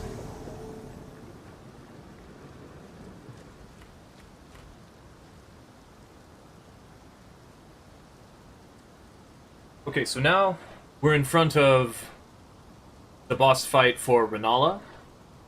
So we're in Raya Lucaria. This place, it's another one of those places where there's an elevator that leads to this spot, and it's the only way to get here. Again.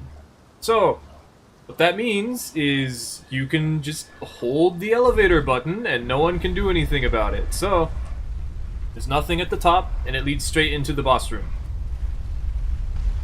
Luckily, sometimes you'll run into Moongrum. As you can see by the bloodstains, Moongrum's pretty good at his job. Surprisingly. Because he's a pretty early area character, but because he can parry, people get parried. So they die. It's pretty cool, actually, that Moongrum actually can stand a chance against players. Over here, we have a couple of Twin Sages. Okay, just one Twin Sage. I thought there was two. Okay, it's just the one Twin Sage. We have a Twin Sage over there. It's potentially helpful. Here's the shortcut that leads back to the front. Well, the room, the area that has a bunch of enemies that leads back to the front, so you can loop around. It's really not that necessary, but it avoids the death ball trap, so a lot of people will try to grab it for that reason. And you can also jump off the sides as an invader if the door's not open instead, so that you can get away from people. Jumping off the sides. There's some pretty cool enemies down there. Pretty significant ones, actually.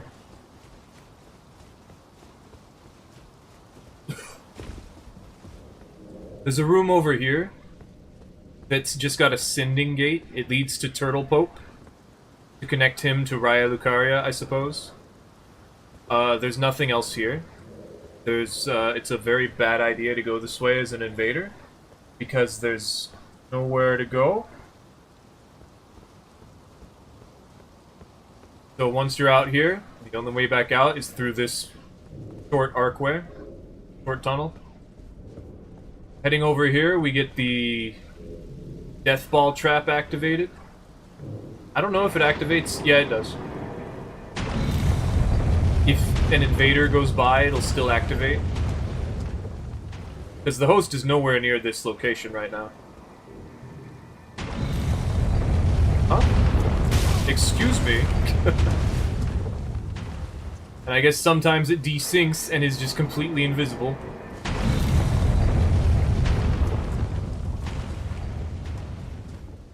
So yeah, the iron ball trap over there. There's another way that you can go over this way. Normally, you'd have to open this door. You still have to open this door. This is how you do it, is what I'm saying. You have to go in through here.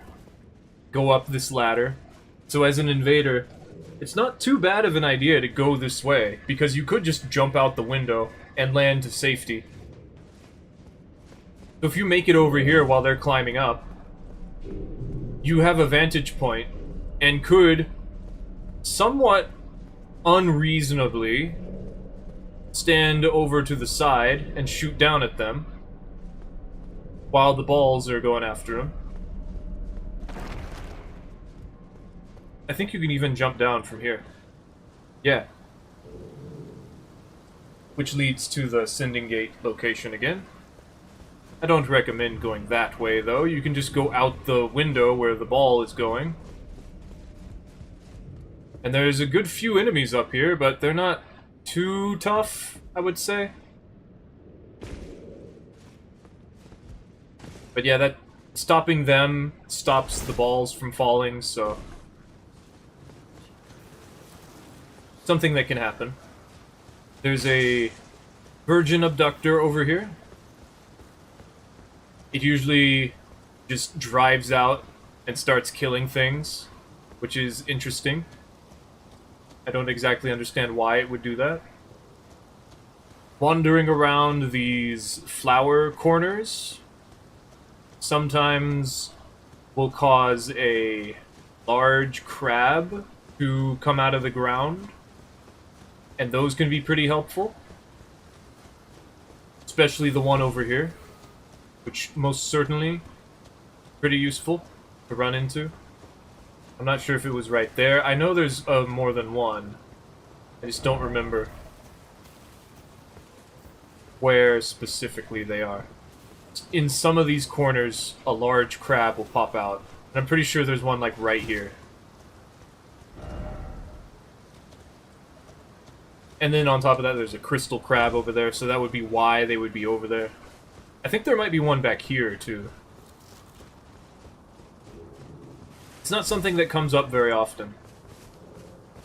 Maybe not.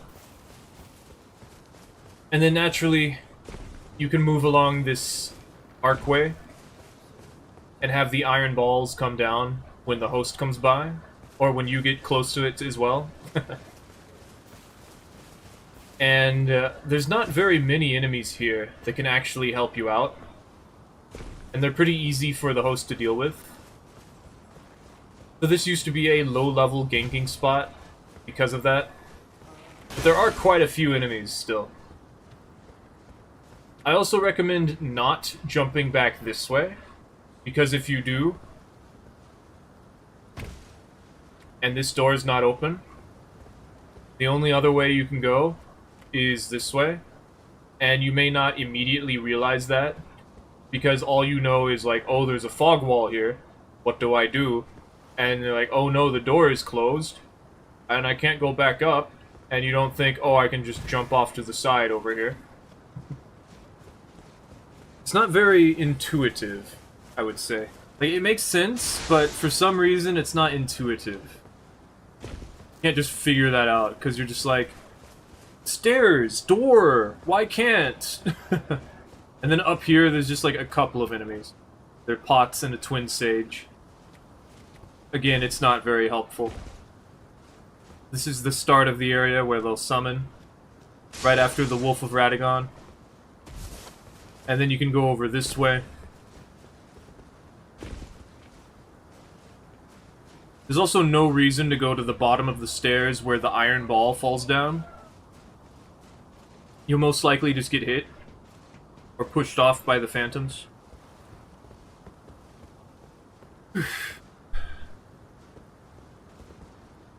So you can go in through the window here that's broken.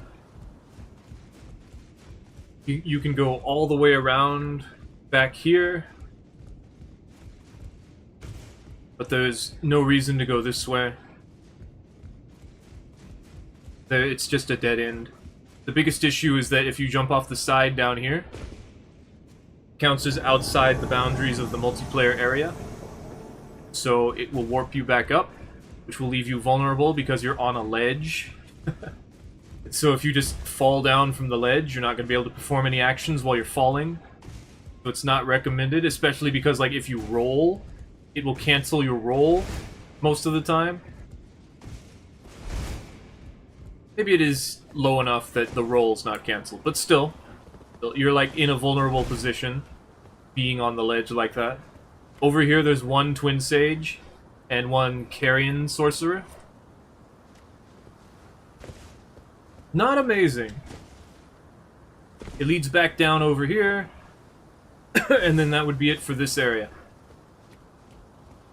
It's got a nice fountainhead centerpiece, but there's no fountain part to it, so... Bit of a missed opportunity, making this like a awesome water fountain. I don't know. But yeah, that's it for this area. You can't go to the rooftop.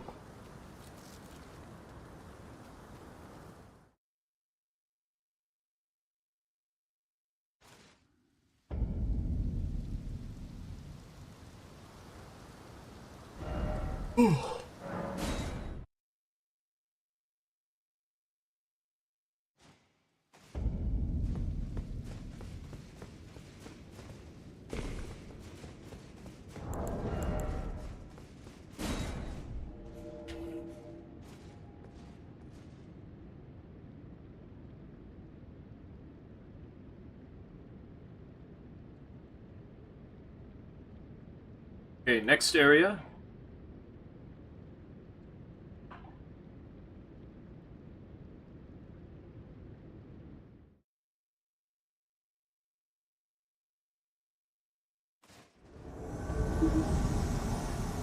The rest of Raya Lucaria.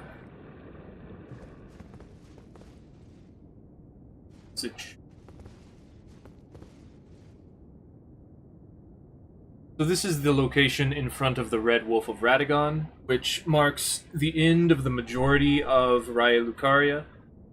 I believe this connects all the way to the start of Raya Lucaria, right after you go through the magical gateway that prevents you from going in without the key. So, first off,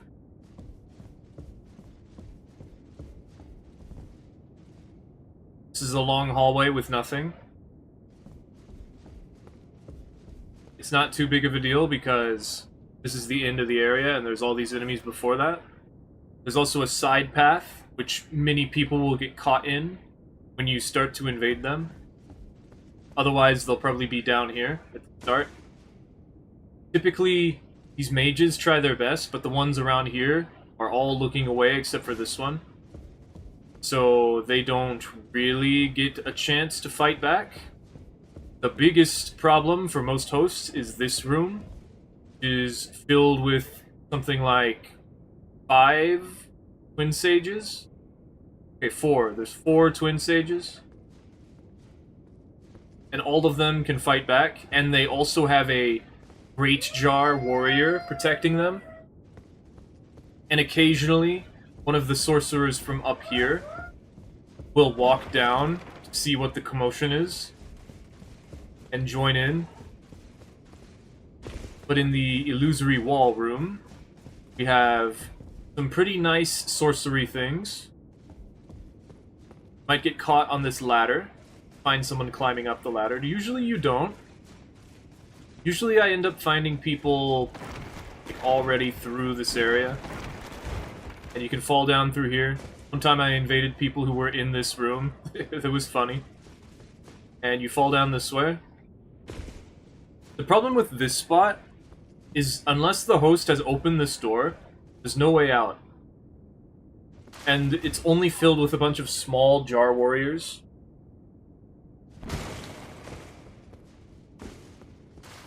And I think the Graven School talisman is in here. So, typically what I do when I find the host is in that room is I stand on the outside of the room and I wait for them to do something, because otherwise I'm going to be locked in a room with a bunch of people who are just rushing me down with nowhere to go, so... Wait here. Also, if you have Terra Magica, this is one of the best opportunities to give the buff to some PvE. So that's pretty cool. Not really many enemies wandering around the overworld that would benefit from Terra Magica. Over here we have the long hallway. Sometimes invading people who have just summoned started to come out into this hallway. There's really only these 3 enemies. Sword 1 typically wanders into this area on their own and dies because of that, but The two sages over here sometimes get to help out. Very unlikely, as that phantom is demonstrating. You can sneak up on them. Over here is a small room with the only way to go out the way you came in, or out onto the balcony, which is hidden by an illusory wall. So it may not be open.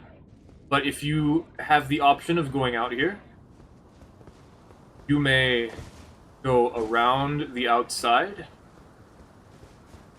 and it's not a dead end. You can actually climb up these rocks.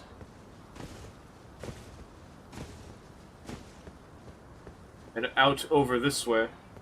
Remember the hole, so you don't fall and die. And then you'll proceed over to here, and you'll be back at the Grace. So that's a good loop around if they have it open. Not everyone knows you can just do that. There's not really any reason or notable point of going out up this way, but it is an option. Oh, okay, we're alive. So, of course, there's the big bridge elevator thing. Giant water wheel elevator contraption. Not really sure what this is for, but you can use it to go up and down this area. Since we're already at the top, there's not really any reason to go down, because most players will be coming up. But if you wanted to go down as the Invader, your only option is to go on this side, which will not put you where you might want to be, over there. But you can jump off over here.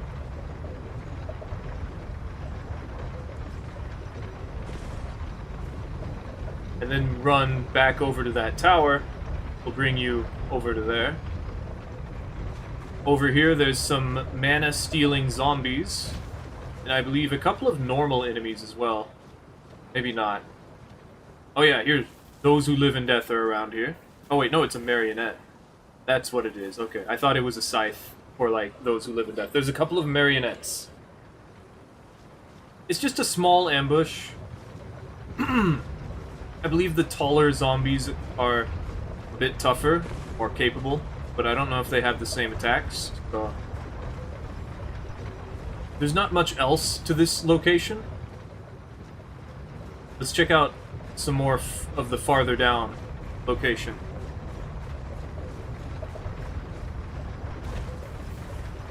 So, it's a very bad idea as an Invader to go to the bottom of this water wheel, because once you're down here, of course the only way back up is the water wheel. There is one enemy down here, and that would be this Virgin Abductor, which is the special one that can teleport you if you get killed by its grab attack, which is very interesting that it has to kill you and it doesn't just work like how it does in Bloodborne. Maybe there's someone over here. I think that a bunch of zombies come out of the ground if you go over here. I don't know how useful they would be.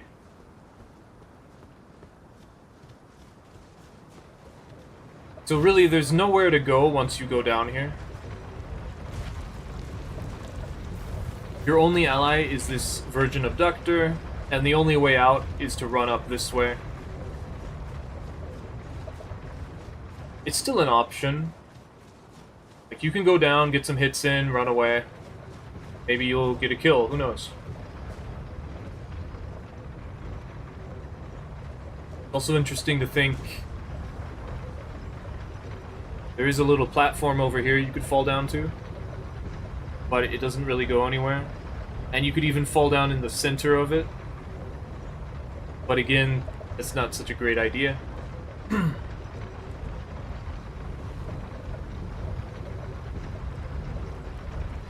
Most players would probably go up the elevator immediately, but you could head over here, where there's this glowing vortex. Purple vortex, you know. These things have Onyx or Alabaster Lords. Typically it's an Onyx Lord. Hey, it's me. Typically it's an Onyx Lord.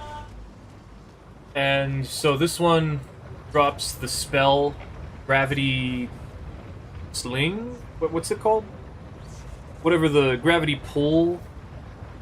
The individual shot that pulls players. It does a higher poise damage. It's pretty cool. Like with one hit. But it doesn't pull as far because of that. It's not very tough, the enemy, but it's there. There. And before that, there's a couple of dogs and a bunch of zombies. This area is a bit strange, because there's all these zombies, and there's a good few enemies. And there's even, like, multiple paths to it. But it's just... nothing's very capable. You could probably make this jump.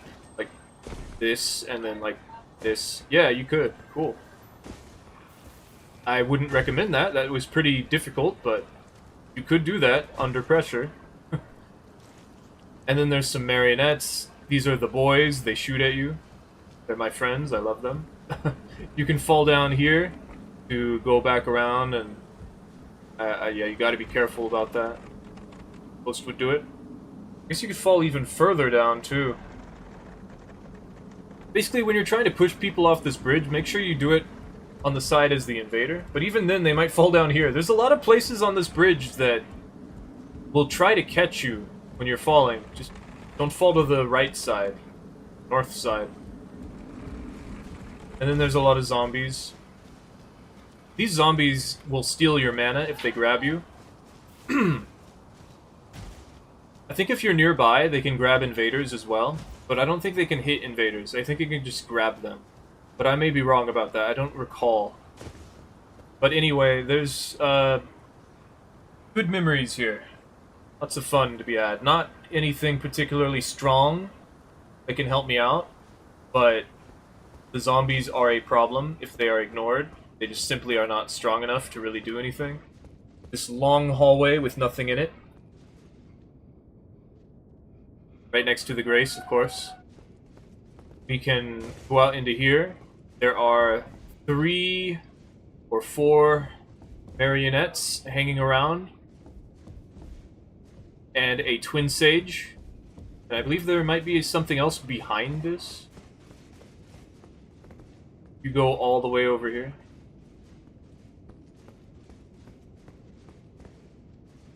Maybe not.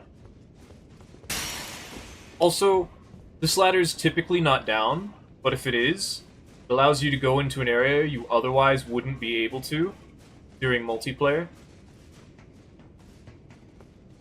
Which is this upper level, where okay, you can't go out there.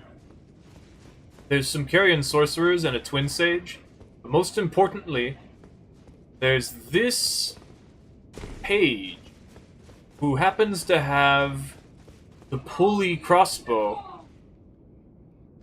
Makes them a very serious threat if you can get the host to chase you over here. And might actually be the strongest enemy in this entire area. Also, I wouldn't recommend it, but you could jump outside from here.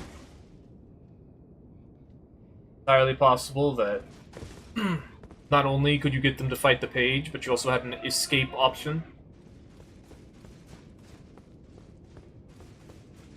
Be a little careful about it, though. Also, not very likely to have that happen, because you'd both have to climb up that ladder in order to get over there. Over here is the entrance to Raya Lucaria. We have our 2 sages, which are not twin sages. Typically, they just blast at the host. And it's actually a very defendable location because of that. The problem is just when the host pulls out a bow, or the phantoms do, anyone who has projectiles, suddenly they just kill one of the sages. It's very difficult to keep them alive. I recommend using Holy Ground. There's also a side area around there. I think on the right side. Yeah, the west side. There's not much there, but you could hide, perhaps? Then there's this pretty long and large elevator. that disconnects this area from the entrance. That entrance to the building, from this entrance to the area. You've probably seen it a lot if you've invaded this location before, because this used to be the original Duelist site. I don't know if we still do it here. Honestly, it rains. It's not that great, but it is a very nice circular area, which is the main appeal. Unfortunately, there's nothing here except for the elevator. But you know, that's kind of a good thing, but we go over here, which, by the way, real quick, there's nothing over that way. There's just, like, a jump down. There's no enemies or anything. You're stuck over there. But if you go over this way, oh, there's a bunch of wolves. And the wolves are not that tough. But there's quite a few of them. And it's pretty easy to just, like, hide. Because there's bushes here, you know? And it's a pretty long area. And you could even get the host to attack the merchant over here. Not that, logically, that actually is something that would discourage them from attacking you. Because killing the merchants just gets all of their items in one location. And there's no downside to it whatsoever. Like there was in Dark Souls 2, where the sin system was applied. But over here we have the Bloodhound Knight, the only Bloodhound Knight in this entire area. Protecting this Celestial Dew over here for some reason. They are not a very capable ally, I would say. But they do exist. And so it's entirely possible that you could get the Bloodhound Knight here to help you out. It's just very unlikely because most of the time people just shoot it and it dies. So yeah, that would be it for Raya Lucaria. There's not really a whole lot here. The strongest allies you have are the big crabs, the Virgin Abductors, and maybe the Twin Sages. Like, not even the Bloodhound Knight or the Pumpkinhead are all that useful. Like, the best thing you could possibly do is just... Oh yeah, there's Moongrum. Moongrum is your greatest ally here, and that's really saying a lot. The Page, however, the Page is actually pretty strong, isn't it? Alright, move on to the next area. Lots of elevators.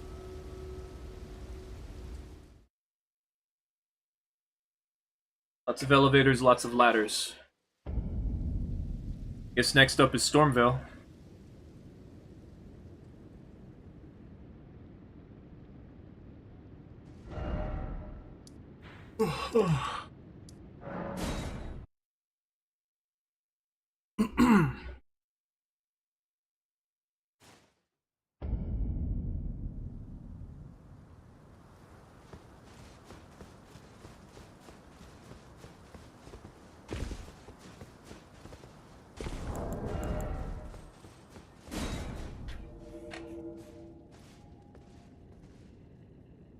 Stormvale's interesting, say.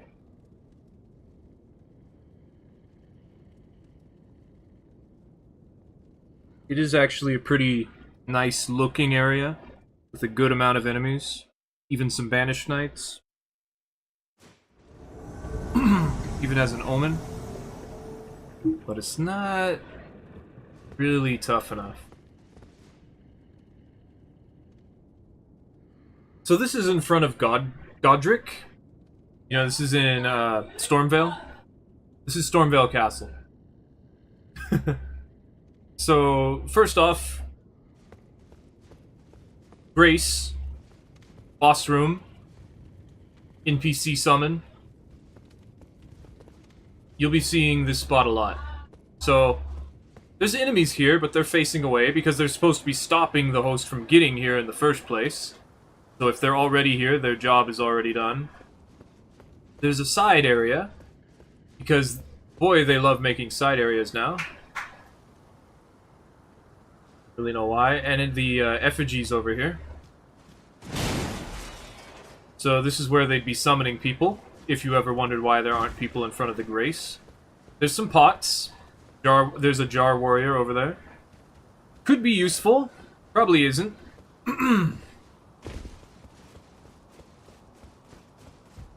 Then, to get any significant enemies to help you out.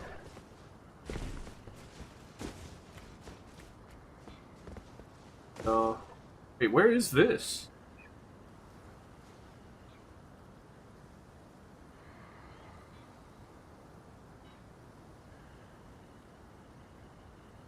Huh. Banished Knight and a Hawk. I don't remember that one. So this just leads up here. Probably why I don't remember it. This is a back area. There's a bunch of commoners here. Nothing really important. Funny enough, these rocks, this whole area, is counted as each individual area. Like, you can't be invaded while you're on each one of these rocks. I mean, you can't be invaded unless the invader is on each individual one of those rocks. At least that's how it used to be. For the nearby only. So this is how you get behind here. Where this is Grace. And this area, if you spawn here and the door's not open, is very dangerous, because you can go down here, and now you suddenly can't go back up, which is fine. There's a bat here. There's not a whole lot else but some bats. Pretty normal enemies. You can even jump down from over there, I think. Is it over there, or over... There's a place you can jump down to here from. I think it's over to there. You jump from that area to here, and then you can just start falling.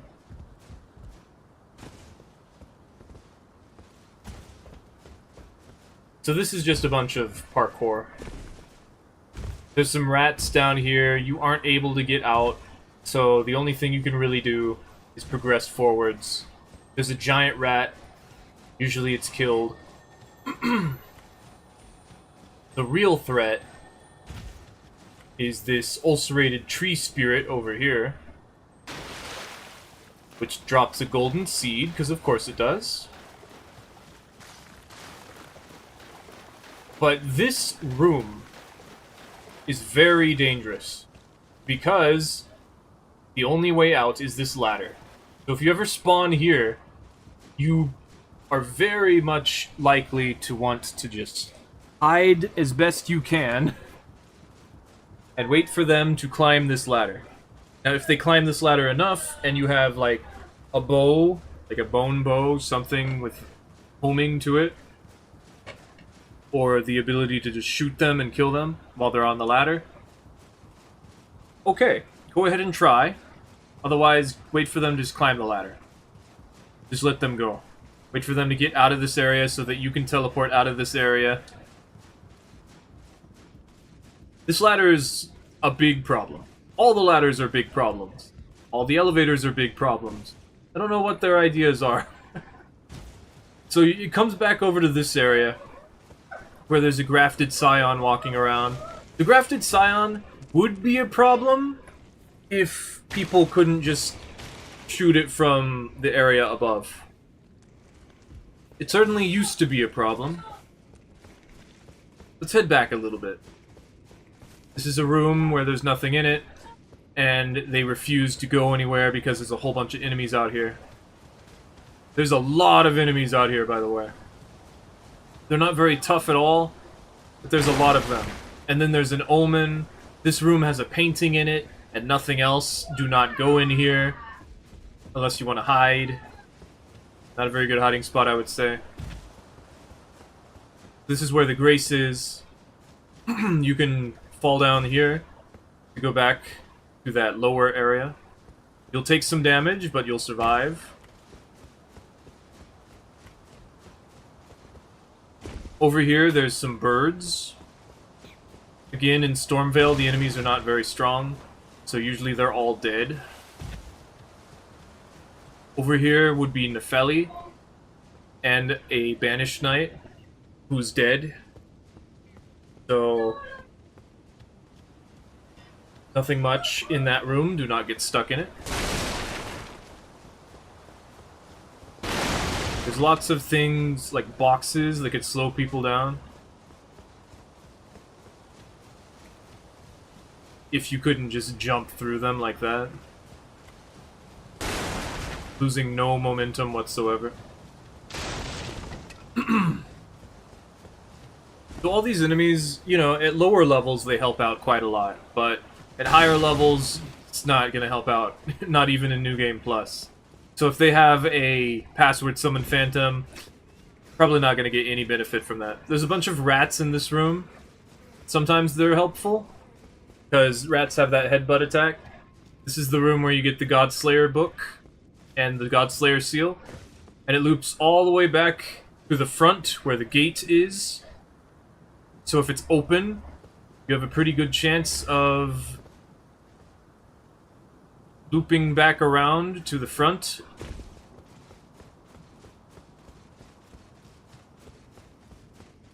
But there is a stone sword key that you have to unlock right there. So it's not very likely, if you're at the reasonable level to invade Stormvale at, that they've done that. And if you've invaded at a higher level, then it's still probably not very likely. So over here, there's a bunch of fire traps. Honestly, I don't know why the fire traps are so common.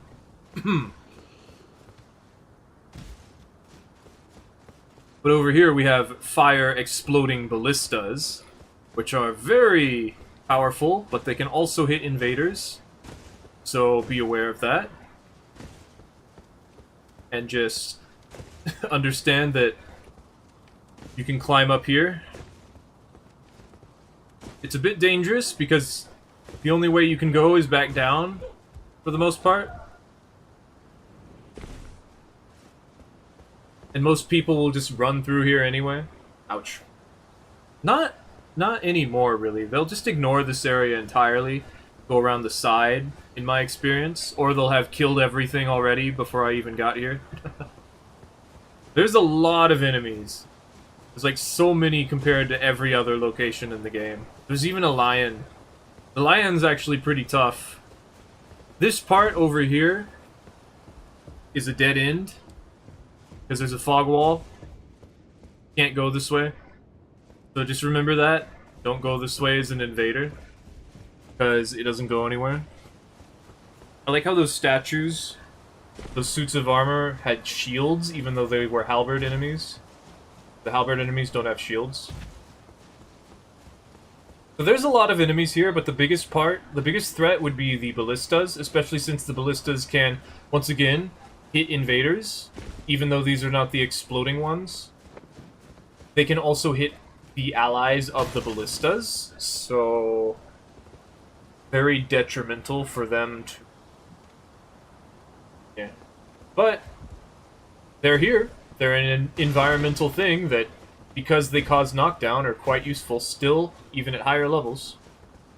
Then there's a grace over here, which allows you to pull this thing, which will allow the gate to be opened, but it doesn't really matter because you can just get Gostock to open it for you and just go that way, which is usually what I do. There's a grace here. This is supposed to be the front of the area.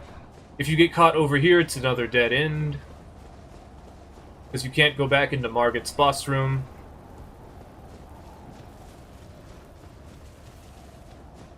There is a side area, I believe. I don't want to fall off the sides here, but over here there's a side area. However, it's a dead end. Again, as an invader, you don't really want to go this way. You can, however, fall down this way. It's another somewhat dead end, but it loops back around. So if you do end up falling down here,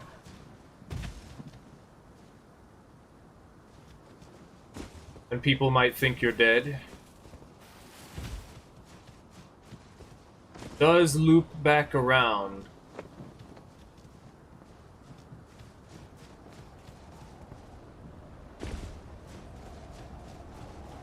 So that is an option. Not really sure why. Not beneficial at all. There's no enemies in this particular spot, because all of them are inside the castle. So normally you might want to go this way, because the front gate has all those ballistas. So, problem. Long path. Nothing over there. No reason to go that way. Bunch of enemies. Invader on this side. No reason to come over here. This is a standoff area where you will be pointing a cannon at them and they'll be pointing a cannon at you, and that's just how it is. The problem here is that once you're down from this wall here, you can't get back up.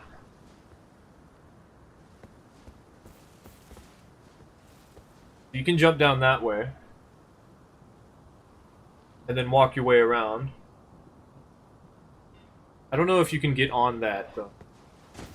But typically what people would do is either jump down here, get ambushed by some birds, or jump up here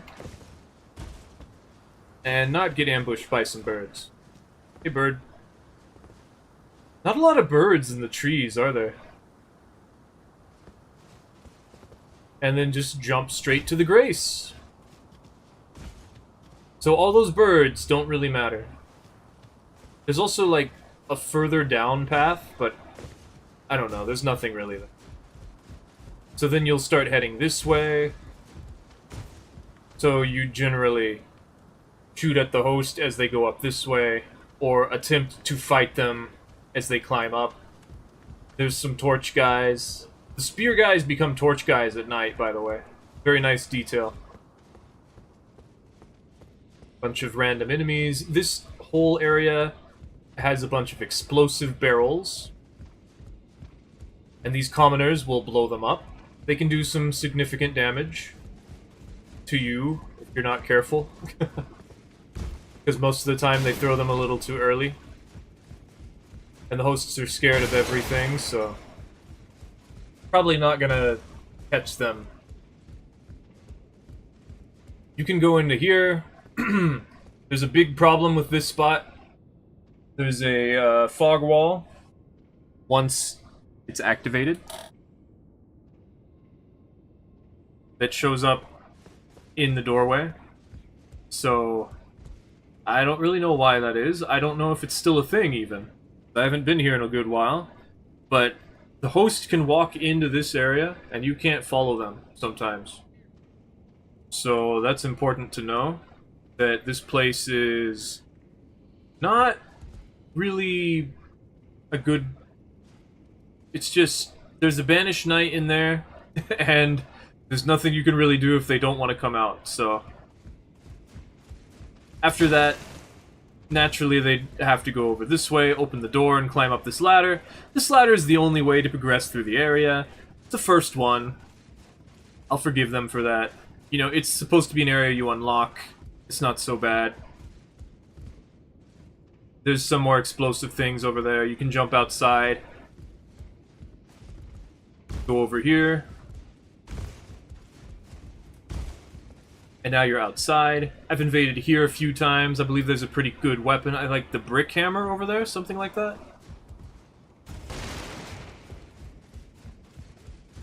Explosive barrel. Enemy that tries to grab you and backstab you. Enemy over here. Nothing here until you run into this banished knight. Over here. With the halberd. You can fall down here. Careful about that. Sometimes that elevator will be active. Lots of jumping So over here. This is where everything connects. Very nice. Unfortunately, it's usually because of elevators, which is understandable.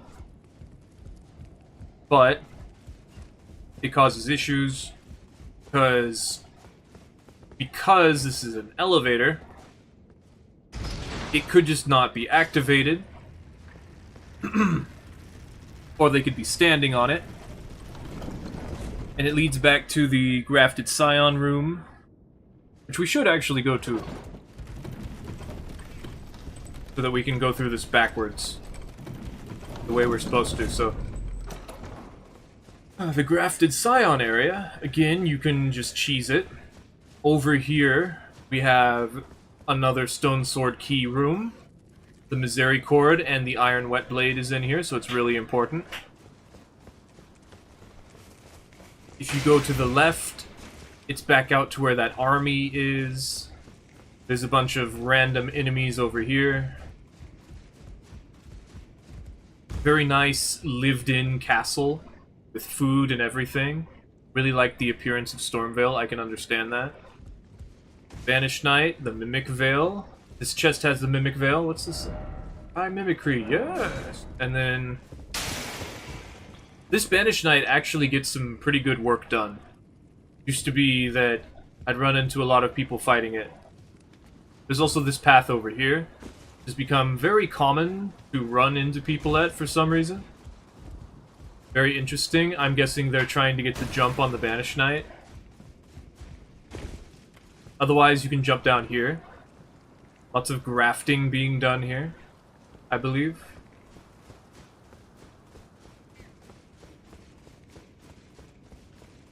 Couple of random enemies with shields at the end of these hallways. Nice to see. Unfortunately, they just get obliterated now. There's another Banished Knight over here. We've had some good memories of this location. Of falling and pushing people off of this cliff. The Banished Knight helping out as well. Banished Knights really make this place more invadable. Over here, it's technically supposed to be a no-attack zone, but when you're invaded, that gets lifted, so it's no big deal, but it's also a dead end, so I don't recommend going that way. Rogier is supposed to be there, initially. This is another case of this ladder is the only way back up. So there have been a couple of times where you can't go this way because the host is just kind of camping the ladder. It's not too bad, though. You can even jump down from the center of that area. This actually reminds me of the towers later on with magic in them, doesn't it? Let's see. Over here we have some more birds that throw explosive barrels. And it leads all the way back to that room that we were just in. You can go up to the top, climb along the rooftops, jump across the gap over to these other rooftops. And then over there, it's sort of a dead end. But you can also jump down, skip the entire area. And I really don't know what they were thinking with that. Because there's all this stuff and you can just kind of skip it by going that way. And this one took me a while to figure out about, but you can actually jump down here.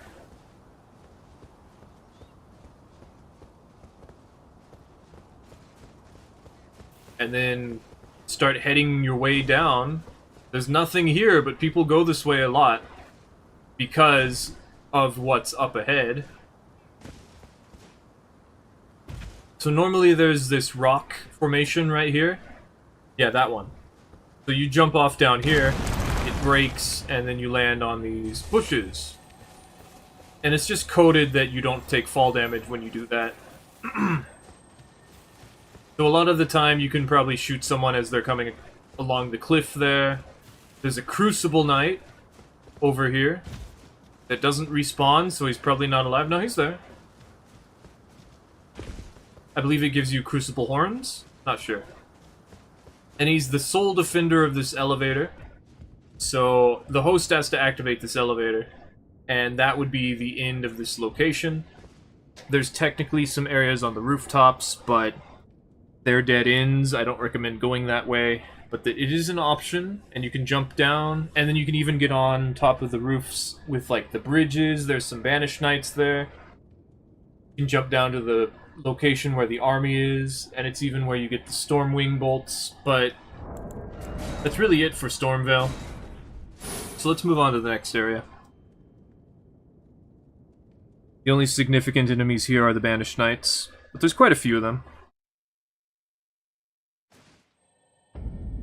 They're really the only ones there, though.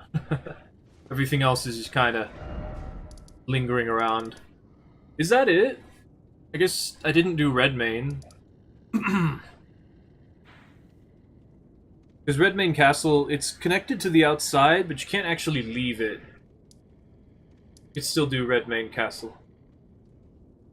Oh, wait, what about Castle Morn? No, Castle Morn is definitely connected to the outside. But only up to a certain point. Again, like Redmane Castle is. But Redmane Castle more so. Because Redmane Castle, once you're in, you're in. So let's just go ahead and go to Redmane Castle, yeah.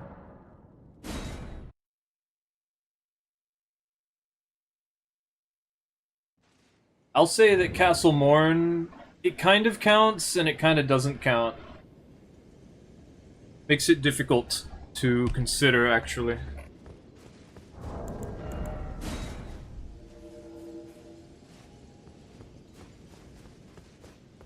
Yeah, I haven't fought the two champions.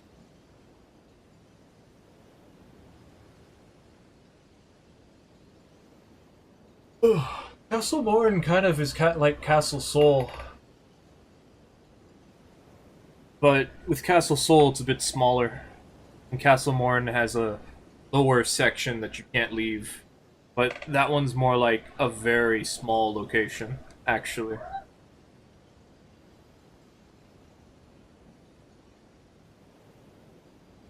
Okay.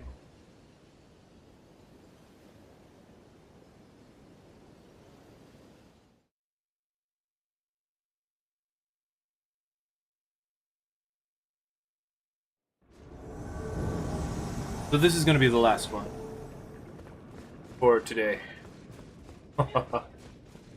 After that, I think I'll do the open areas, and then I'll have a much better idea of what to do for the dungeon, and caves, and catacombs, the underground.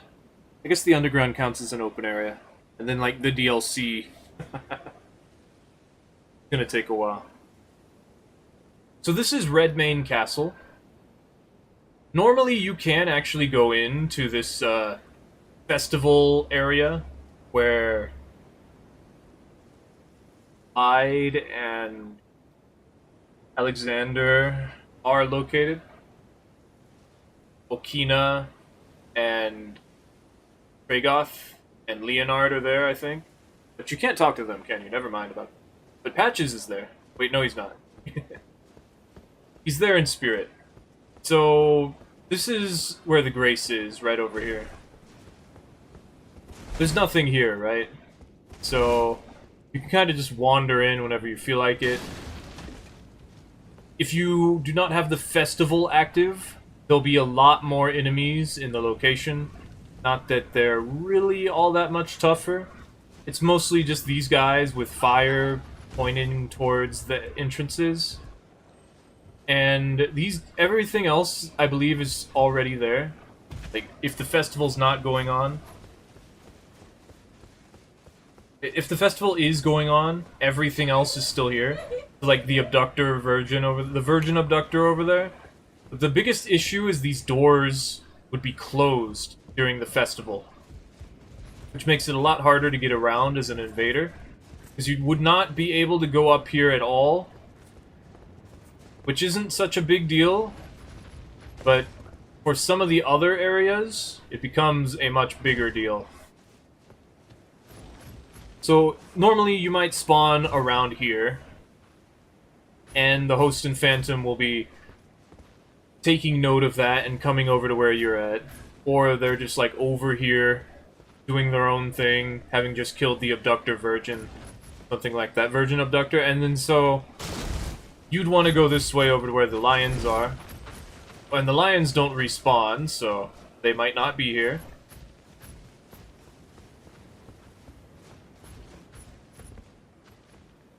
I've never figured out if you can open this door, or this gate.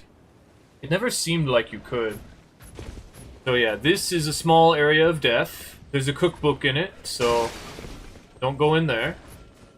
Scarab, I didn't even know there was a scarab over there. So this door is the most important door.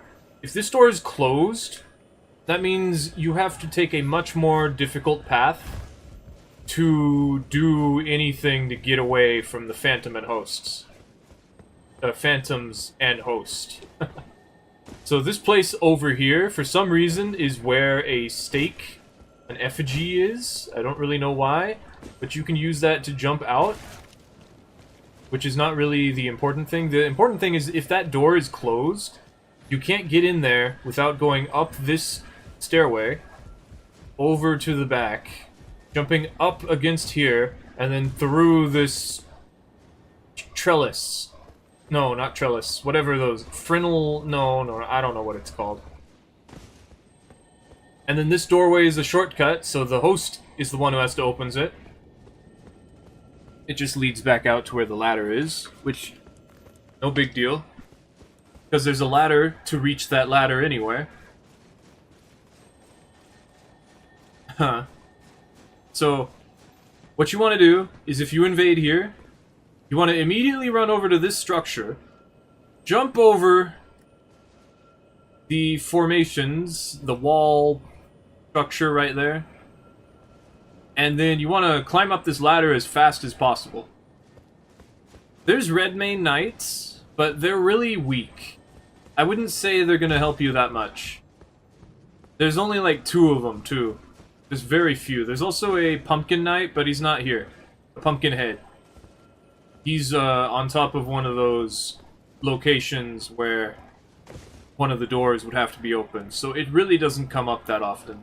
The significant enemies of this area are the Virgin Abductor, the 2 lions that don't respawn, and this single Fire Knight, or Redmane Knight. There might be one more, like back that way, but this is really the only significant one. So then, this ladder is one of the more important ones, because it leads down to the area you can't get out of. So if you're down here, that's very dangerous.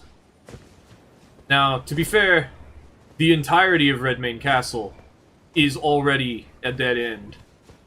There's nowhere to go from here. But if you, for some reason, spawned at the start, on the outside, you might just want to stay here. Because you can't go anywhere else. There's no way down. There's no way up. It used to be you could somehow like make it over to that tent and then you wouldn't die. But there aren't... There's not really any other way down. Like maybe I can fall on this? I'm not sure. Maybe? Let's try, you know? For science. Nope. So yeah, you cannot survive leaving Redmane Castle. It just sucks. There's even like a hole that you have to jump over when you're trying to get in. So yeah, I'd say that's Redmane Castle. Let's move on to the next location. If there even is one. I think that's it for now. Yeah, Redmane Castle. The only other one is Castle Morn. And Castle Morn connects to the outside world.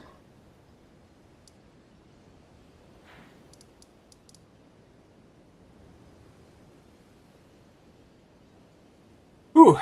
I think that's enough for today. Next up, I'll cover the base game continents. Or maybe the DLC. Let's think about how many DLC areas there are that are, like, closed off areas.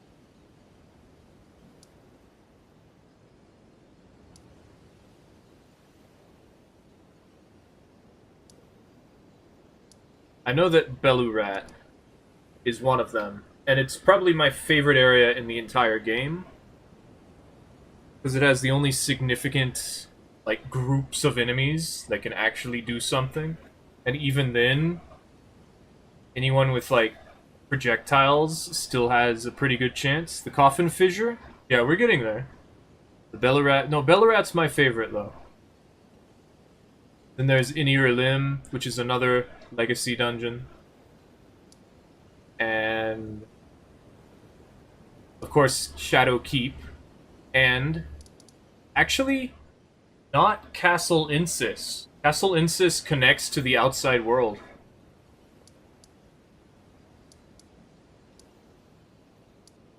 Bonnie Village. No, I still don't think you can get invaded in Bonnie Village either. Shaman Village, no.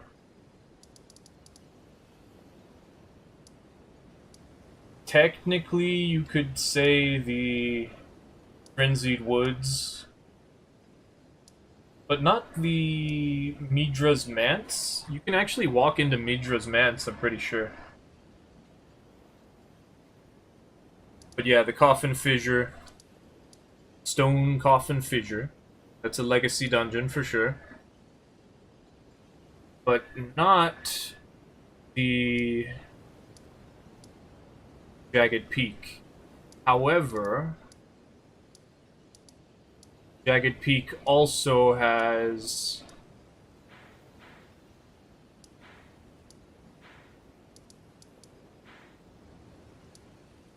the Dragon's Pit, which it's not really a Legacy dungeon, but it is a cave, I guess. Not really a Legacy dungeon. There's only like 3, isn't there? Like, the 4. Belurat, Inirilim. Do the ancient ruins of Rao count?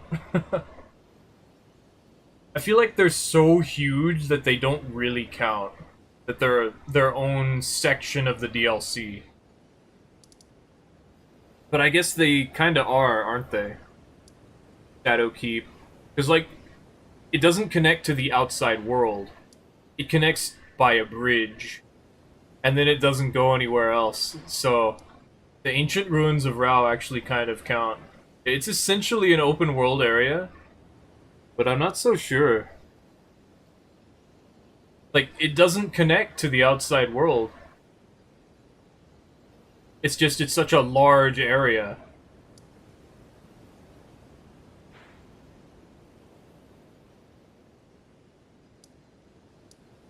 Like, it doesn't even have its own landmark. Because it doesn't need to. It's already across the entire map. Yeah, because it doesn't have its own landmark, I'm gonna say it's not really a Legacy dungeon, even though it technically counts. It's just such a massive area. It's like saying, I don't know, Stone Coffin Fissure, though. Yeah, it is kind of like saying the Jagged Peak counts as a Legacy dungeon, because it doesn't connect to the outside world. Even though it does, because the Grand Altar, you can drop down to the Finger Weaver's hovel, and then you can go all the way to the ruins of Rhea, and just start doing whatever you feel like all the way back to Cerulean Coast. Never mind. So yeah, that's open world. But not the ruins of Rao. You actually can't do that in the ruins of Rao. Pretty sure.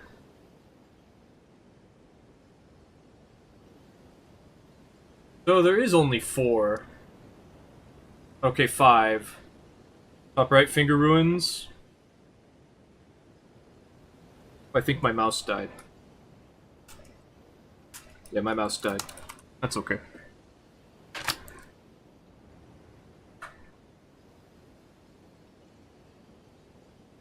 Is closed? The area leading to it? Oh, I guess... Yeah, the, what's it called?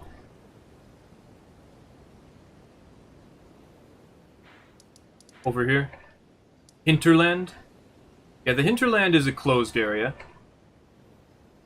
And it technically does get a mark on this, but that's it. It's not like the hinterland. Oh. So yeah, it's a bit of a smaller area too.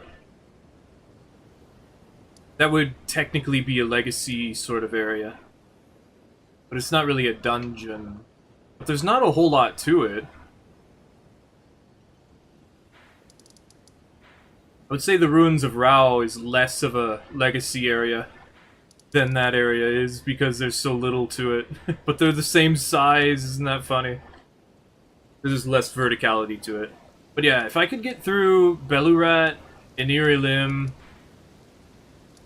Shadow Keep, Castle Insis, and also the Stone Coffin Fissure, then that would be it for the Legacy Dungeon. But, man, it's been 6 hours. I want to try to do a couple more invasions.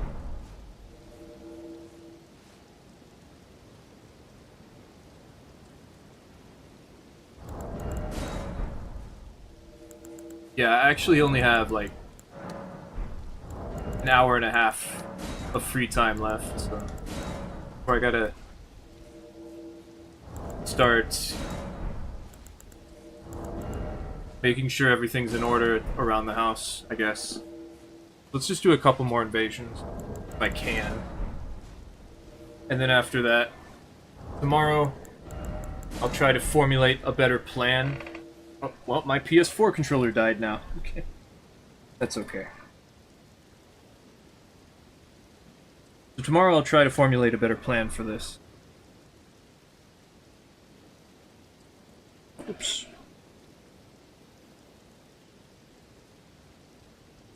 Because I'm not really sure exactly what I'm gonna be doing. Well, that's right, this is turned off right now, so I can't even... I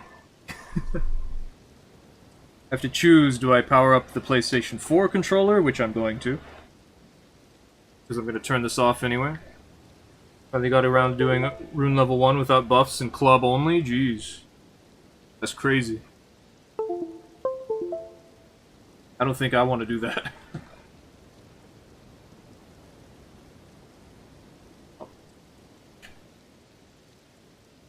Just trying to turn off the PlayStation 4 real quick. There we go.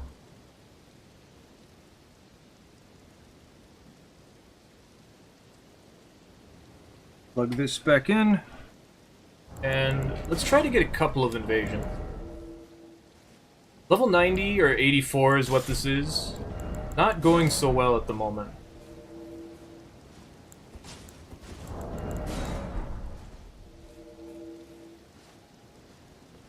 Technically use buff since Physic is buff, but like Golden Vow and Flame Grant Me Strength, well, those aren't all that great anyway. The Physic is really the better part, I would say. Because of the elemental damage buff, but like fire damage from Flame Grant Me Strength. Flame Grant Me Strength is in fact pretty strong. Golden Vow, I don't know how to feel about that.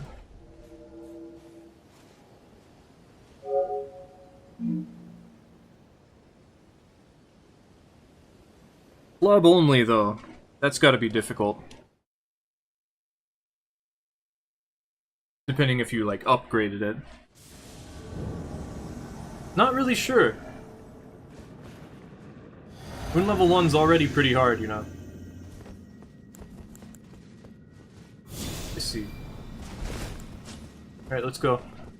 Do something. Oh, you're a bit laggy.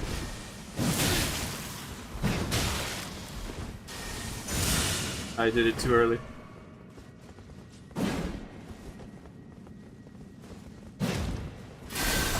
Okay. Ow. That's Death Lightning. Cut it out. No, cut it out. Oh, Earth Steel. Reduvia. I was gonna say, is it not real for you or what? Do it.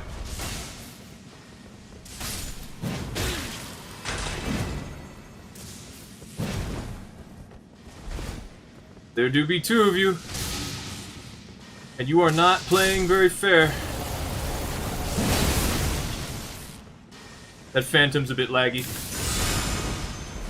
Why did you roll?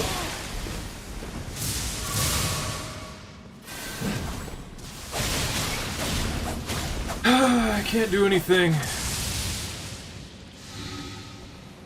Super fast dagger builds. I forgot how that works. Well, he Goomba stomped me.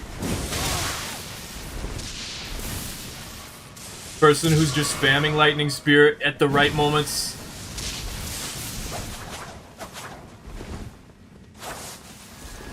I rolled at the wrong moment, it worked out.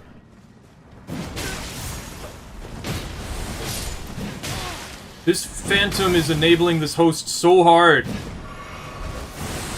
Like, guys, there's nothing here already. You could kill me very easily, even if there was, like, any other area. I can't do anything already. And you're very laggy. There we go, okay. I turned it around by throwing a freezing pot at him. See, that guy was level like 100 something. Why? Why are you like this?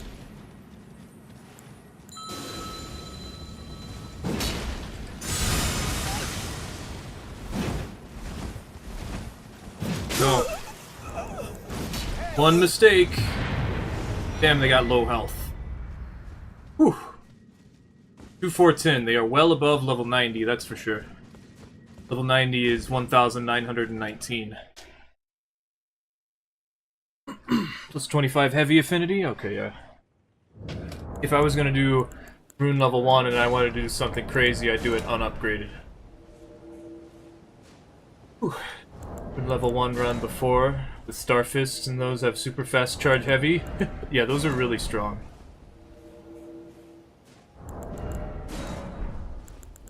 I don't feel like the bleed matters too much, because final bosses aren't affected by bleed. Although, Radon, of course, is.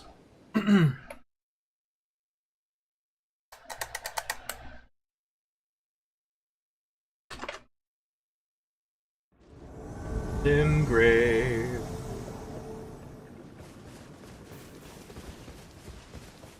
Guys, trading? Can I have some?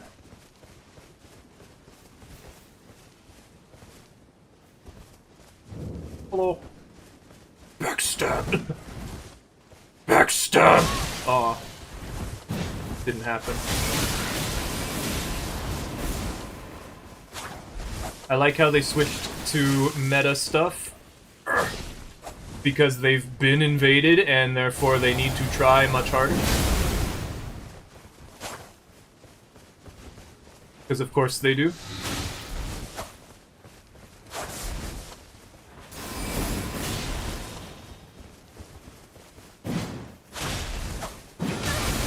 That is not better. Excuse me?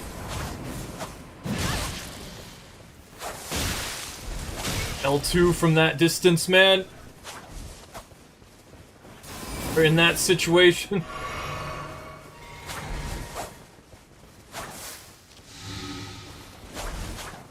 I'm gonna need you both to go away. This host and the way they play...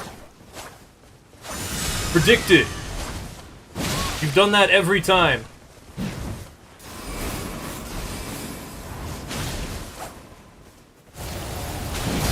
No, you can't do that. Every time I get too far away to get hit by your attack. Damn it. That would have killed me. Stop it. Stop it, you idiot. There. Calm down. 1698. Pretty close to my level, actually. Is it a +0 Reduvia, or do daggers just not do anything? I have a lot of defense. I have a lot of defense. But Reduvia, this is level 84.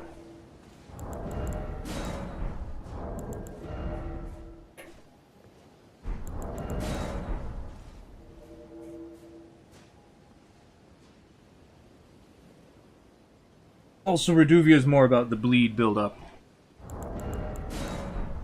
And that's just some random guy getting drops from their friend. 84, 17, 8? It would be 17, 7, but yeah.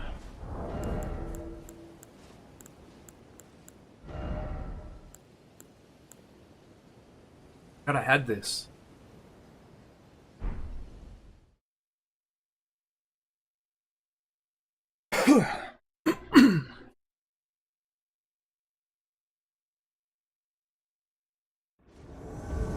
Oh, my favorite. Their friend died. Also, I didn't get to buff up.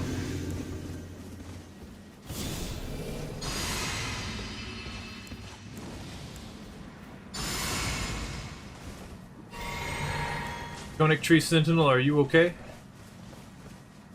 Hello, host. Running R2. Ouch. Okay. Yeah, I know. You want to push L2. Stop it. Stop it. There you go. L2's not the answer, buddy. Level 90.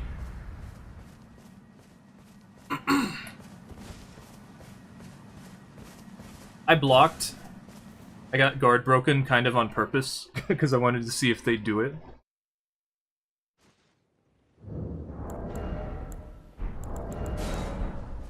They were not doing that on purpose.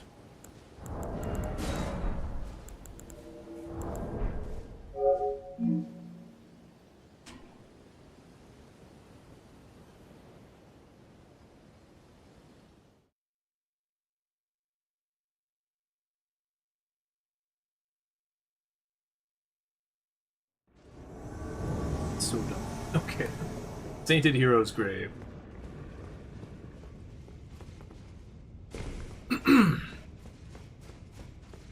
Been a while since I've done low-level invasions.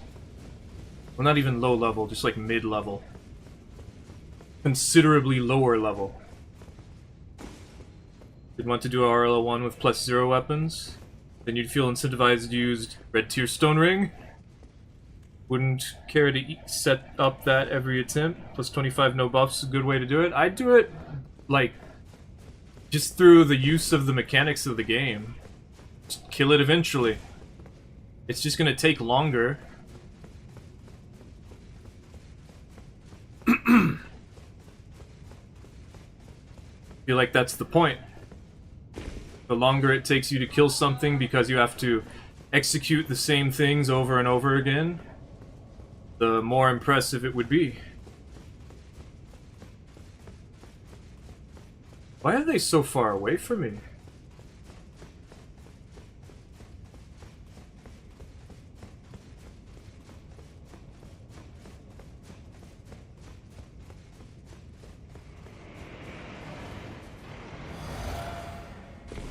Gotta get you. Okay. Okay. Colossal Sword. I can't parry that. Okay. Okay. Bad idea. Oh. Okay.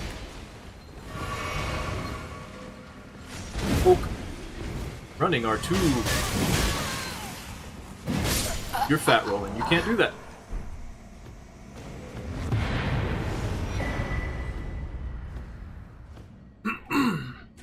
+0 would take significantly more time to practice compared to even being a complete noob and practicing regular RL1. Yeah. It would be harder. That is the point. That's what I'm saying. That's why I do it.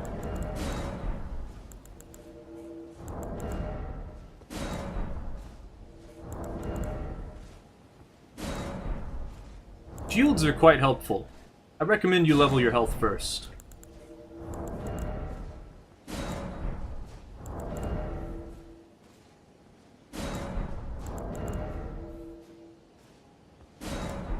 I have so much health, so much defense, so strong, so powerful. You excited to do DLC level 1 now? Are you also not going to use the Skidoo blessings? Probably not. Yeah.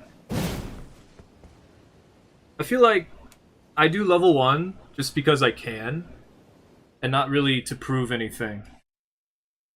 Well, no, I do it to prove that I can.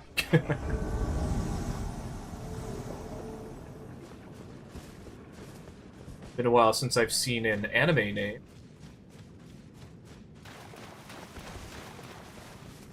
I guess all the anime people just play once and never again, huh?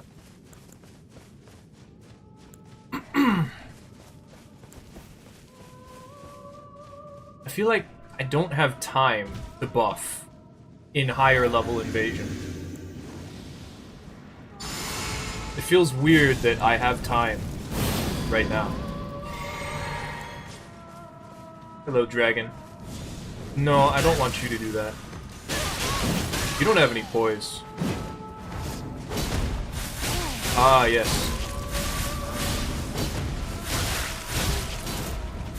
I'm stuck because of bleed. The host hit me, and that comboed me into the rest of it. I also didn't realize they had that weapon. Damn. There wasn't a thing I could do about that.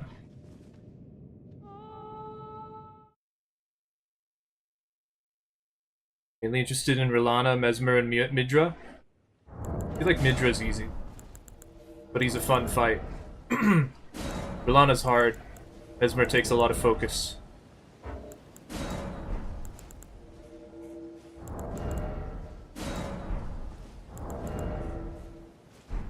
For Rilana, though, I just, jumping heavy. Jumping heavy, go burr. Midra's your favorite boss, even though it's not the hardest? Yeah, it's still really fun. I do like that. Oh, you guys are ganking. I see. Okay.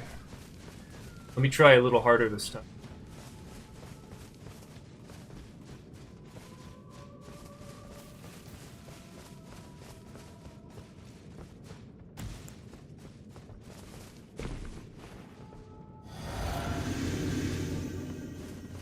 Summoning another one? Really? Oh, you only summon them for that one moment, huh? You thought... Okay. Yeah, that's not gonna work. No, I'm not gonna give you the chance this time.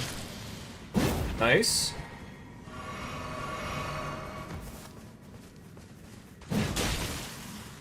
You gonna play or what?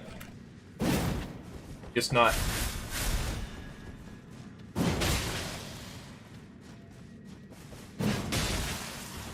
You're a piece of work, you know that? That's not better.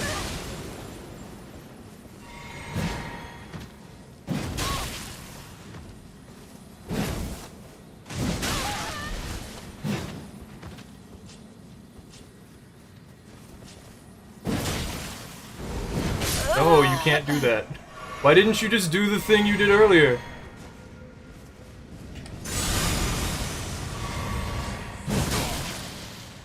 No. Light roll. Multi-hit talisman. You are so lucky that didn't hit you. This one has light roll. Can make it way harder for me to beat them. Play, damn it! You can't do that. Why are you letting me duel your friends? Get out. Significantly higher. They're a poised dragon woman? Yeah, they're just trying to beat me up.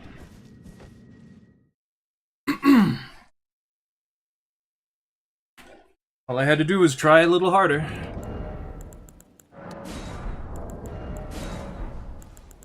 I miss when that used to happen.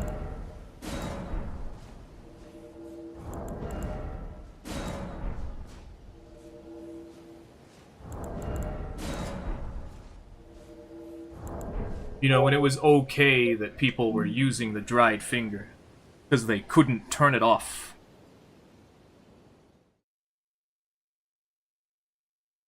When you reliably could actually have a chance against multiple opponents. Because there was always a chance that someone else could come in and help you.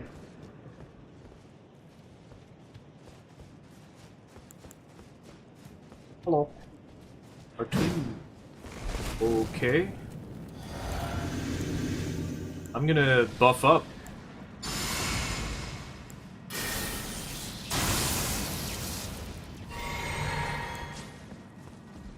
Hello. Play. Poke. Push that L2, boy. Come on. Stop. I hit you once.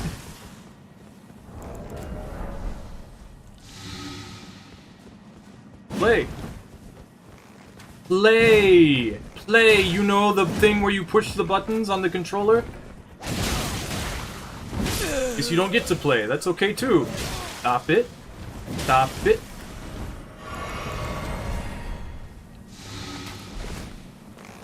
Stop it. Stop it. Stop it. Good job. That's not free.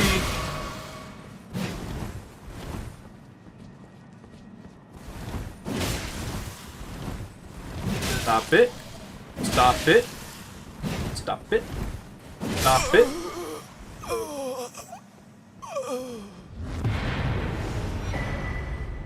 Seven, 9, 7. Jeez, that's a higher level than me.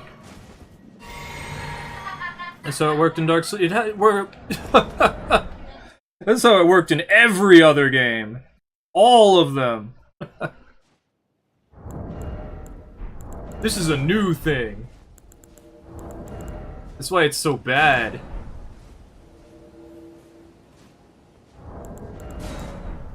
Demon Souls didn't have it, by the way. Didn't need it. Could always get double invaded.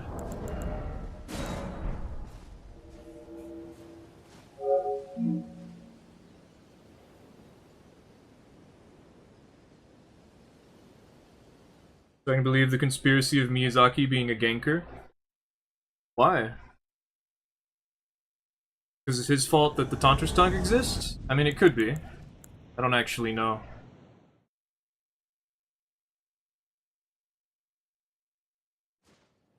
Because, like, Dark Souls 3 has it so that... Like, Dark Souls 3 has some of the best Covenant mechanics and PvP zones in all the Souls games. Which is probably why so many people like it. But the thing is, Dark Souls 2 also has even better PvP mechanics. Even better, like, Covenant... What are they? Covenant mechanics? One of the devs, at least? Yeah. No, that's a thing that people say. I honestly just don't know whose fault it is at this point. Solo? Solo. I want to fight a solo. Every level, there's always solo hosts, because of how the Tantu's tongue is a thing. Wouldn't matter in any of the other games. Because you could invade anybody. Doing a Tantu's tongue playthrough. Here? Yeah, I'd have to go this way.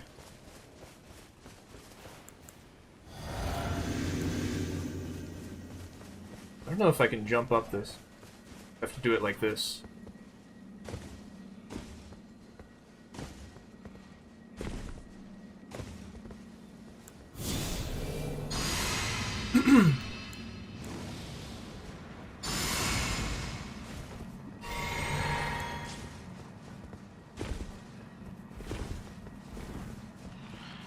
Alright, Mr. Spellblade.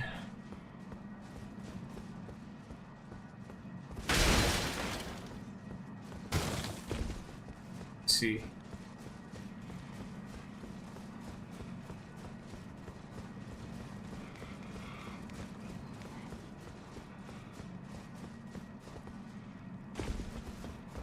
It really does feel like someone on the dev team is either reading Reddit.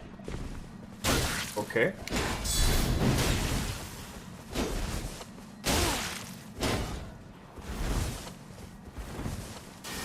So. Interesting. Stop it. Calm down.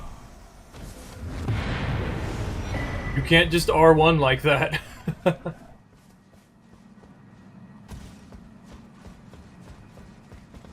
Next game it'll be fixed, hopefully. Elden Ring was destined to be a forever test for turning it off mid-invasion so they don't patch it out because they want the most amount of data about the result of being a thing. I guess that could be it. I'm just really concerned for the life of Invasion. Just in general. Because Elden Ring Night Rain is coming out, and it's not going to have any invasions whatsoever. And it's just going to be a purely co-op thing.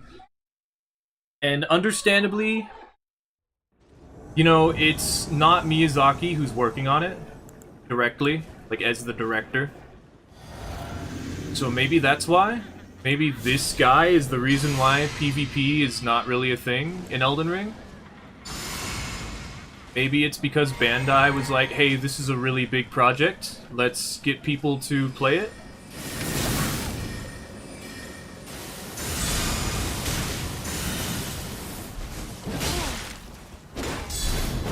Okay. Oh, it's faster than I thought it was. Damn it. Alright.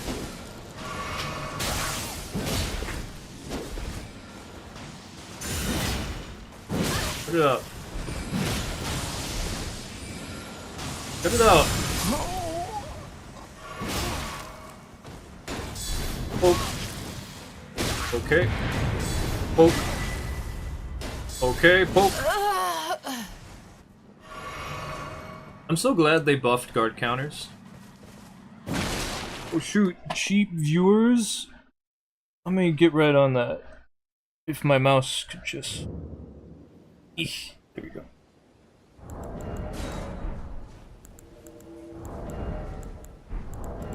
My mouse is dying. Got like 30 minutes. I'm really concerned. I feel like a couple of other people are concerned too, and other ones are just like, oh boy, new FromSoft game, and I get that. It's cool. I do like new FromSoft game. I feel like I will allow FromSoft this one time, you know? They've made so many good games. It's okay if they branch out a little bit, I understand that. I'd like it if Elden Ring was a little bit better. Like, the current state of Elden Ring is not amazing. Night Rain seems like a 5-10 person side project? Yeah, that's really what it seems like. Because it's way more like one of those crazy mods that you'd see someone make. Give me a second. I'm buffing up. Ooh, ornamental straight sword. Cool. Ouch. Oh, why do you have that? That's better. Post.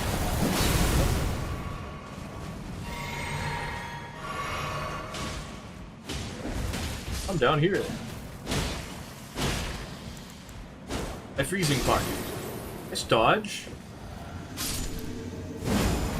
Oh, cool.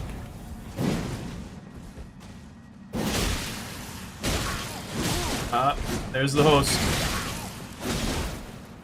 Chill out, host. Oh my, you had a bubble? Chill out, host, please. I still backstab them. Backstab priority and all that. Hello. Pretty good. Poke! I think that I poked him on his screen.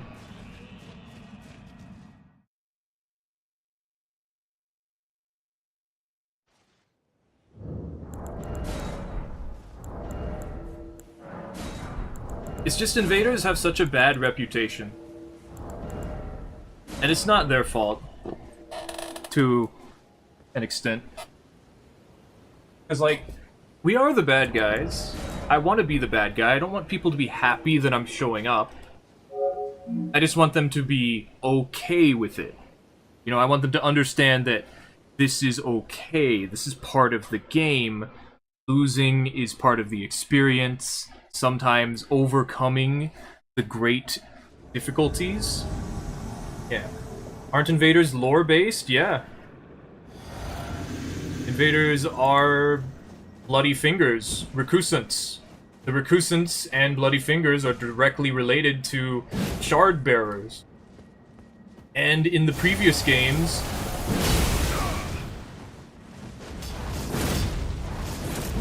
Dark Wraiths steal humanity.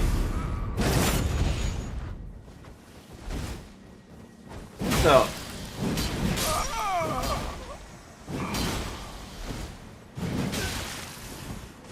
Okay. Bleed, of course. Good job.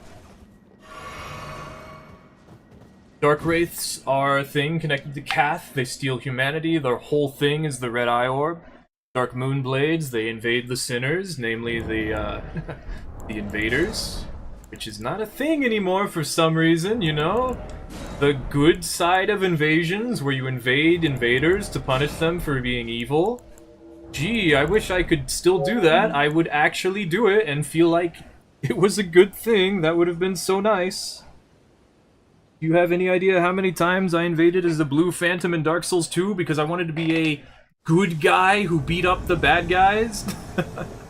And now I can't do that? So stupid. I have to hurry.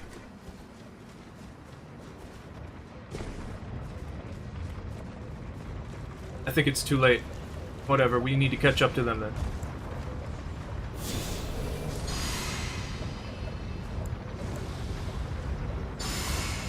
It's just with Elden Ring, there's so much untapped potential. All they had to do was put in some stupid guidelines and make me pink. Hey, Moonville. Hello, Moonville.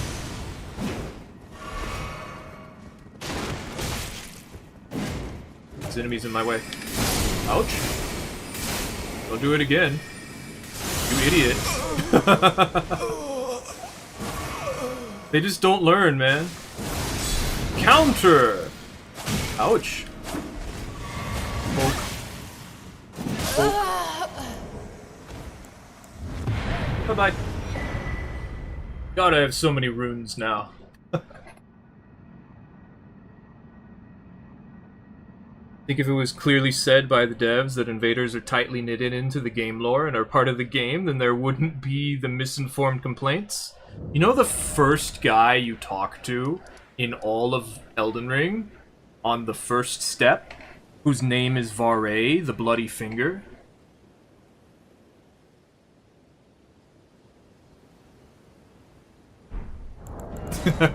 And one of the other first guys you might talk to, whose name is Bernal, who seems like a chill guy.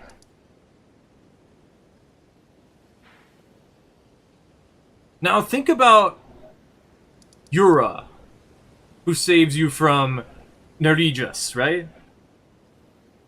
Why isn't he blue? Why isn't Yura blue? He comes in to save you from a red phantom. Why isn't Yura blue? What is the purpose of showing off that people will come to help you against red phantoms if you don't make them blue? The color that they are supposed to be when they do that.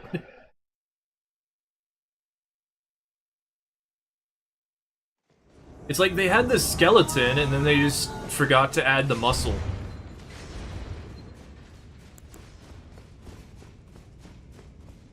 Like, everything is here to prop up the body, but we didn't actually make the body. I'm buffing up. Okay. Thought about it. Oh, jump attack.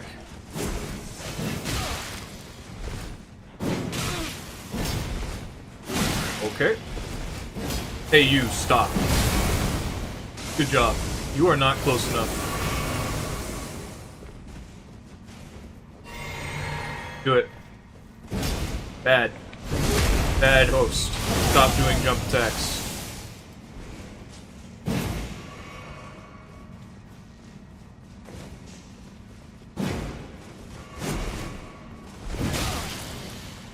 Expected. Volcott. There do be two of you. Okay. Damn. That's so annoying how that works. So you don't know what you're doing, do you, Phantom? Damn, it was right in front. You're not close enough.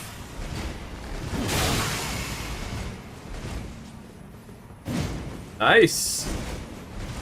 Do that again.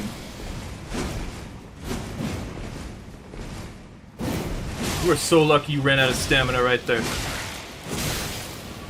Of course, it's a red main curved greatsword, damn it. I can't believe you got enough jump. I'm surprised that guy was able to get that far with that jump to hit me. Because they had just healed.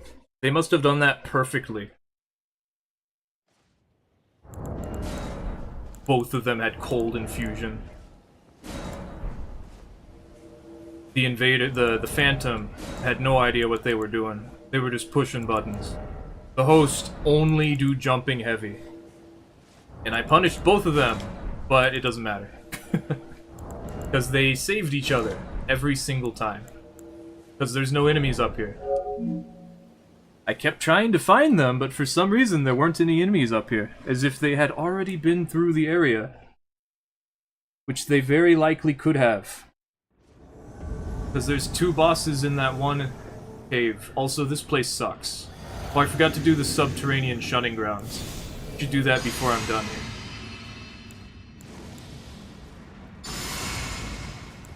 We should do that right after this. Because it's part of the base game. I don't like the way you're looking at me.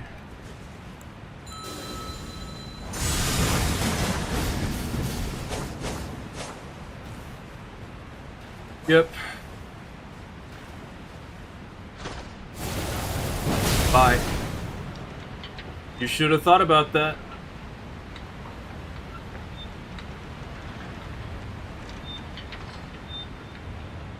No, maybe we'll do it tomorrow.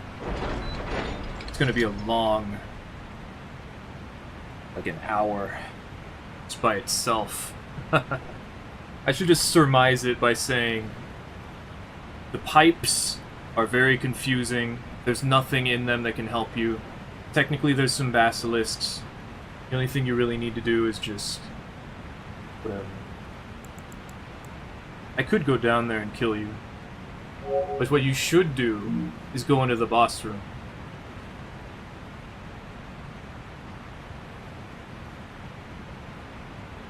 Just go.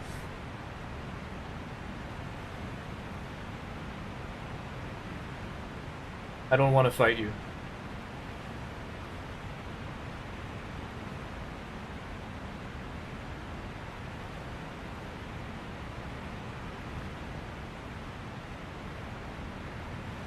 There's really nothing that can help you in this location.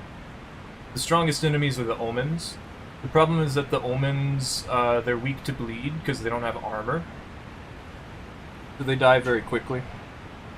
They have a lot of health, too. It's just... they just die so quickly. For some reason. I don't know. Like, their moveset's good. Everything is good. They're affected by bleed. So they just die. Also, I guess you can, riposte them when you hit them enough. Like, I like that mechanic. I think it's interesting.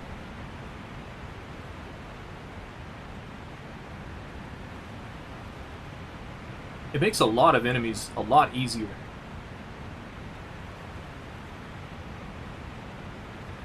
Though the biggest issue is simply... bleed is too strong.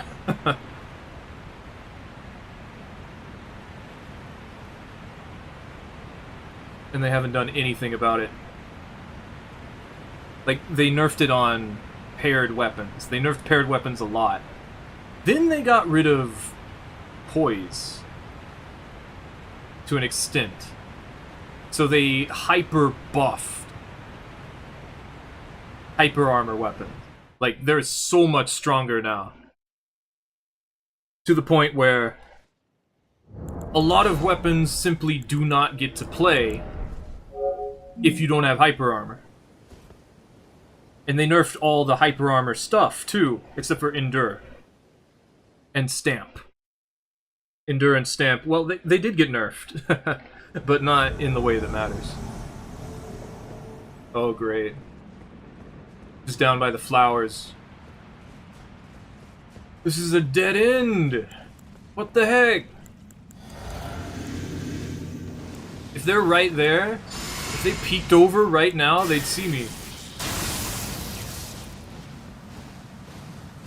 Alright, let's see.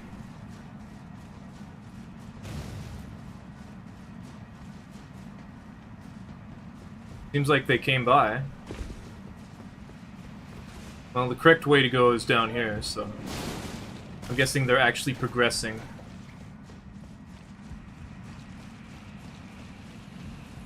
Yeah, see, there's some basilisks, but they're just going to die. It takes too much to build up Deathblight. See? Like, this could be a pretty tough ally. Oh, goodbye. As can be seen. Also, the omens can hit you as an invader. 5,222 from that phantom. That's a pretty high level. That's over 125. It's like 130 something, probably.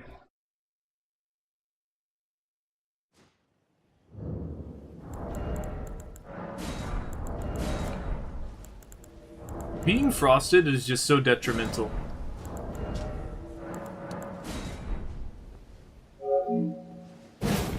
And you know, in Dark Souls 3, that's the first time they started making it so invaders would lose a thing. Wasn't I supposed to stop? I talked about it, and then I was like, that's gonna take too long. I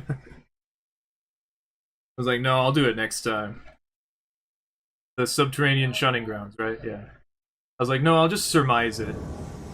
Oh, the Divine Tower of Kalid, that's another one. We could do that one pretty quickly. I'll do it next time.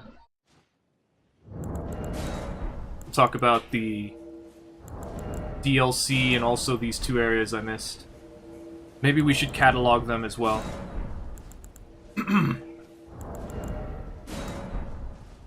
I'm gonna stop in a bit. A couple more invasions. I still got time, I just need to get this out of my system, I guess.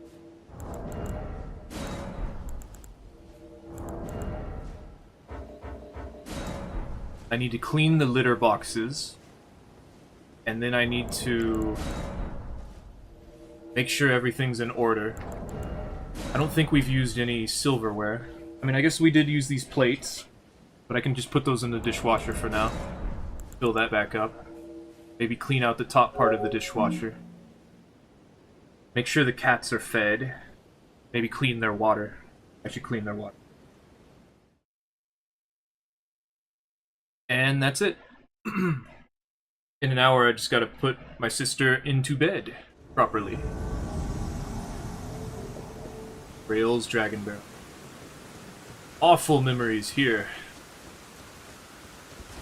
I miss when we could invade people, like, going through Kalid for the first time. That's what invading low levels makes me remember. Like, I reminisce about the old days of Elden Ring. Because I had forgotten what they were like.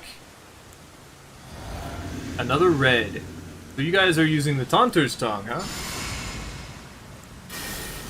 Level 80, though. So probably these guys are not too high of a level. Could be 98.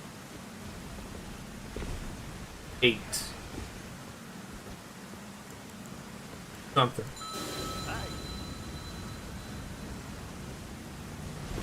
Like steel. Yep, they're both rushing me.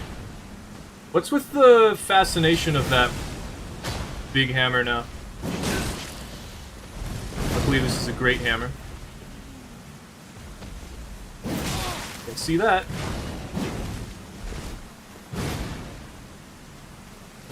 The colossal weapon he's got.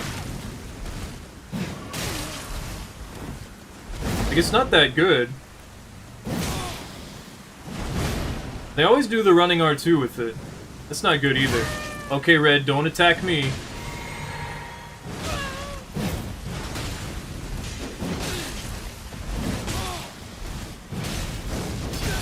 Oh wow, that actually had a hitbox there? Gotcha. Okay. You were supposed to hit my shield and let me do funny thing. Damn, this Red's a bit mean. I could probably just let them kill him.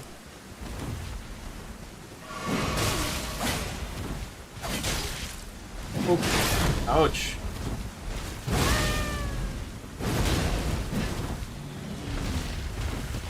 Yeah, now we scare them, right?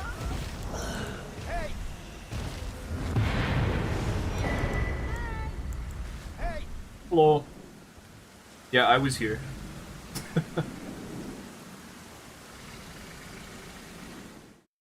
You wish you invaded pre-DLC more? Yeah.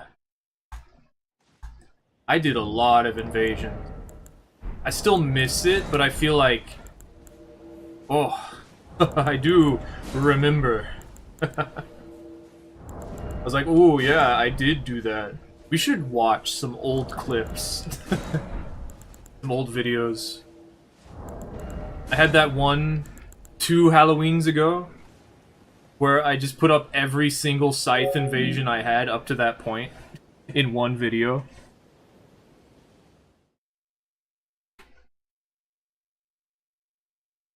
Milady is a super fun weapon. I don't like it. It's too strong. It also doesn't look right. You know? The way you hold it, it's not right. Pokeball! Ding-a-ding-ding. There we go. Why you guys here at, like, level up to 100-ish? Hello. Level 90. The host's level 90. Why you guys here at level 90?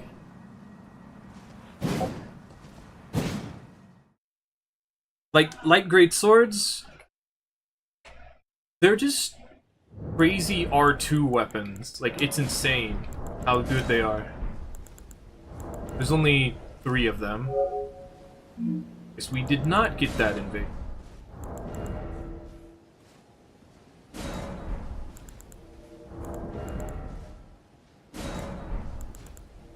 I just don't like it.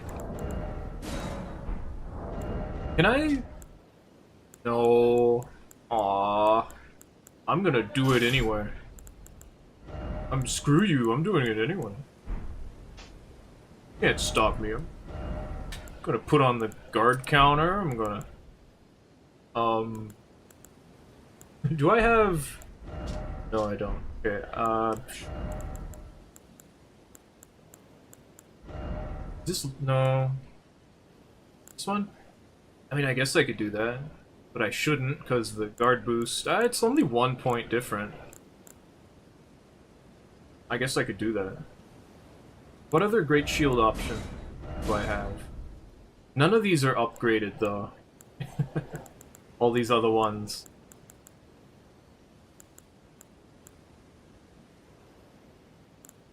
I guess I have to. I guess it's fine. It is thematic.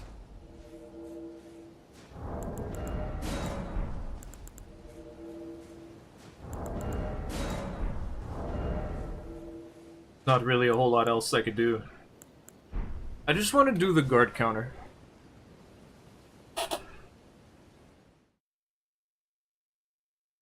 Oh, and I could buff it, couldn't I? Because I have, yeah, Sacred Blade on it. Oh, and my offhand. It's not really a thing. It doesn't have... It has weapon skill on it. Okay. This place is my least favorite area in all of Elden Ring.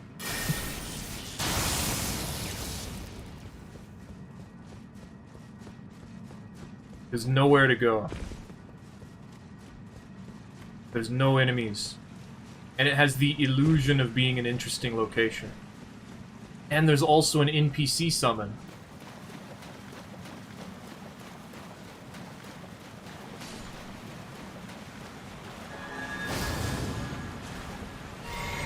Okay, let's go. Okay. That's his Y-hander.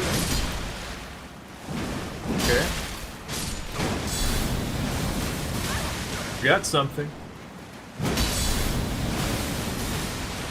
Okay. Sting. Thank you, lock on. Oh, I see. Okay.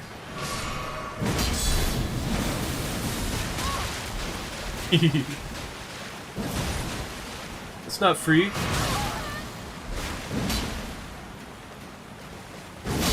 Sting. You seem to be forgetting. Thank you, lock on. I understand.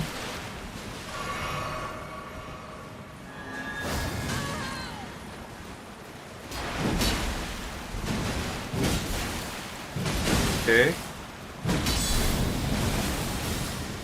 Sting? You're out of stamina. Not? Okay.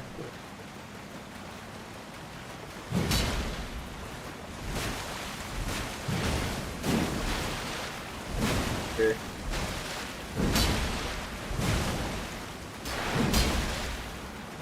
Okay. Okay. You're no fun at all. Oh, I'm winning, so you're teaming up now, huh?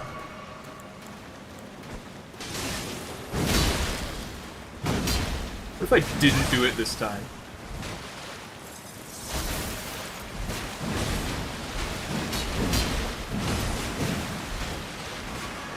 Go away, host.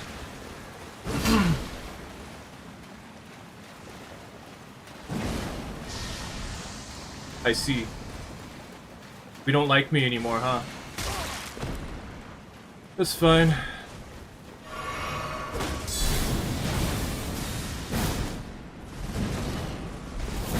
That's bad, you know?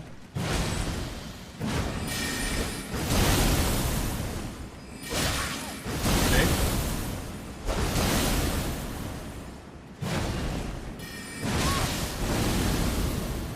Hello, host. Hello, stupid. Sting. Okay. There's in fact two of you now. Stupid.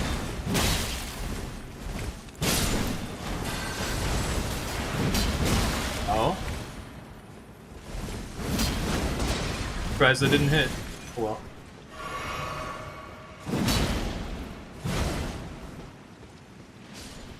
That. You're annoying. Damn, okay. Oh, the Colossals.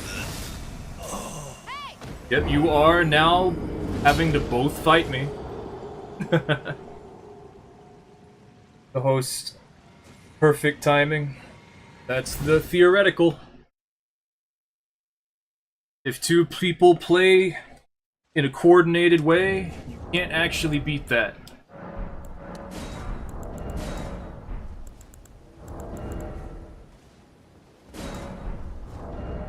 Also trying to have fun against someone who knows what they're doing. Can't do that.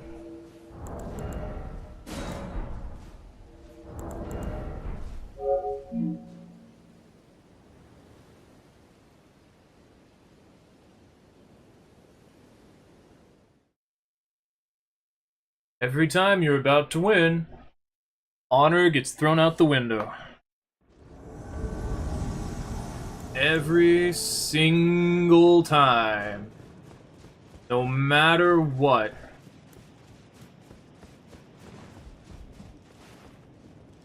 Always that way. Why is there more than one person named Fist Daddy today? That's not gonna work. What's with you? Oh, it's the same people.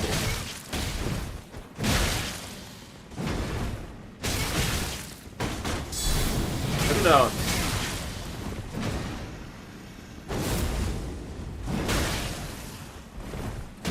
Cut it out.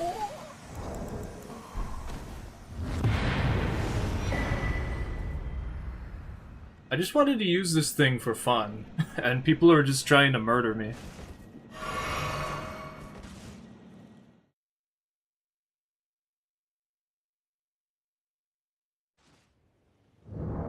This weapon is the only weapon in the game that has a unique guard cancel.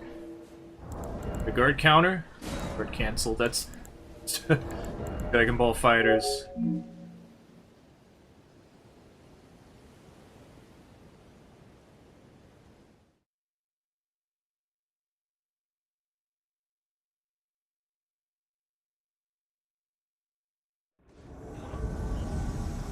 Kicking Bird. I do not like that you are implied to be a build that uses the bird feet specifically because they give you more damage on kicks. My attack did not reach. Hello. Gotta stay here.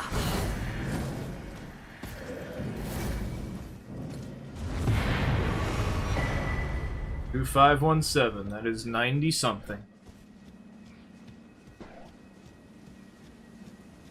It's so rare to see these players, like, fighting bosses that are just... I don't know, I've just... At higher levels, I never see this anymore.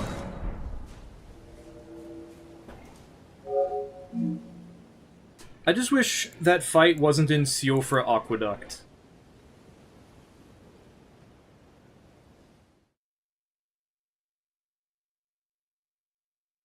And I also wish that that Phantom wasn't using a Frost Zweihander, but that's a different thing.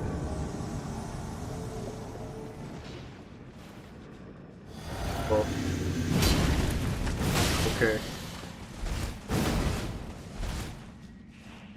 The 2 buttons.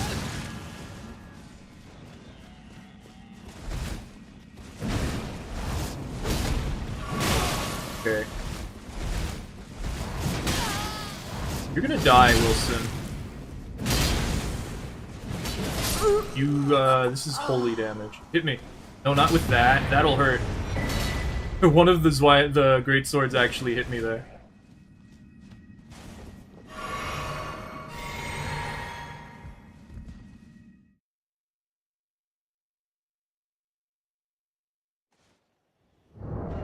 Okay, we're gonna optimize this a little bit more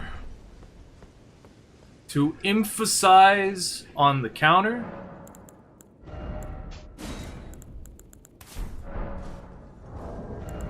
Let's do this a little more appropriately. Let's see, 2-hand, yeah? Yeah, 2-handed. Curved sword talisman, let's get some card counters going.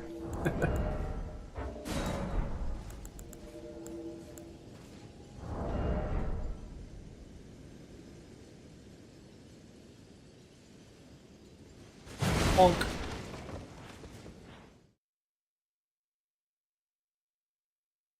No, I'm more of a strength build. I don't really like dex weapons very much.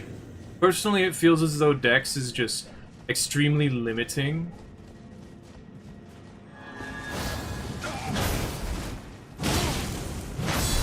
Bonk! I can counter that. Oh, okay. Ouch. Damn it. They're just stupid.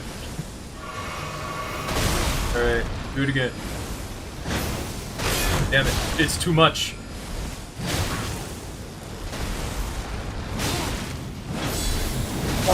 Yeah, it was too much. I was countering improperly.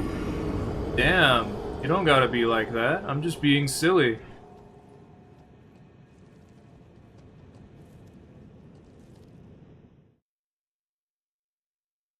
Had to do it a little bit earlier. Nobody appreciates when people are silly, and that is a problem, because it makes me want to hurt people. And then they get upset that I'm hurting them so hard, not realizing it's their own fault.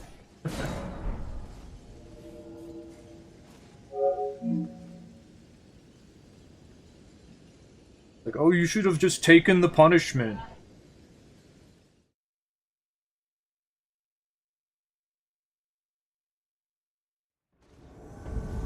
Don't you know that the invaders are the bad guys? Huh? I mean, I got, like, you gotta be evil. There you are. You're not Nanya. Come on, let's play.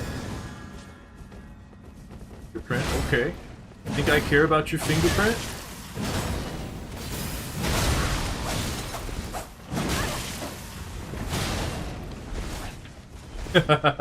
Almost win. You're dead. Oh my god, it's not long enough. Give me a second here. Get my stamina back.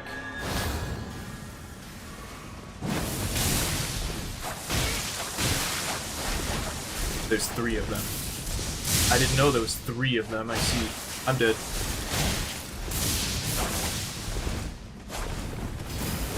Oh, damn it. Rivers of blood just barely. You guys are silly.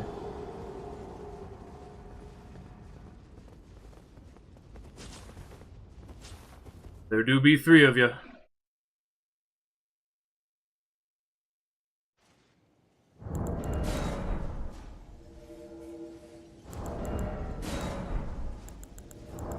See, this is what I remember. The moment I start trying to do fun stuff, all the tryhards and their, like, group of super murder death balls show up.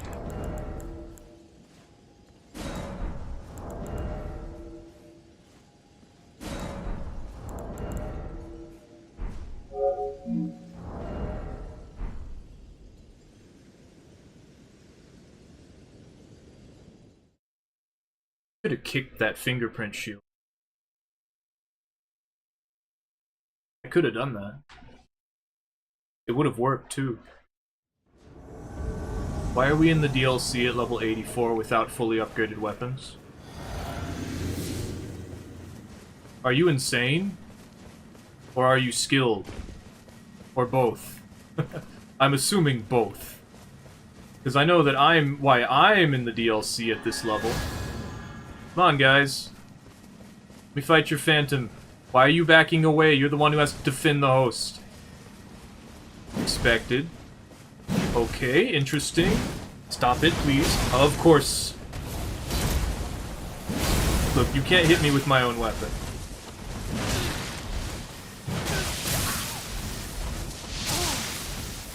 Oh, I'm so upset!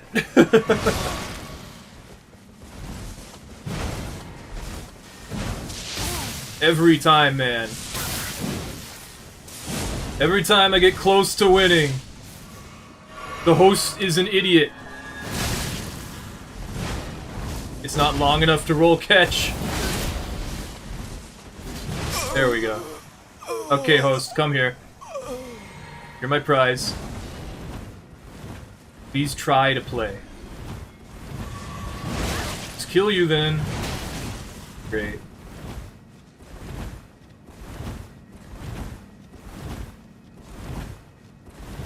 Please? Alright.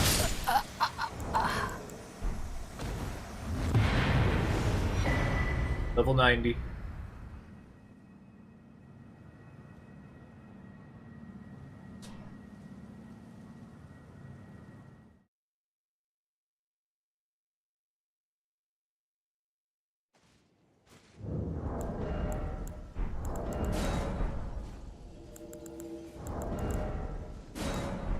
Full your health. Why am I two-shotting you? Why are you in the DLC at all? Don't do that. Not at level 90.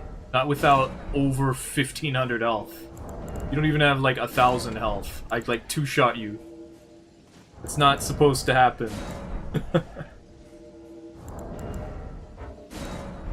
That's why I'm like immediate beeline for the Phantom, who's obviously the reason you're able to be here.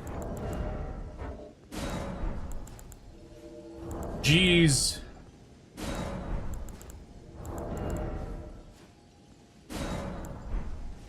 Come on. Let me bonk you. I'm gonna do the guard counter. It's fun. Ha!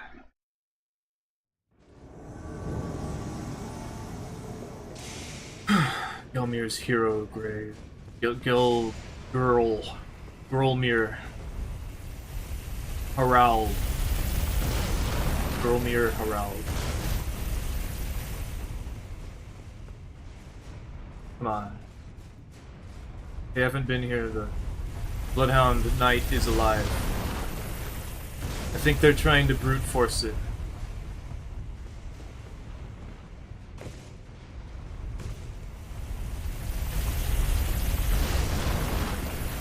If I didn't hesitate, I could have done that. I wasn't sure what was going to happen, so I stopped myself.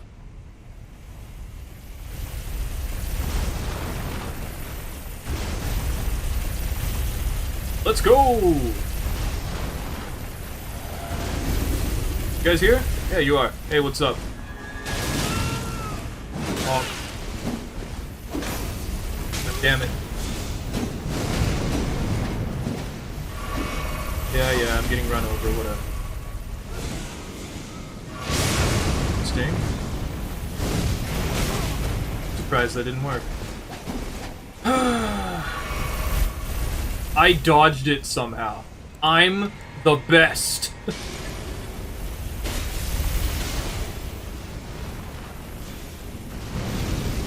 It's not gonna work on me.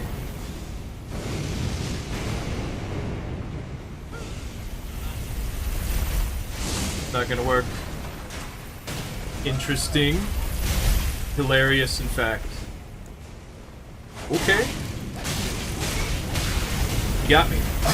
You got me. Oh, it stopped right there. I tried to guard counter him, because I was like, oh wait, I can guard counter, but I wasn't ready. You can't go that way, guys. You're not gonna be able to.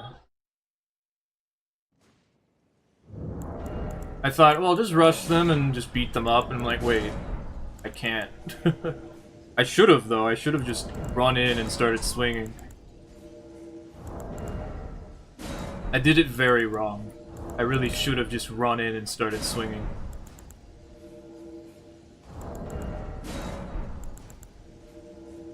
Probably would have worked. It's just boring, you know?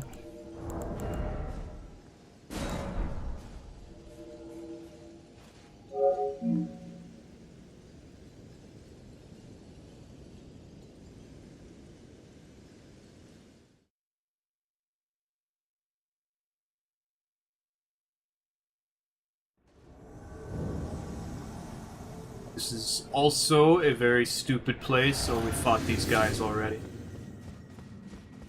Come on. Come on. That's you guys. No, that's stupid. Interesting. That a little faster.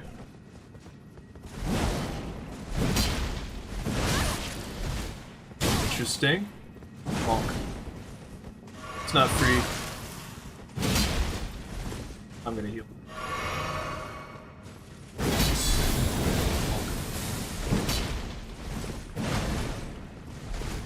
Play or what?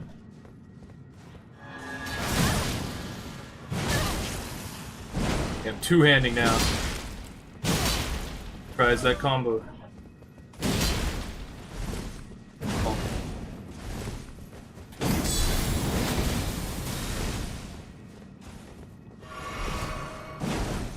I know I messed that up. You messed that up, though. Bonk. Bonk. Still countered it. Okay. Stop it. You're so lucky that that was that way. I'm not gonna hesitate when you're almost dead. Stop messing around, host. You're not as good as your friend. Mine's stronger.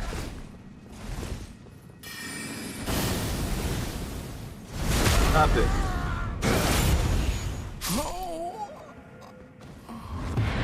3096 from the Phantom. They're like level 100. Maybe 115, something weird like that. 30 levels higher than me.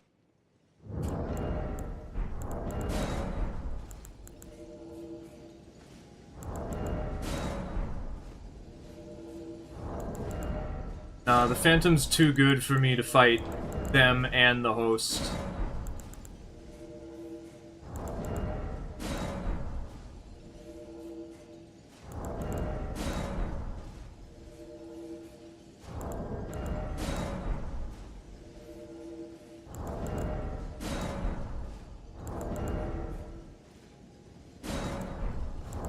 I feel like the reason they started attacking me in Siofor Aqueduct because they'd actually lose some progress if I beat them there.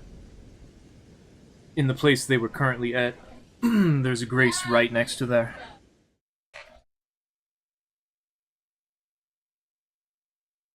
Zoro streaming it? Can't tell.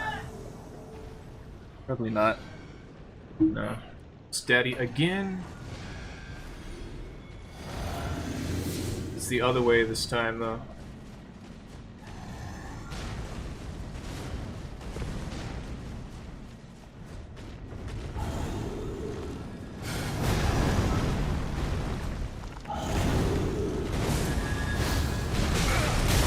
Gargoyle that hits me more than them. Oh. Combo combo.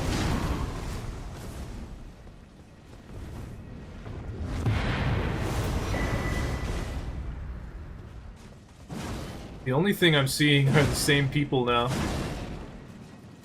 Yeah.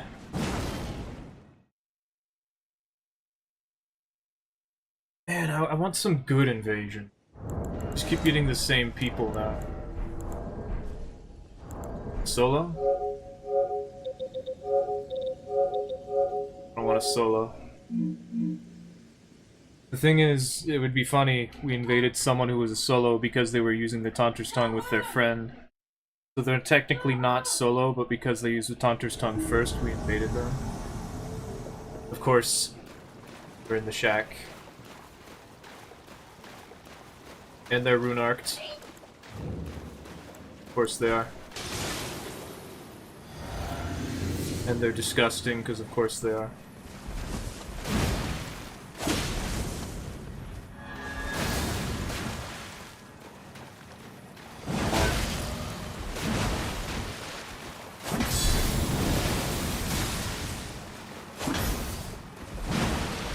Sting? Still more to that. Play.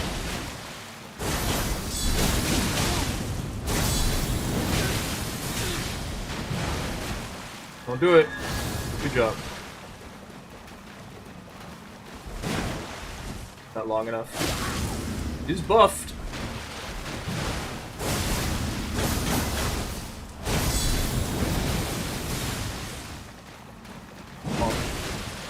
A bit laggy. The R2s are a bit stronger now.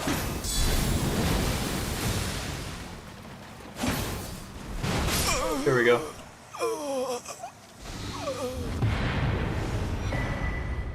$14.95, a little bit below level 90. Probably pretty close to my level.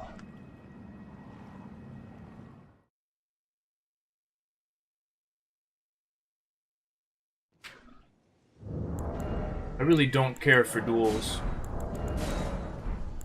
That's not a good fight to me.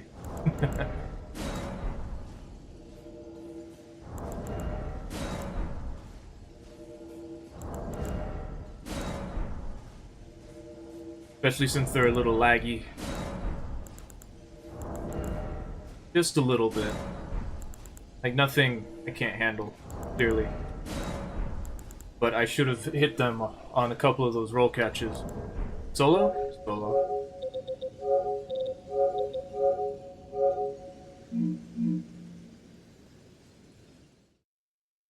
That's 3. Not as bad at higher levels as it is at higher levels.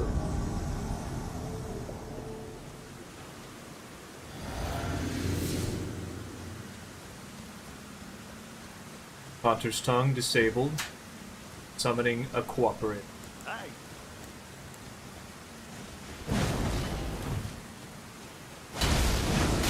You have to complete the animation to get that buff. Okay. Typical.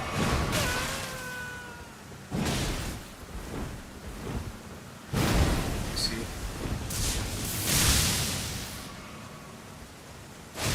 Wow, that hit me from there? Whatever. Matter.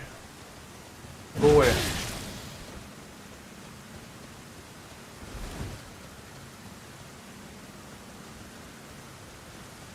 I love when they're scared.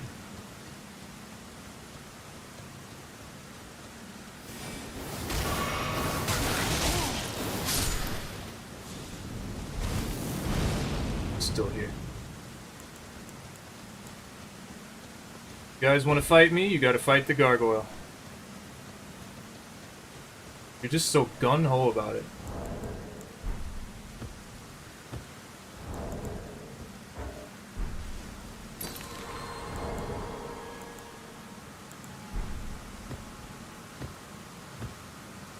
Turn the Taunter's Tongue back on, or you don't get to play.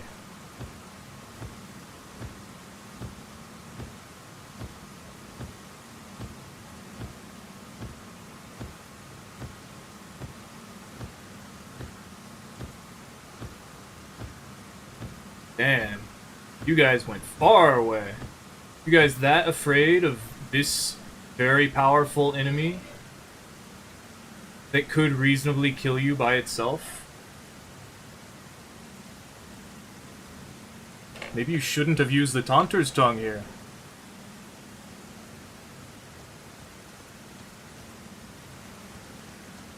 Oh well. I can probably kill them. Probably not, but still. Oh, well, there goes your Phantom. Oh, they both died. Why are you guys even doing this? Damn, 11,000 from that Phantom.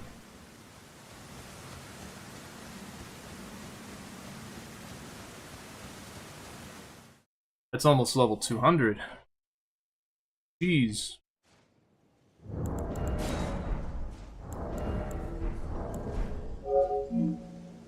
I can't believe they actually did the thing that I said. Where they used the Taunter's Tongue before they summoned.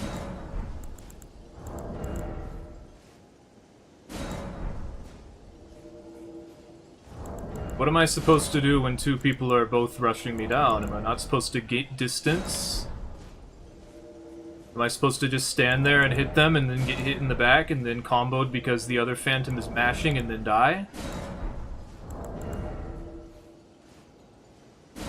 If I can do that, is that what I'm supposed to do? I'm not gonna, like, listen. That's a bad idea. But man...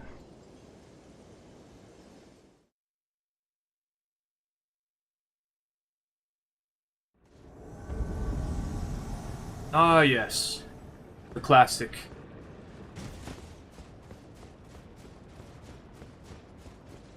It's surprising... No. Surprising how often I'm able to get up there. Because they're fighting the Draconic Tree Sentinel. But yeah, that's not.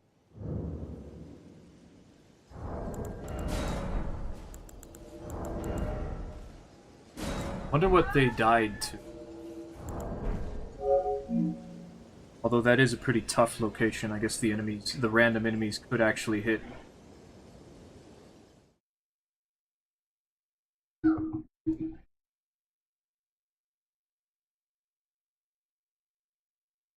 What do we need to do for the... Invader's tour guide thing. Really? Oh, I can't make it.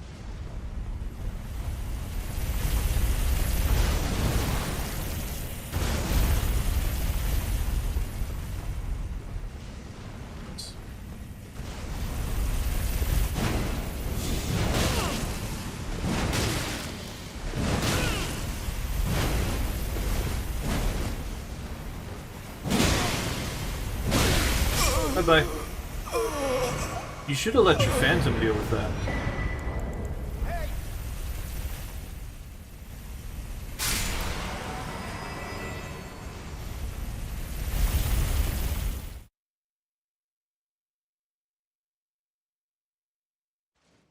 That's all I had to do.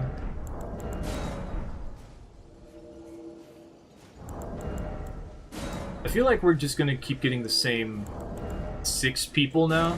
That's not bad, but at the same time, I don't want to fight Fist Daddy again.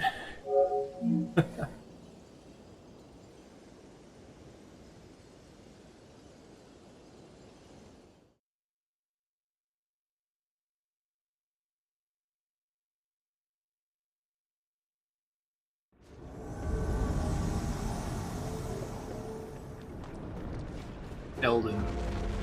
Maybe this will be fun. Oh, it's Castle Soul.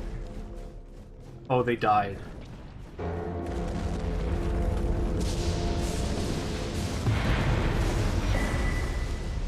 $1,156.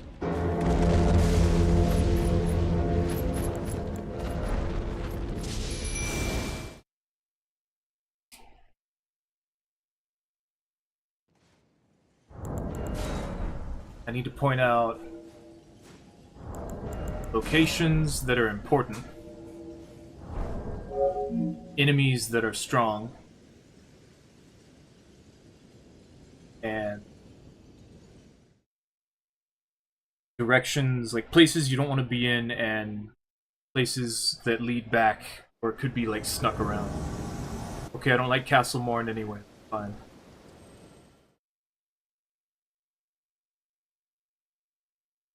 It's just there's so many in Elden Ring.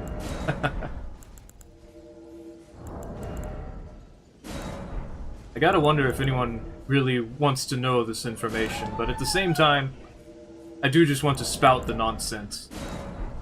So I don't mind. It's just putting it all together is the hard part.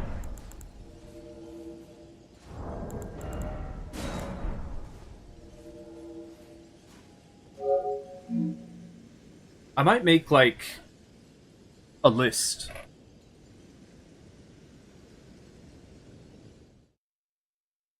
A summary of every location. At the same time, like, pointing it out. Like, elevators, ladders, enemies that can actually help out. Like, Halig Tree Knight is an enemy that can actually assist you. Hello.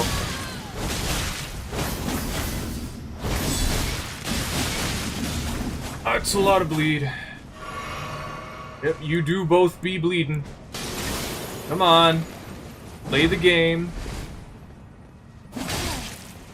No? You hit me! You had priority! Play! God, that Phantom's tough. Uh-oh. I can do the rest?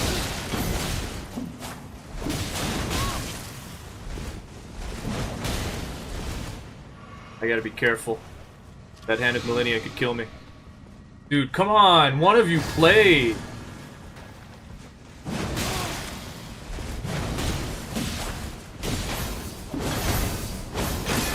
Damn. Oh, yeah. Oh, that's such a high-level Phantom. Oh. I shouldn't have done that. God, that's such a high-level Phantom.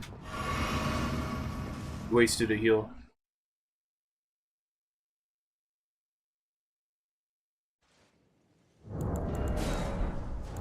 Could have two-shot that host.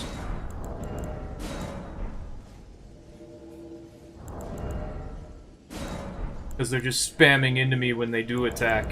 I didn't have any time to do the guard counter, even though I had generated tons of guard counter damage. One of them would always run up when I was under attack. I hate that's like a mentality that people do, where they're just like, they stick away, they keep their distance, and then they'll just randomly decide, okay, now, and then they'll both just jump without any sort of thought process behind it whatsoever. I hate that. It makes sense, but I hate it. Like, it makes sense because they're stupid, because they don't know what they're doing. They're just like, oh, go now! And it's so frustrating because the only reason they get away with it at this level is because of the over-leveled Phantom not being nerfed properly. Like, I should not have been bled there. So frustrating.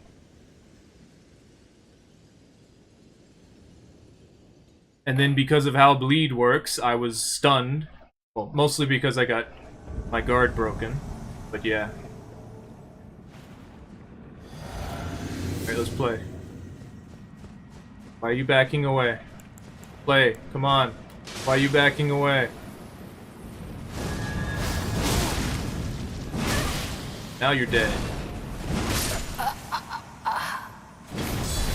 Bonk. I finally got to bonk someone.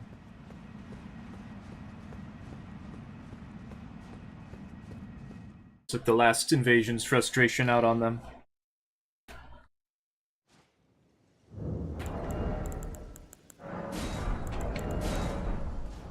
Just want to do the guard counter bonk. I can't for some reason. It shouldn't be this hard to do.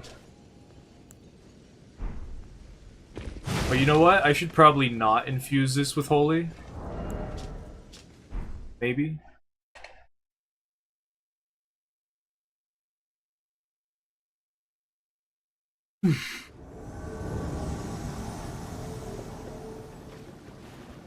It's just a fun weapon, you know?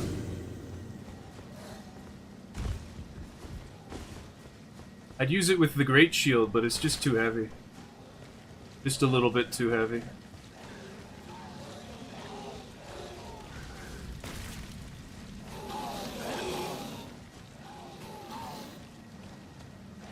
Something. You don't look like fun. You don't need that, right? Not close enough.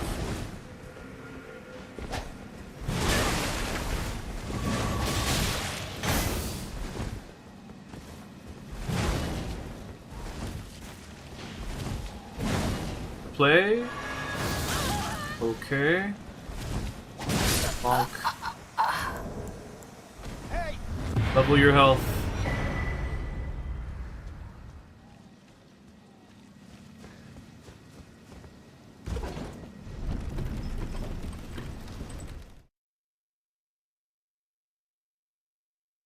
Around level 84 in Castle Morn. I can see why. I like how they're wearing the Crimson Hood for the 1 point to Vigor. I believe, you know, they were wearing the rest of the set too, so. One problem though, they got dual bandit curved swords. Really low build-up on them. Can they even use them properly? Come on, I just want to do some guard counter bonks. I'm just not getting to.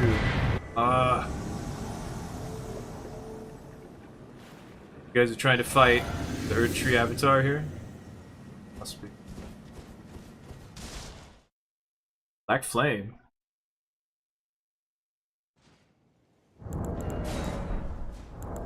I want to do some more bonks. I was going to do this off stream, but I thought since I was streaming already, I might as well just do it on stream. Because it's not like I'm gonna go anywhere. I was like, you know, I don't feel like doing any more of the invasion tour guide things. So I'm like, I'm gonna do some invasions, just chill out.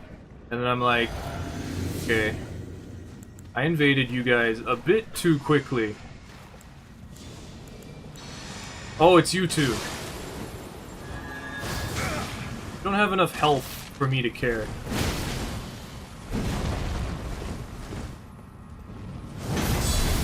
Bonk. Okay. Ouch. Yep, that's a colossal. Ouch. Bonk.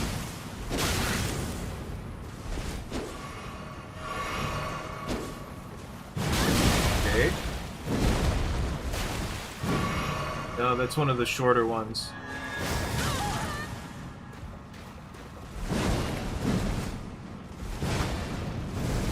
No, they nerfed that. Bonk. Pokeball, go! Gotcha! I'd lock that.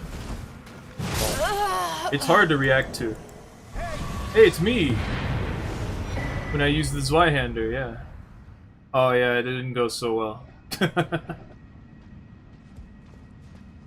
Aw, they haven't even gotten this doorway. I shouldn't have been able to invade them that quickly. They must be using the Taunter's Tongue. You guys seem pretty confident, huh? They tried a bit harder against me that time. That was pretty good. That was indeed pretty good, actually. Frost just nerfs people by such an extravagant amount. I wonder if this is better as heavy. No. No, definitely not, actually.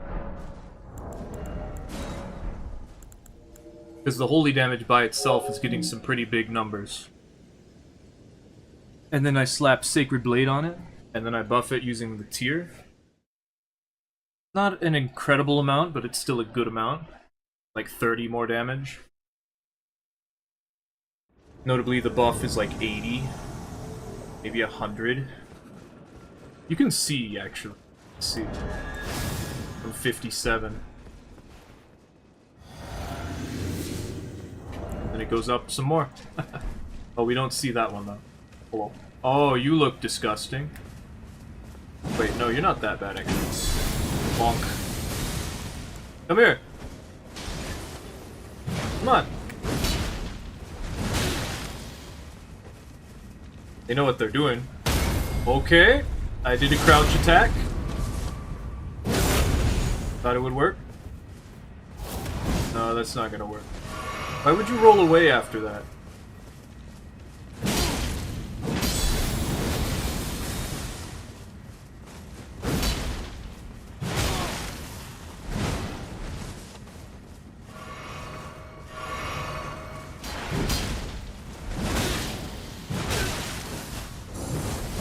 Typical. Go away, host.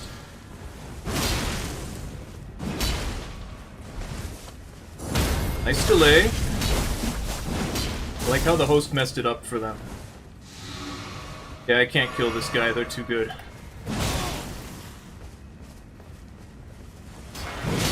Okay.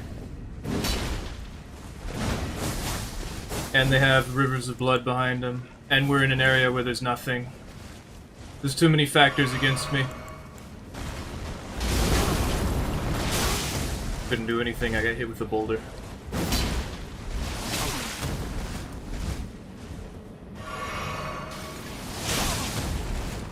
The Phantom's pretty good.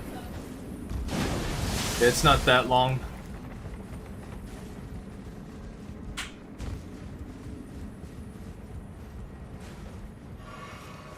Trying to punish me. You wanna fight? Okay. I don't know why that happened, but okay. I don't like how the host is doing stuff. Oh.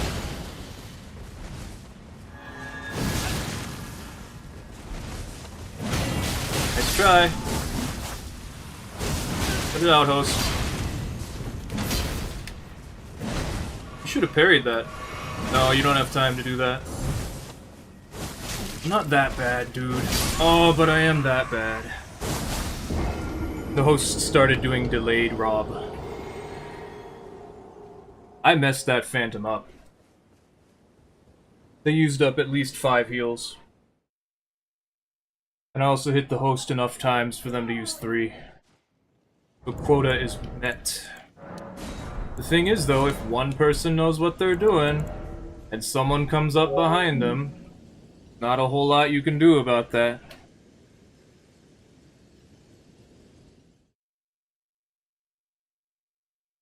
That's simply how it is. Like, there are things you can do, but the moment that they start coordinating together, there's not a whole lot you can do. One mistake is fatal.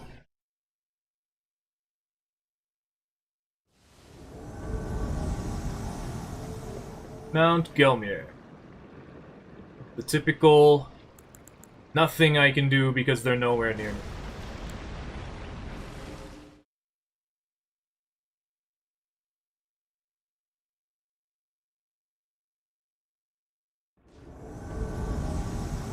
Well, we're up.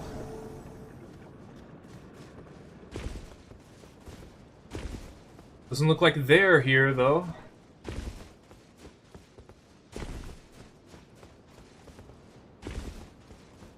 Where even are they?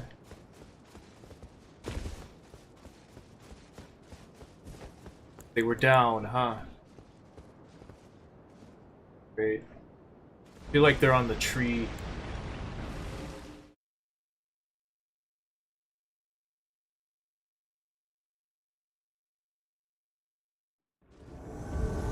No, they're down here. Okay. It's like Moonville. God, I wasn't immune. Okay. Bonk. Far enough. It's the wrong flask, buddy. Get bonked because you fell off a ledge. I'll just counter it the hard way. Bonk. Oh, you can't do that.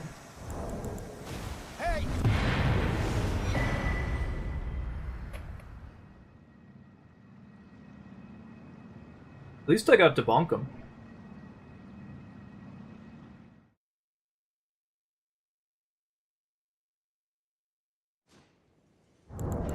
Level your health. Let me get one more. One more bonk in. That'd be nice.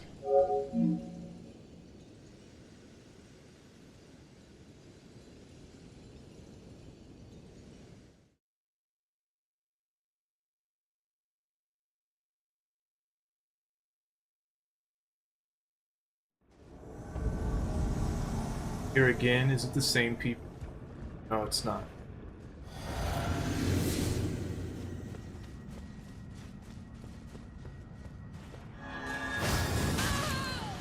Maybe it is. Oh, you disconnected because you don't have your friend. Their friend had just gone home, so there's no way they can win.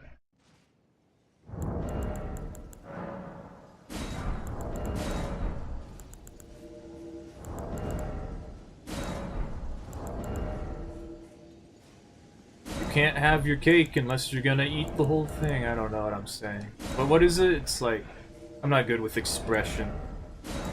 Most of the time. Not most of the time. I'm tired. I don't know what I'm saying. I'm taking some of your cake with me.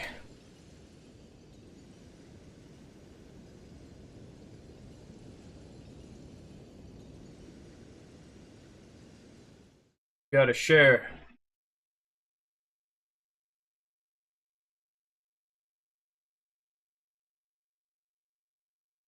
The loading times are much worse at this level.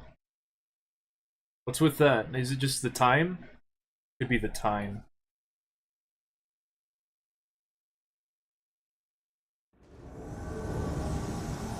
Lux Ruins. Man, I haven't been here in so long. Another Zoro. Man, I haven't seen a Zoro in so long.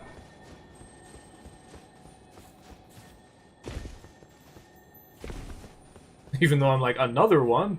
Like, man, I haven't seen a Zoro in so long, though. I haven't been here in so long. Dude, it's been so long. Gotcha! Could've got you, too. I'm gonna fight this one. Come on. Come on.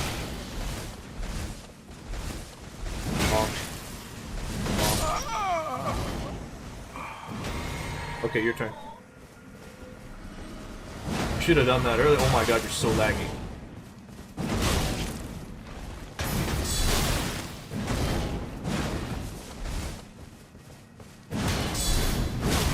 Okay, let me do that.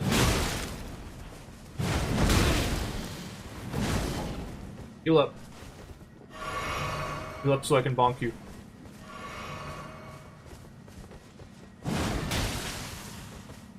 Why are you backing away? My turn.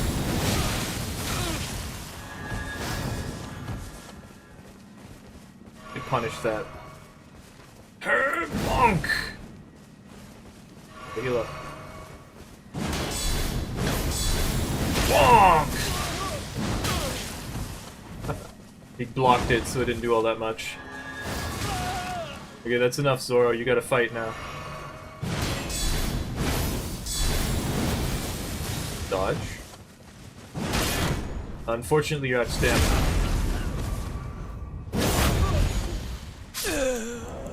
Bye-bye. Okay, that's good enough. I don't know what happened to the Phantom. I kind of just destroyed them. Did they give me this many runes from the Phantom? Jeez. Okay, I want to keep going. I feel like I didn't play enough. Because I didn't. But it is 10. It is 10 p.m. We need to get going. So thank you for watching. But I'm gonna take off. We're gonna go more tomorrow. Probably earlier. I didn't stream in the morning because I was like... I don't know what I was like. I was hungry. I was hungry. I was making food. Okay, so thank you for watching. I'm taking off. Yeah, I don't know why you were watching. I feel like today I was just recording stuff. I'm gonna edit this later. Thank you for watching if you did. So, if you're still here, I don't really mind what I'm saying. I don't know what I'm talking about. I'm very tired. Thank you. Goodbye. Goodbye.